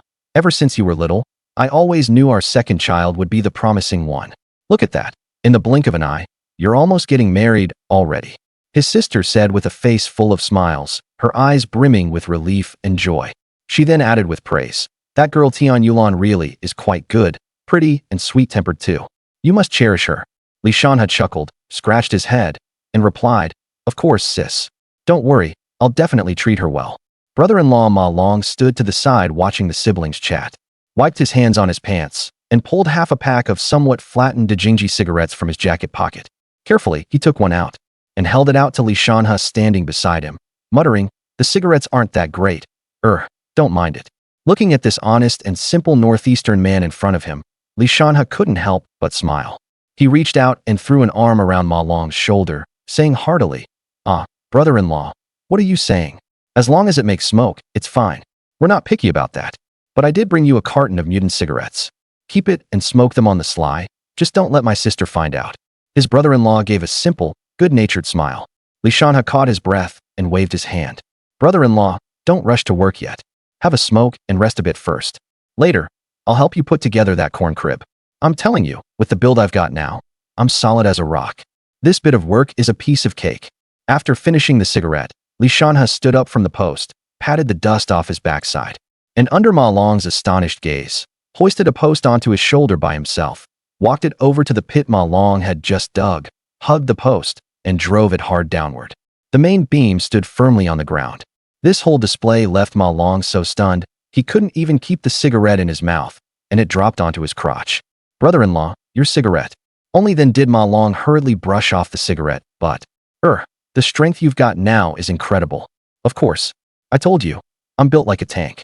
Li Shanhe pretended to ask casually, "Brother-in-law, isn't your old man and your younger brother at home? Why are it just you and my sister doing the work here? What? Don't the two of them need the corn crib either?" Li Shanhua heard Li Shanhe's question and walked out of the house, letting out a heavy snort. The old man's at home, saying his back hurts and he can't work. That brat Ma Chao knows where he ran off to fool around. So your brother-in-law got left to do the work all by himself. Hearing this, Ma Long gave Li Shanhe an awkward smile. Li Shanhe's brows knitted tightly. Isn't this basically bullying an honest man? Ma Chao was his brother-in-law's biological younger brother. And although he had the same name as the famous general in history, as a person he was worlds apart, a complete good-for-nothing. As they say, the youngest son and eldest grandson are the old lady's treasures. He'd been spoiled rotten since childhood. And the wife he married was no decent person either, not even as good as Wu Jinlian. She fooled around with Ma Chao and got pregnant, then directly latched onto him. It wasn't even certain whether the child was Ma Chao's, but she still demanded a hefty bride price. Or else she'd accuse Ma Chao of rape and have him thrown in jail. That completely drained the family dry. Li Shanhe remembered that at the time his eldest sister took quite a lot of grain back home. And that was how they managed to pull through. "Sis, Didn't they distribute land this year? So how's the harvest from the fields this year? What else can I say? The family hasn't split up, and the old lady controls the money. If anyone needs money, they have to ask her for it. At this, Li Shanhua let out a long sigh. Shanhe has to start school next year, but the old lady thinks there's no point in a little girl going to school, that it'd just be a waste of money. Li Shanhe's brows furrowed even more tightly. Just then, his usually taciturn brother-in-law spoke up. Then let's split up the family. Li Shanhe and Li Shanhua looked at Ma Long in shock, never expecting their honest and simple brother-in-law to have that kind of resolve. Ma Long continued in his deep voice. I've always known the old lady plays favorites. We're all family, so I never had much to say. But now she'd rather hand the money over to that bastard Ma Chao to waste than let my daughter go to school. I can spend my whole life scratching a living from the fields, but my child can't. Besides, Shanhua didn't marry me just to suffer with me. I've already done more than enough for this family over the years. As he spoke, he looked at Li Shanhua gently, and Li Shanhua tightly embraced Ma Long as well. Li Shanhe was caught completely off guard by this public display of affection, so he figured he'd better just shut up and keep working. Brother-in-law, as long as you've thought it through. If there's any difficulty, just tell me. Things are looking up for me now too. Little brother, what do you want to eat for lunch? Sis will make it for you. Sis, anything simple is fine. I'll help brother-in-law finish the corn crib first. Then I'll stir-fry some of the meat you brought, and at noon I'll make scrambled eggs with scallions too. I remember that's your favorite. Sure, sis, just make whatever you think is best. Li Shanhua turned and went back into the house, and started busying herself with lunch. On Li Shanhe's side, he also hurried to get to work. Before long, 6 support posts had been set up, and Ma Long tamped down the soil around them with his feet to make sure the posts were secure. Next, they used crossbeams to connect the tops of the posts, forming a rectangular frame. The basic framework was done. All that remained was to lay wooden planks on the bottom, and use thin sticks on the sides to clamp in corn stalks as fencing, and it would be basically finished. Just as they were nearly done and it was almost time to eat, a shifty-looking figure walked into the yard, and the moment he smelled the meat, his eyes lit up. Without even acknowledging the 2 men working, he walked straight into the outer room. This person was Ma Chao. Little brother, Ma Long, wash your hands and come eat. His older sister called. Coming right away, sis. Everyone came into the house. The old couple were already seated, and Ma Chao, his wife, and child had already served themselves and were wolfing down the meat. Li Shanhe frowned, but said nothing. After the eldest sister brought out the last dish, she called Li Shanhe to eat. At the dinner table, the old lady kept muttering there. Why'd you fry so much meat? How much must this have cost? And so many eggs too. You really don't know how to run a household or live within your means. The old lady had high cheekbones, a face full of bitterness. One look and you could tell she was a mean piece of work. And Shanhua, where did you get the money to buy meat? Have you been secretly hiding money? Give it to me later, and I'll keep it for you. If you live like this, sooner or later you'll ruin the family. Li Shanhua didn't indulge her at all and snapped back. I'm not nearly as capable as second brother at hiding money. This meat was all hunted in the mountains by our and specially brought for me. You're all benefiting from my little brother. Sister-in-law, what are you saying? I didn't hide any money. It was all given by our mom. The old lady kicked Ma Chao, then immediately said, even so, you can't eat like this. Later bring the meat to my room, and your mother will keep it for you. Young people these days just don't know how to run a household. Li Shanhe finally couldn't take it anymore and slammed his chopsticks on the table. Old lady, aren't you overstepping? What? You want me to support your whole family too? The old man coughed. Old woman, eat first. Li Shanhe hastily shoveled down a few bites of rice, then moved his stool aside and started smoking. Before long, Ma Long also put down his bowl and chopsticks, as if he had made some major decision. Mom, when we sell the grain this year, give me some money. What do you need money for? Chunny will be old enough to start school next year. I want to send Chunny to school. Chunny also looked at the old lady with expectant eyes. No. What school does a little girl need? Once she gets married, the money will have been spent for nothing. Wouldn't that money be better used for something else? The old lady was like a cat whose tail had been stepped on, instantly bristling. Hearing the old lady's words, Chunny's eyes dimmed. Ma Long slowly stroked Chunny's little head and said firmly to the old lady, I want Chunny to go to school. The old lady barked. I said no. Are you full and looking for trouble? If you're done eating, go work. Ma Chao also chimed in from the side. Big brother, just listen to mom.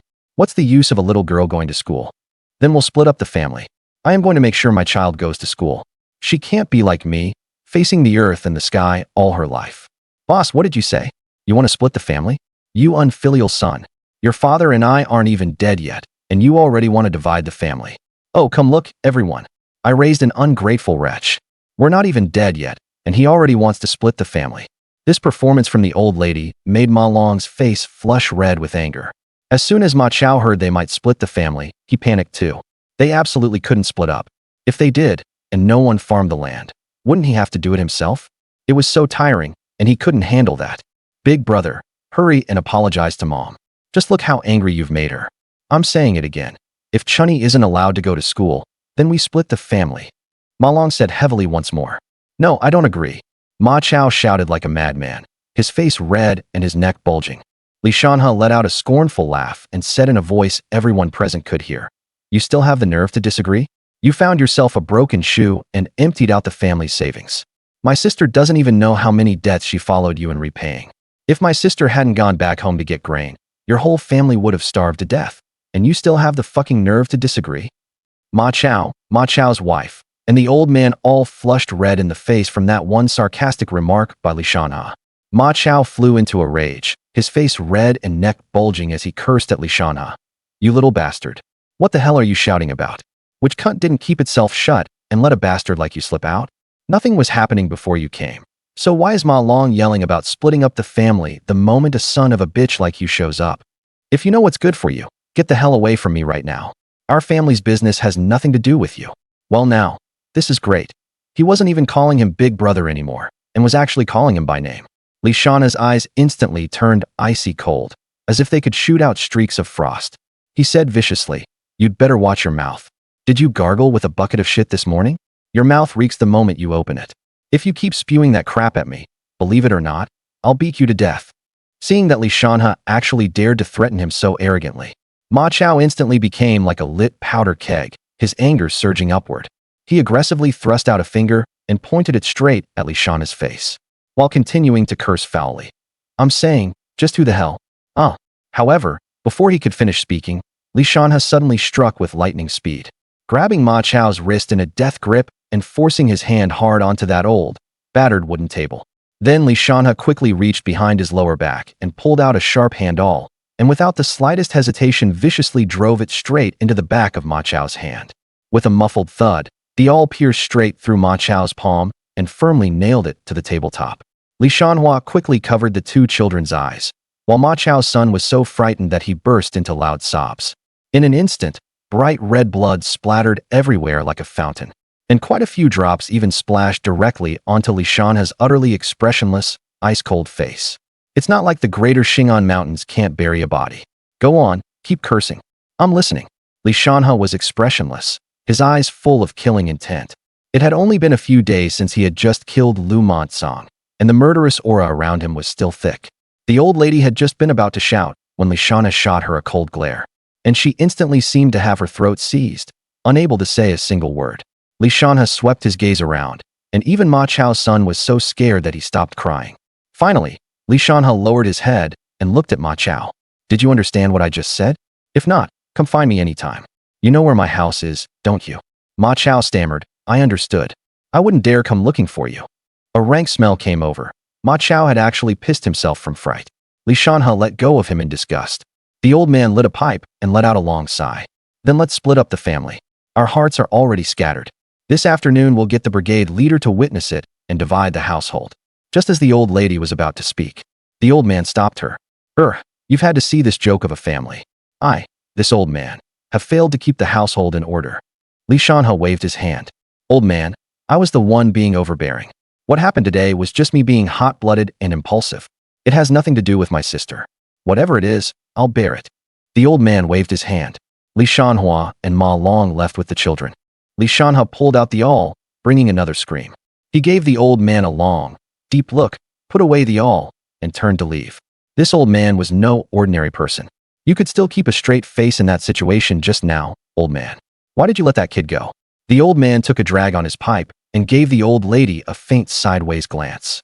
Enough, it's settled then. If that kid really dares to kill someone, and with the kind of temper that whole old Li family has, do you really not know that? What? Had enough of living and want to go guard the mountain. These years have really been a mix of hardship and joy for DeLong. What the second son of the Li family said makes sense. Hurry and get second brother a pair of pants and bandage him up. After they left the house, Li Shanhua looked at Li Shanhe with worried eyes. Second river, are you really okay like this? That Ma Chao knows quite a few loafers and hangers-on. Won't he come after you later? Li Shanhe chuckled. It's nothing, sis. If he dares come, I'll send him to guard the mountain. Li Shanhe took out 50 yuan and handed it to Li Shanhua. It wasn't that Li Shanhe didn't want to give more. With Li Shanhua's personality, 50 yuan was already the limit. If he gave any more, she might chase him all the way to Choyingu and hand it over to Wang Shufan, while also tattling on Li Shanhe. This kid is too generous with money. He can't just throw it around. There's a long life ahead. Better to take it slow and steady. When you come home for holidays and festivals, can your eldest sister really refuse if you say it's for the child? Little brother, what are you doing? What are you doing? Sis, getting that old woman to spit the money back out won't be easy. Take it. From your little brother, a token of respect. Tears streaming, Li Shanhua put the money away. Our second river has really grown up. Ma Long also came over and solemnly thanked Li Shanhe. Second river, it's all thanks to you. If not for you, who knows what I'd have been turned into? Brother-in-law, as long as you don't blame me for being too ruthless. Ma Chao had long worn away even this little bit of brotherly feeling. How could I blame you? I can't even thank you enough. All right then, brother-in-law, let's put up the corn crib first, and then nail the fence around the yard. If they want to use a corn crib, let them build it themselves. Ma Long nodded heavily. The two of them worked hard all afternoon and finally got it done, and they also helped the brigade leader complete the family division. At noon, they dealt them a hard blow. Splitting the family was also much easier to talk about. It was just that the old lady insisted she had no money. Ma Long was too lazy to keep arguing. Fine, whatever. After helping his older sister move everything, Li Shanhe was ready to go home. Little brother, wait a moment. When Didion was young, she could speak, but later she couldn't because she got sick, right? Li Shanhe nodded, not understanding why his sister asked this. I'm telling you, that one. What was his name again? I remember there was an old Chinese medicine doctor who had been sent down before, and I heard he was really skilled at this. I'll ask around for you, and when I get it sorted out I'll tell you when I get home. Li Shanhe was so happy he could almost jump up. What does it mean to find something after much searching without success, and get it all for nothing? Li Shanhe hugged his older sister tightly. Sis, are you serious? Wait until your sister gets it all figured out. Then I'll go back to my parents' home with you and your brother-in-law. Or stay here for the night before you go. Tonight, your sister will make you something tasty again. Li Shanhe politely declined his older sister, said goodbye, and left at a run. Goodbye, uncle. X2 Li Shanhe waved and walked off without looking back. Li Shanhua watched Li Shanhe's retreating figure and shook her head with a smile. Still just a kid. Li Shanhe had originally thought of using the bear gallbladder to test the waters, but he didn't expect his sister to give him such a big surprise. This time, he even saved the bear gallbladder. Now building the house could be put on the schedule. Build the house early, get a wife early. By the time it was getting dark, Li Shanhe had finally gotten home. Walking everywhere like this is something nobody can stand. When I have time, I need to get some kind of ride, Li Shanhe thought to himself. Just as he got home, he saw Wang Shufan waiting at the entrance of the courtyard. Seeing Li Shanhe's figure approaching from afar, she hurried over to meet him. You little brat, I thought you were staying over at your sister's place. How's your sister? Was she bullied? Nothing happened. Your son handled it perfectly, no problem at all. Big sis even said she'd come back to see you after a while. Wang Shufan patted her chest. It's good that nothing happened. It's good she wasn't bullied. I don't think that old Ma family would dare bully my daughter either. Come on, son, let's go home and eat. Mom saved some food for you. Oh right, Ergu came by this afternoon looking for you. Not sure what he wanted. He said to go find him after you got home. Okay, Mom, I'll go after I finish eating. Let's go eat. Li Shanhe wolfed down his meal, wiped his mouth, lit a cigarette, and strolled over to Sanlifzi's house. Second brother, you're here? What's going on? What happened that made you look for me so urgently? Good news, really good news, second brother. Do you remember my little brother? The one who tipped us off before. Yeah, what about it? What good news has to do with your little brother? He went into the mountains a couple of days ago to check his traps and found a bear den. He heard I'm running with second brother now, so he hurried over to tell me. It's just. At this point, Sanlifzi stammered, too embarrassed to say it outright. It just means he gets a share, right? That's the rule in the mountains, I get it. Whoever finds it gets a share, no problem. Hearing Li Shanhe say that, Sanlifzi scratched his head awkwardly. All right, the crops are almost ready, so all sorts of riffraff are coming out. Tomorrow bring your little brother. And get Biaozi and Erlingzi too. We're going to raid the den. All right, second brother. Okay, get some sleep early and rest well. We'll have plenty to do tomorrow. After giving Sanlifzi some more instructions about what to watch out for, Li Shanhe went home to sleep. Early the next morning, Everyone had their gear ready and gathered at Li Shanhe's house. Erlingzi also brought Wang Kai. Li Shanhe led everyone in one final equipment check, brought De Huang and Lao He along, and the group headed for the old forest. Once they entered the old forest, the hunting dogs spread out to scout the way, and Li Shanhe's group advanced steadily in the formation they had agreed on, with San Lefzi's little brother leading the way in front. After walking for a little over an hour, they finally reached their destination. Li Shanhe looked over the terrain and, after confirming it was safe to make a move, stuck to the usual method. He told Erlingzi to gather pine kindling, light it, and place it at the mouth of the den while everyone took up their positions, and sat waiting for the black bear to come out and die. After about 10 minutes, a beastly roar came from inside the den, followed immediately by a black shadow shooting out with a whoosh. Biaozi had thoroughly learned his lesson from last time when the axe got stuck, so this time he used the other side of the axe. With one blow, he smashed the black bear in the back of the head. Li Shanhe didn't even need to fire his gun before the black bear was knocked stiff and collapsed motionless on the ground.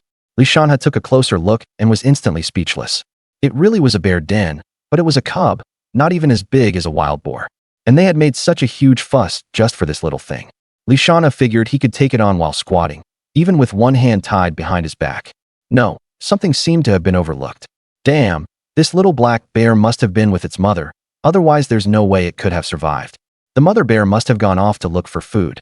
Stay alert, there's definitely a big one out hunting. Damn, this is going to be troublesome. Just then, Li Shanhe felt the entire forest go silent, and Biaozi and the others stared straight behind Li Shanhe. Li Shanhe felt his hair stand on end. Damn, can something that big really move without making a sound? Li Shanhe instinctively spun around and swung his gun, smashing the stock into the black bear's head and making it stagger. The bear swayed as it climbed back up and shook its head, and there was a faint trace of fear in its gaze toward Li Shanhe. However, when that huge, thick-furred bear saw the little cub lying motionless on the ground, its already fierce and terrifying face instantly twisted, and its eyes were suddenly bloodshot, like two rubies burning with rage, staring fixedly at Erlingzi, who was closest to it. In the blink of an eye, the bear charged straight at Erlingzi like an out-of-control heavy truck. Erlingzi was stunned by the sudden attack, and for a moment actually forgot to dodge. Fortunately, Sanluzi reacted quickly and threw himself forward, knocking Erlingzi to the ground and narrowly avoiding the dangerous blow. Seeing its master in danger, Wang Kai was instantly furious.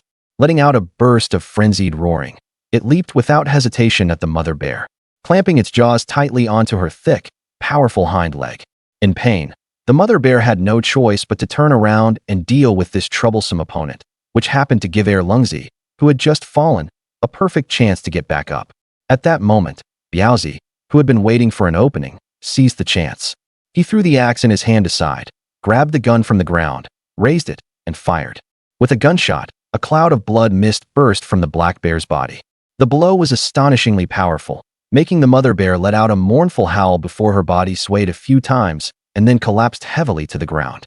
Seeing this, Li Shanhe showed no mercy, brushing a hand behind his back and pulling out his knife. Then, with a quick stride forward, he sprang up and planted a firm kick on the black bear's broad, solid back. Then he reached out and tightly grabbed the mother bear by the back of the neck, forcefully lifting her head high, and plunged the knife into her again and again. As wet tearing sounds rang out one after another, a gush of scarlet, scalding blood spurted out like a fountain, spraying more than 3 meters away. At that moment, Li Shanhe's foot seemed to turn into an unshakable iron pillar, deeply embedded in the bear's back. No matter how wildly the black bear struggled and twisted beneath him, it could not break free of his restraint. After a fierce fight, this ferocious mother bear finally stopped resisting as her wounds became too severe, breathed her last, and died. Haha, second uncle's got real guts. This bear hide is in excellent condition this time. It's really going to be worth some money. Li Shanhe quickly walked over to Erlingzi. How is it, you okay? Erlingzi patted the dust off his clothes. I'm fine, second brother. Second brother, we've struck it rich this time. Seeing that Erlingzi was completely unharmed, Li Shanhe finally smiled. With this quality, each of us can split at least 500 this time. Biaozi, that's enough for you to get a wife. Biaozi burst out laughing. Enough to get married 10 times over. When I go back this time, I'm building a house, and then I'll bring Zhuanzi's whole family over. Rest a bit, then clean up and head out of the mountains. After quite a while, Sanluzi's younger brother finally recovered. Brother, that was too terrifying. I'm never going into the old forest again. Seeing the look on his face, Shanhe and the others exchanged knowing smiles and glances, but said nothing. The group began cleaning up the battlefield, and after discussing it, the few of them with the cub, they split it up and took it home to taste something fresh. The bear gallbladder was given to Shanhe's younger brother. A grass gallbladder wasn't worth much anyway. Each of the brothers got one bear paw, and the bear hide was given to Shanhe. Biaozi and the others kept insisting that Shanhe was the big brother leading the group, so no matter what, he had to take an extra share. As for the other organs, needless to say, they naturally went to the hunting dogs. Just as Shanhe and the others were getting ready to leave, Dahuang started barking toward the grass. Shanhe jolted and raised his gun. Could there be another one? Just as everyone tensely prepared to deal with whatever might happen, Dahuang charged into the grass with Haizi and Wangkai, and the hunting dogs worked together to drag out a sika deer. Good grief, buy two, get one free. They really had gone hunting. Who wouldn't be happy about getting something for nothing? The group happily took the sika deer along and carried the two black bears, one big and one small, out of the mountains. Same as usual, Shanhe took Biaozi to fetch the cart, and also brought along Shanhe's younger brother.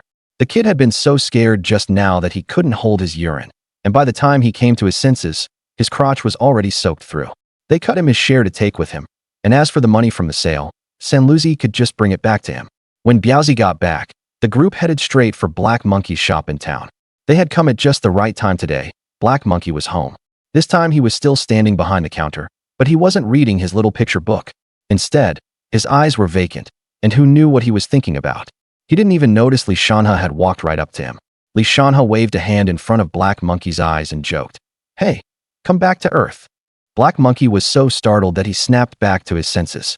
When he saw the group in front of him and the game they had brought, his eyes lit up at once, though for some reason, his gaze dimmed again, and he forced out a smile. "Little brother, not bad at all. But today your big brother here probably won't be able to take this deal from you." When Shanhe heard Black Monkey's words, he froze for a moment and thought of what Wu Balian had said before. He immediately asked, "What's wrong, Monkey? You're not doing this business anymore. What happened?" Black Monkey sighed, shook his head, and said, "Little brother, your big brother here met a benefactor a couple of days ago. I'm thinking of going south to try my luck. I heard there are lots of opportunities there, all businesses that make big money." At the mention of going south, Black Monkey's eyes lit up. Shanhe patted him on the shoulder and said, "Monkey, you're leaving so suddenly. We really are a bit reluctant to see you go. But people always strive upward. If you've made up your mind, I won't stop you. It's just, what do we do about this game of ours?" Black Monkey smiled and said, "Don't worry, little brother. Even if I'm quitting, I can't cheat you. I'll take you to meet someone. He'll definitely take your goods." With that, Black Monkey led Shanhe and the others out of the shop, heading straight for Luo Ponzi's mountain goods shop on the other side of town. Luo Ponzi was another well-known mountain goods merchant in town and had been Black Monkey's rival for years. The two had competed openly and secretly more than a little. Luo Ponzi's shop was located on the west side of town. The storefront wasn't big, and the signboard had the words Luo Ponzi Mountain Goods Shop scrawled crookedly across it. Quite a bit of the paint had already peeled off, making it look rather shabby. But don't let the unimpressive shop fool you. Luo Ponzi's mountain goods business was among the best in town. When Black Monkey led Shanhe and the others into the shop, Luo Ponzi was sitting behind the counter, holding an abacus in his hand. His chubby fingers skillfully flicked the beads while he muttered to himself. He was wearing a greasy gray jacket. His belly was round and bulging, like he had stuffed a big watermelon inside, and even his belt was barely holding it in. Hearing the noise at the door, he looked up, revealing a plump face. His face piled with flesh, his eyes squeezed into nothing but two narrow slits, as if cut with a knife, yet those tiny eyes gleamed with shrewdness, as if they could see right into people's hearts. Well, isn't this Black Monkey? Haven't seen you for a few days. What's with the long face?" The moment Luo Fatty saw Black Monkey, the flesh on his face immediately gathered into a smile, and his eyes narrowed even more, like two curved crescent moons. He slowly got to his feet from behind the counter, his belly wobbling with the movement like a water-filled balloon. Black Monkey waved his hand and said, "Old Luo, I didn't come today to bicker with you. My brother here brought in some good goods. I'm heading south soon, so I'll be leaving this business to you from now on." The moment Luo Fatty heard that, his eyes lit up, and he quickly came around from behind the counter, looking over the black bear and sika deer that Shanhe and the others were carrying. Smacking his lips in admiration, he said, "Good lord, this stuff is pretty nice." "Not bad, little brother." Luo Fatty stroked his chin, putting on a thoughtful look before saying, "Why call me boss? That's too distant. Do me the honor of calling me brother. We're all acquainted here, so I won't beat around the bush with you. This big black bear, plus the Sika deer, 3,000 in total. What do you think?" As he said this, his eyes opened just a little wider, revealing a trace of cunning, as if he were testing Shanhe's reaction. Shanhe did the math in his head. The price was fairly reasonable, so he nodded in agreement. Seeing the deal closed, Luo Fatty grinned from ear to ear and quickly called for the hired hands to carry the prey into the back courtyard. After the deal was done, Black Monkey patted Shanhe on the shoulder and said, "Little brother, if you need anything in the future, go to old Luo.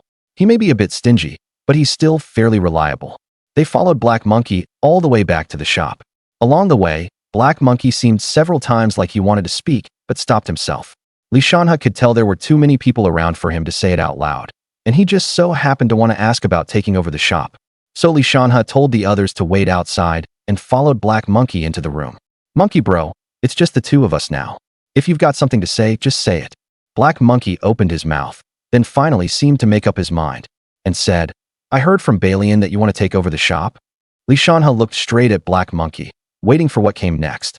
Black Monkey pulled out a bottle of liquor from under the counter, twisted off the cap, and gulped down a big mouthful, as if to steel himself.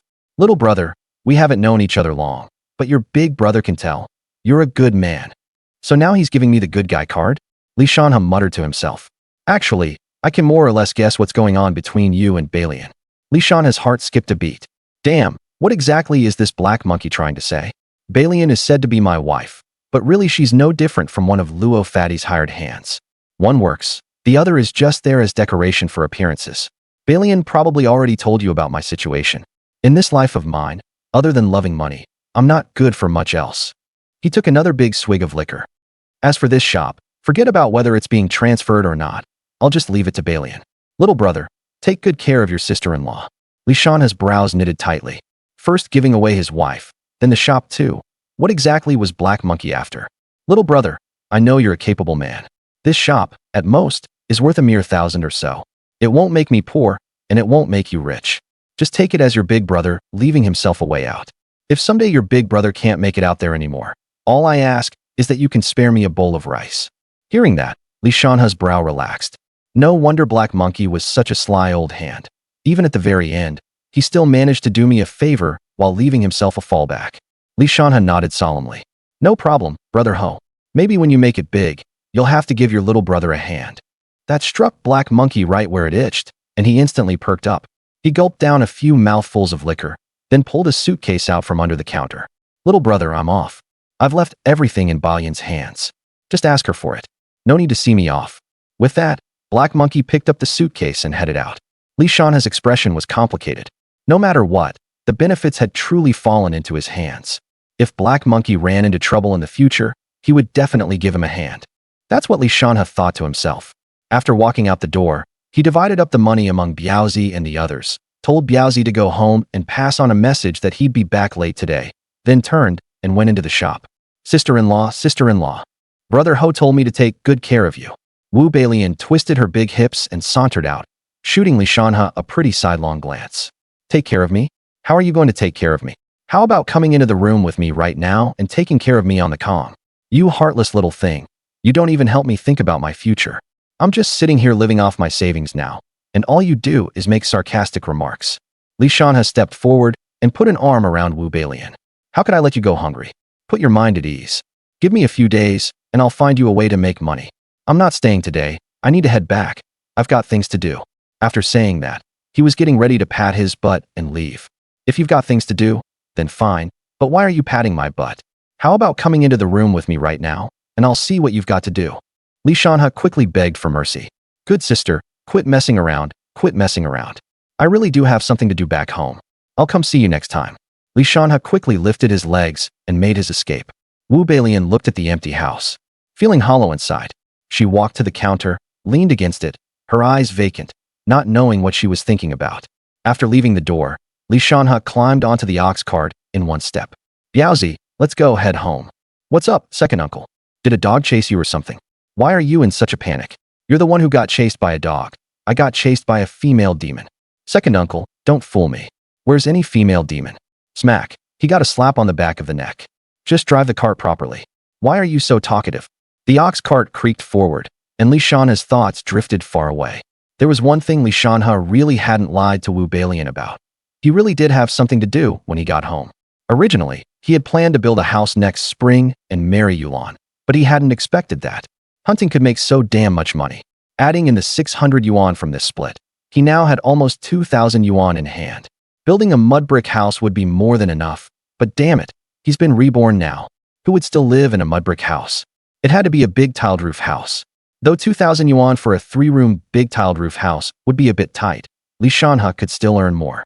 In these times, here in the Northeast, Li Shanhe could only say there was no way he could spend it all. He made money much faster than he spent it. In China's Northeast region, the distinctive single-story houses mostly follow a fixed layout. They always sit facing south, arranged along an east-west axis.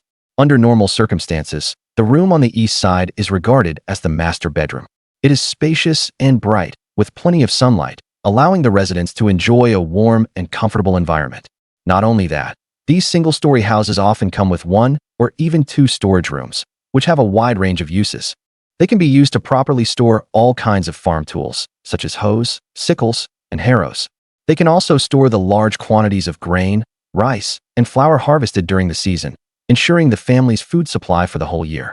For families that raise livestock, their yard was an even more distinctive sight. Besides the usual houses, it was also specially equipped with a cattle pen or a horse stable for the cattle, sheep, and horses to live and breed in. Li Shanhe thought about his own 3 big tiled roof rooms. When the time came, he'd have to build a doghouse right up against the east room, next to the chimney and that whole heated wall. Otherwise, it'd be too cold in winter, and then a proper storage shed too. And then buy a horse too. Otherwise, in winter, the bicycle would be unusable, though the bicycle was indispensable too, since you could ride it in summer. His thoughts wandered farther and farther, and later, who knows what he thought of. He was practically drooling. Second uncle, what are you thinking about? You're drooling all over. Are you thinking about that Wu Balian? Biaozi asked with a lewd grin. At the mention of a woman, San Luzi and Lungzi both perked up their ears, wanting to hear what was going on too. Go on, get out of here. I was thinking about something else. By the way, Biaozi, do you know where there's a brick kiln around here? I want to buy some red bricks. What for, second uncle? What are you building? The few of us can help you. Help with what? I'm building a house. The sooner I finish building it, the sooner I can get a wife. Otherwise, with the east room and west room in my house, if anyone snores even a little too loudly at night, the whole family can hear it. How am I supposed to get anything done then? Wouldn't that cramp my style? And right now my little brother is still sleeping with me too, which is really getting in the way. Building a house? X3 second uncle, you've really got the means. Aside from the production team leader's family, who have a big tiled roof house, pretty much everyone else in the village lives in mud brick houses. Second uncle, you're getting a big tiled roof house already. The 3 of them looked at Li Shanhe with envy in their eyes. Keep it low-key, keep it low-key. Sooner or later I'll have one. But Biaozi, our money is about the same, so why are you still envying me? Really?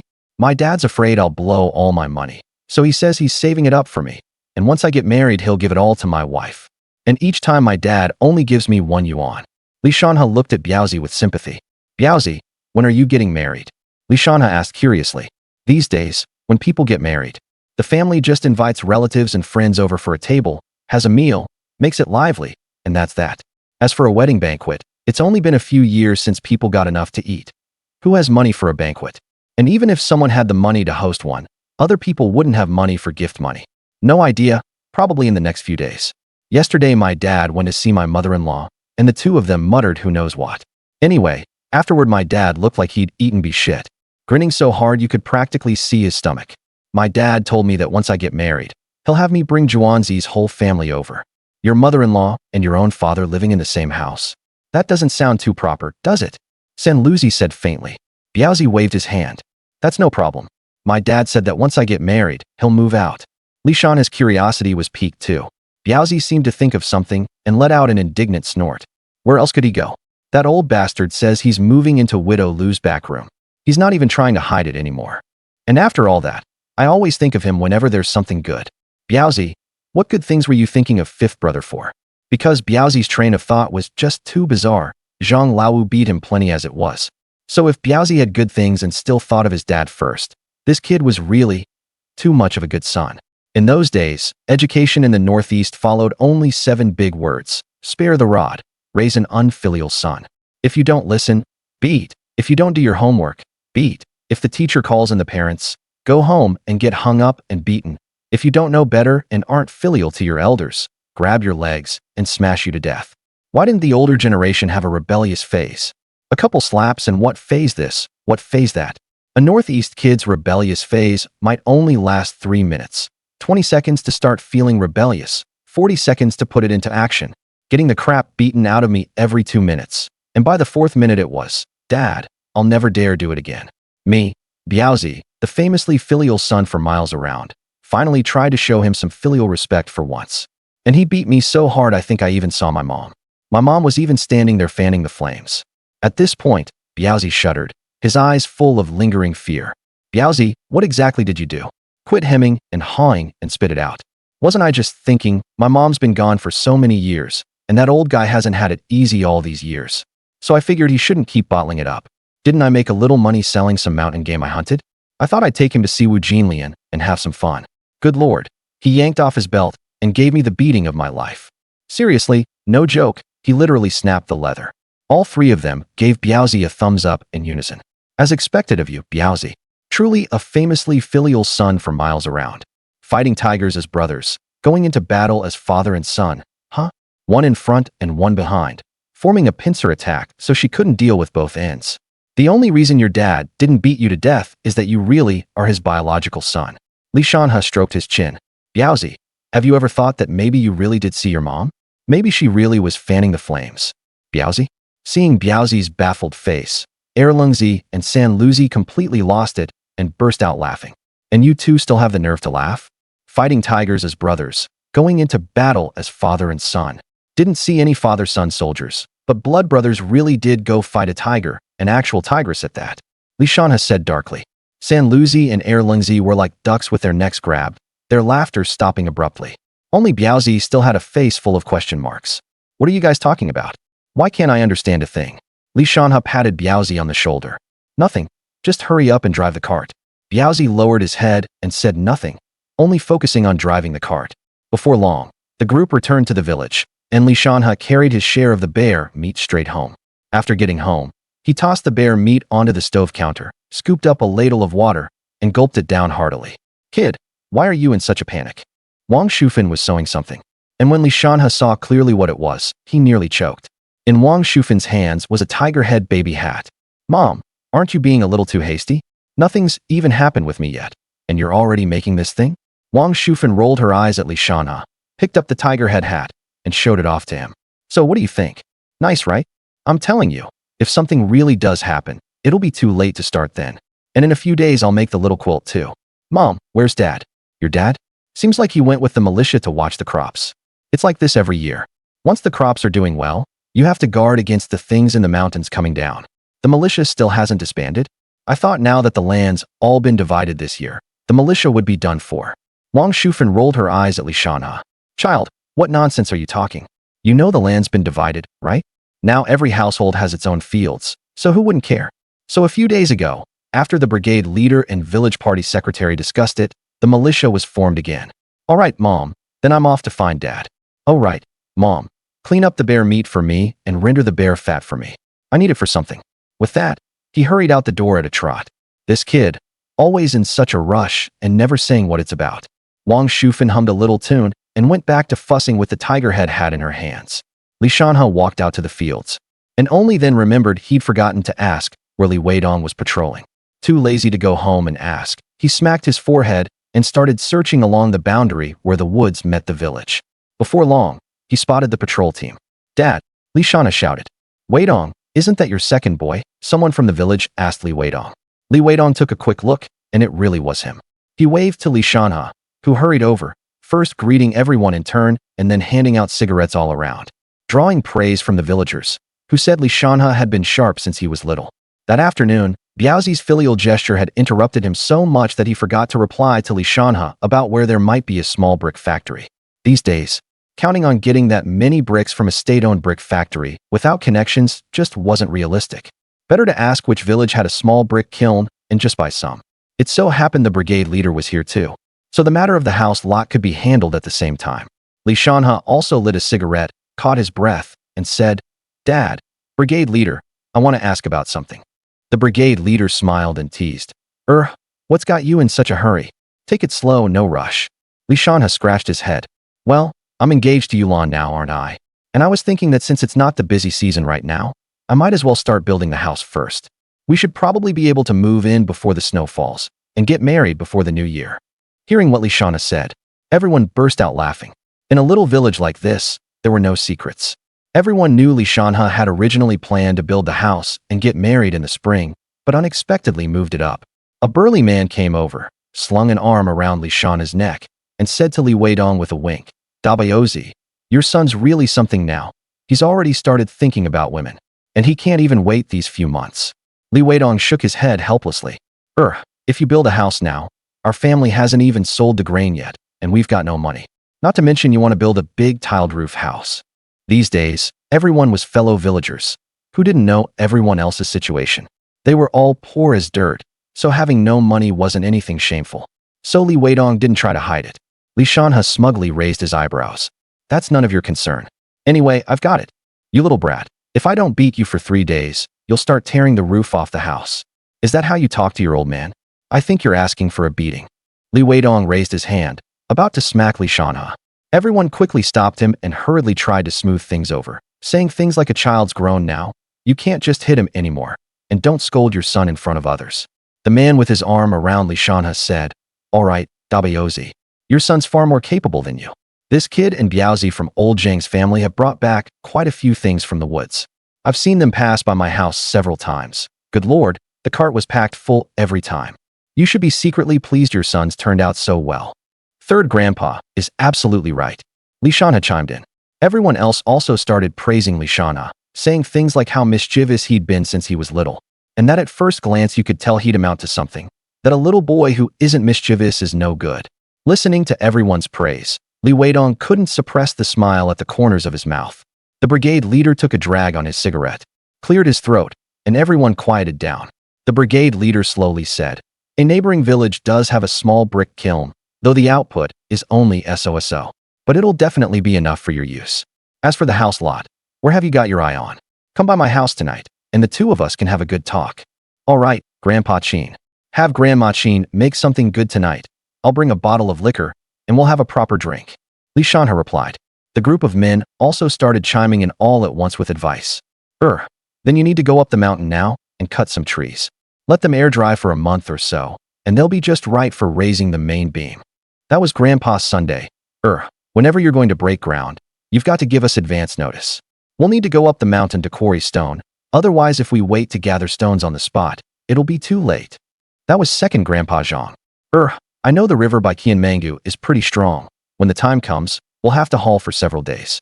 That was Uncle Huang speaking. Shanhe cupped his hands and said, "Uncles and elders, put your minds at ease. I'll definitely let you know in advance when the time comes. Just wait for word from my dad. Don't be shy about it at all. When the time comes, just see how I treat you at lunch and dinner, and that'll settle it.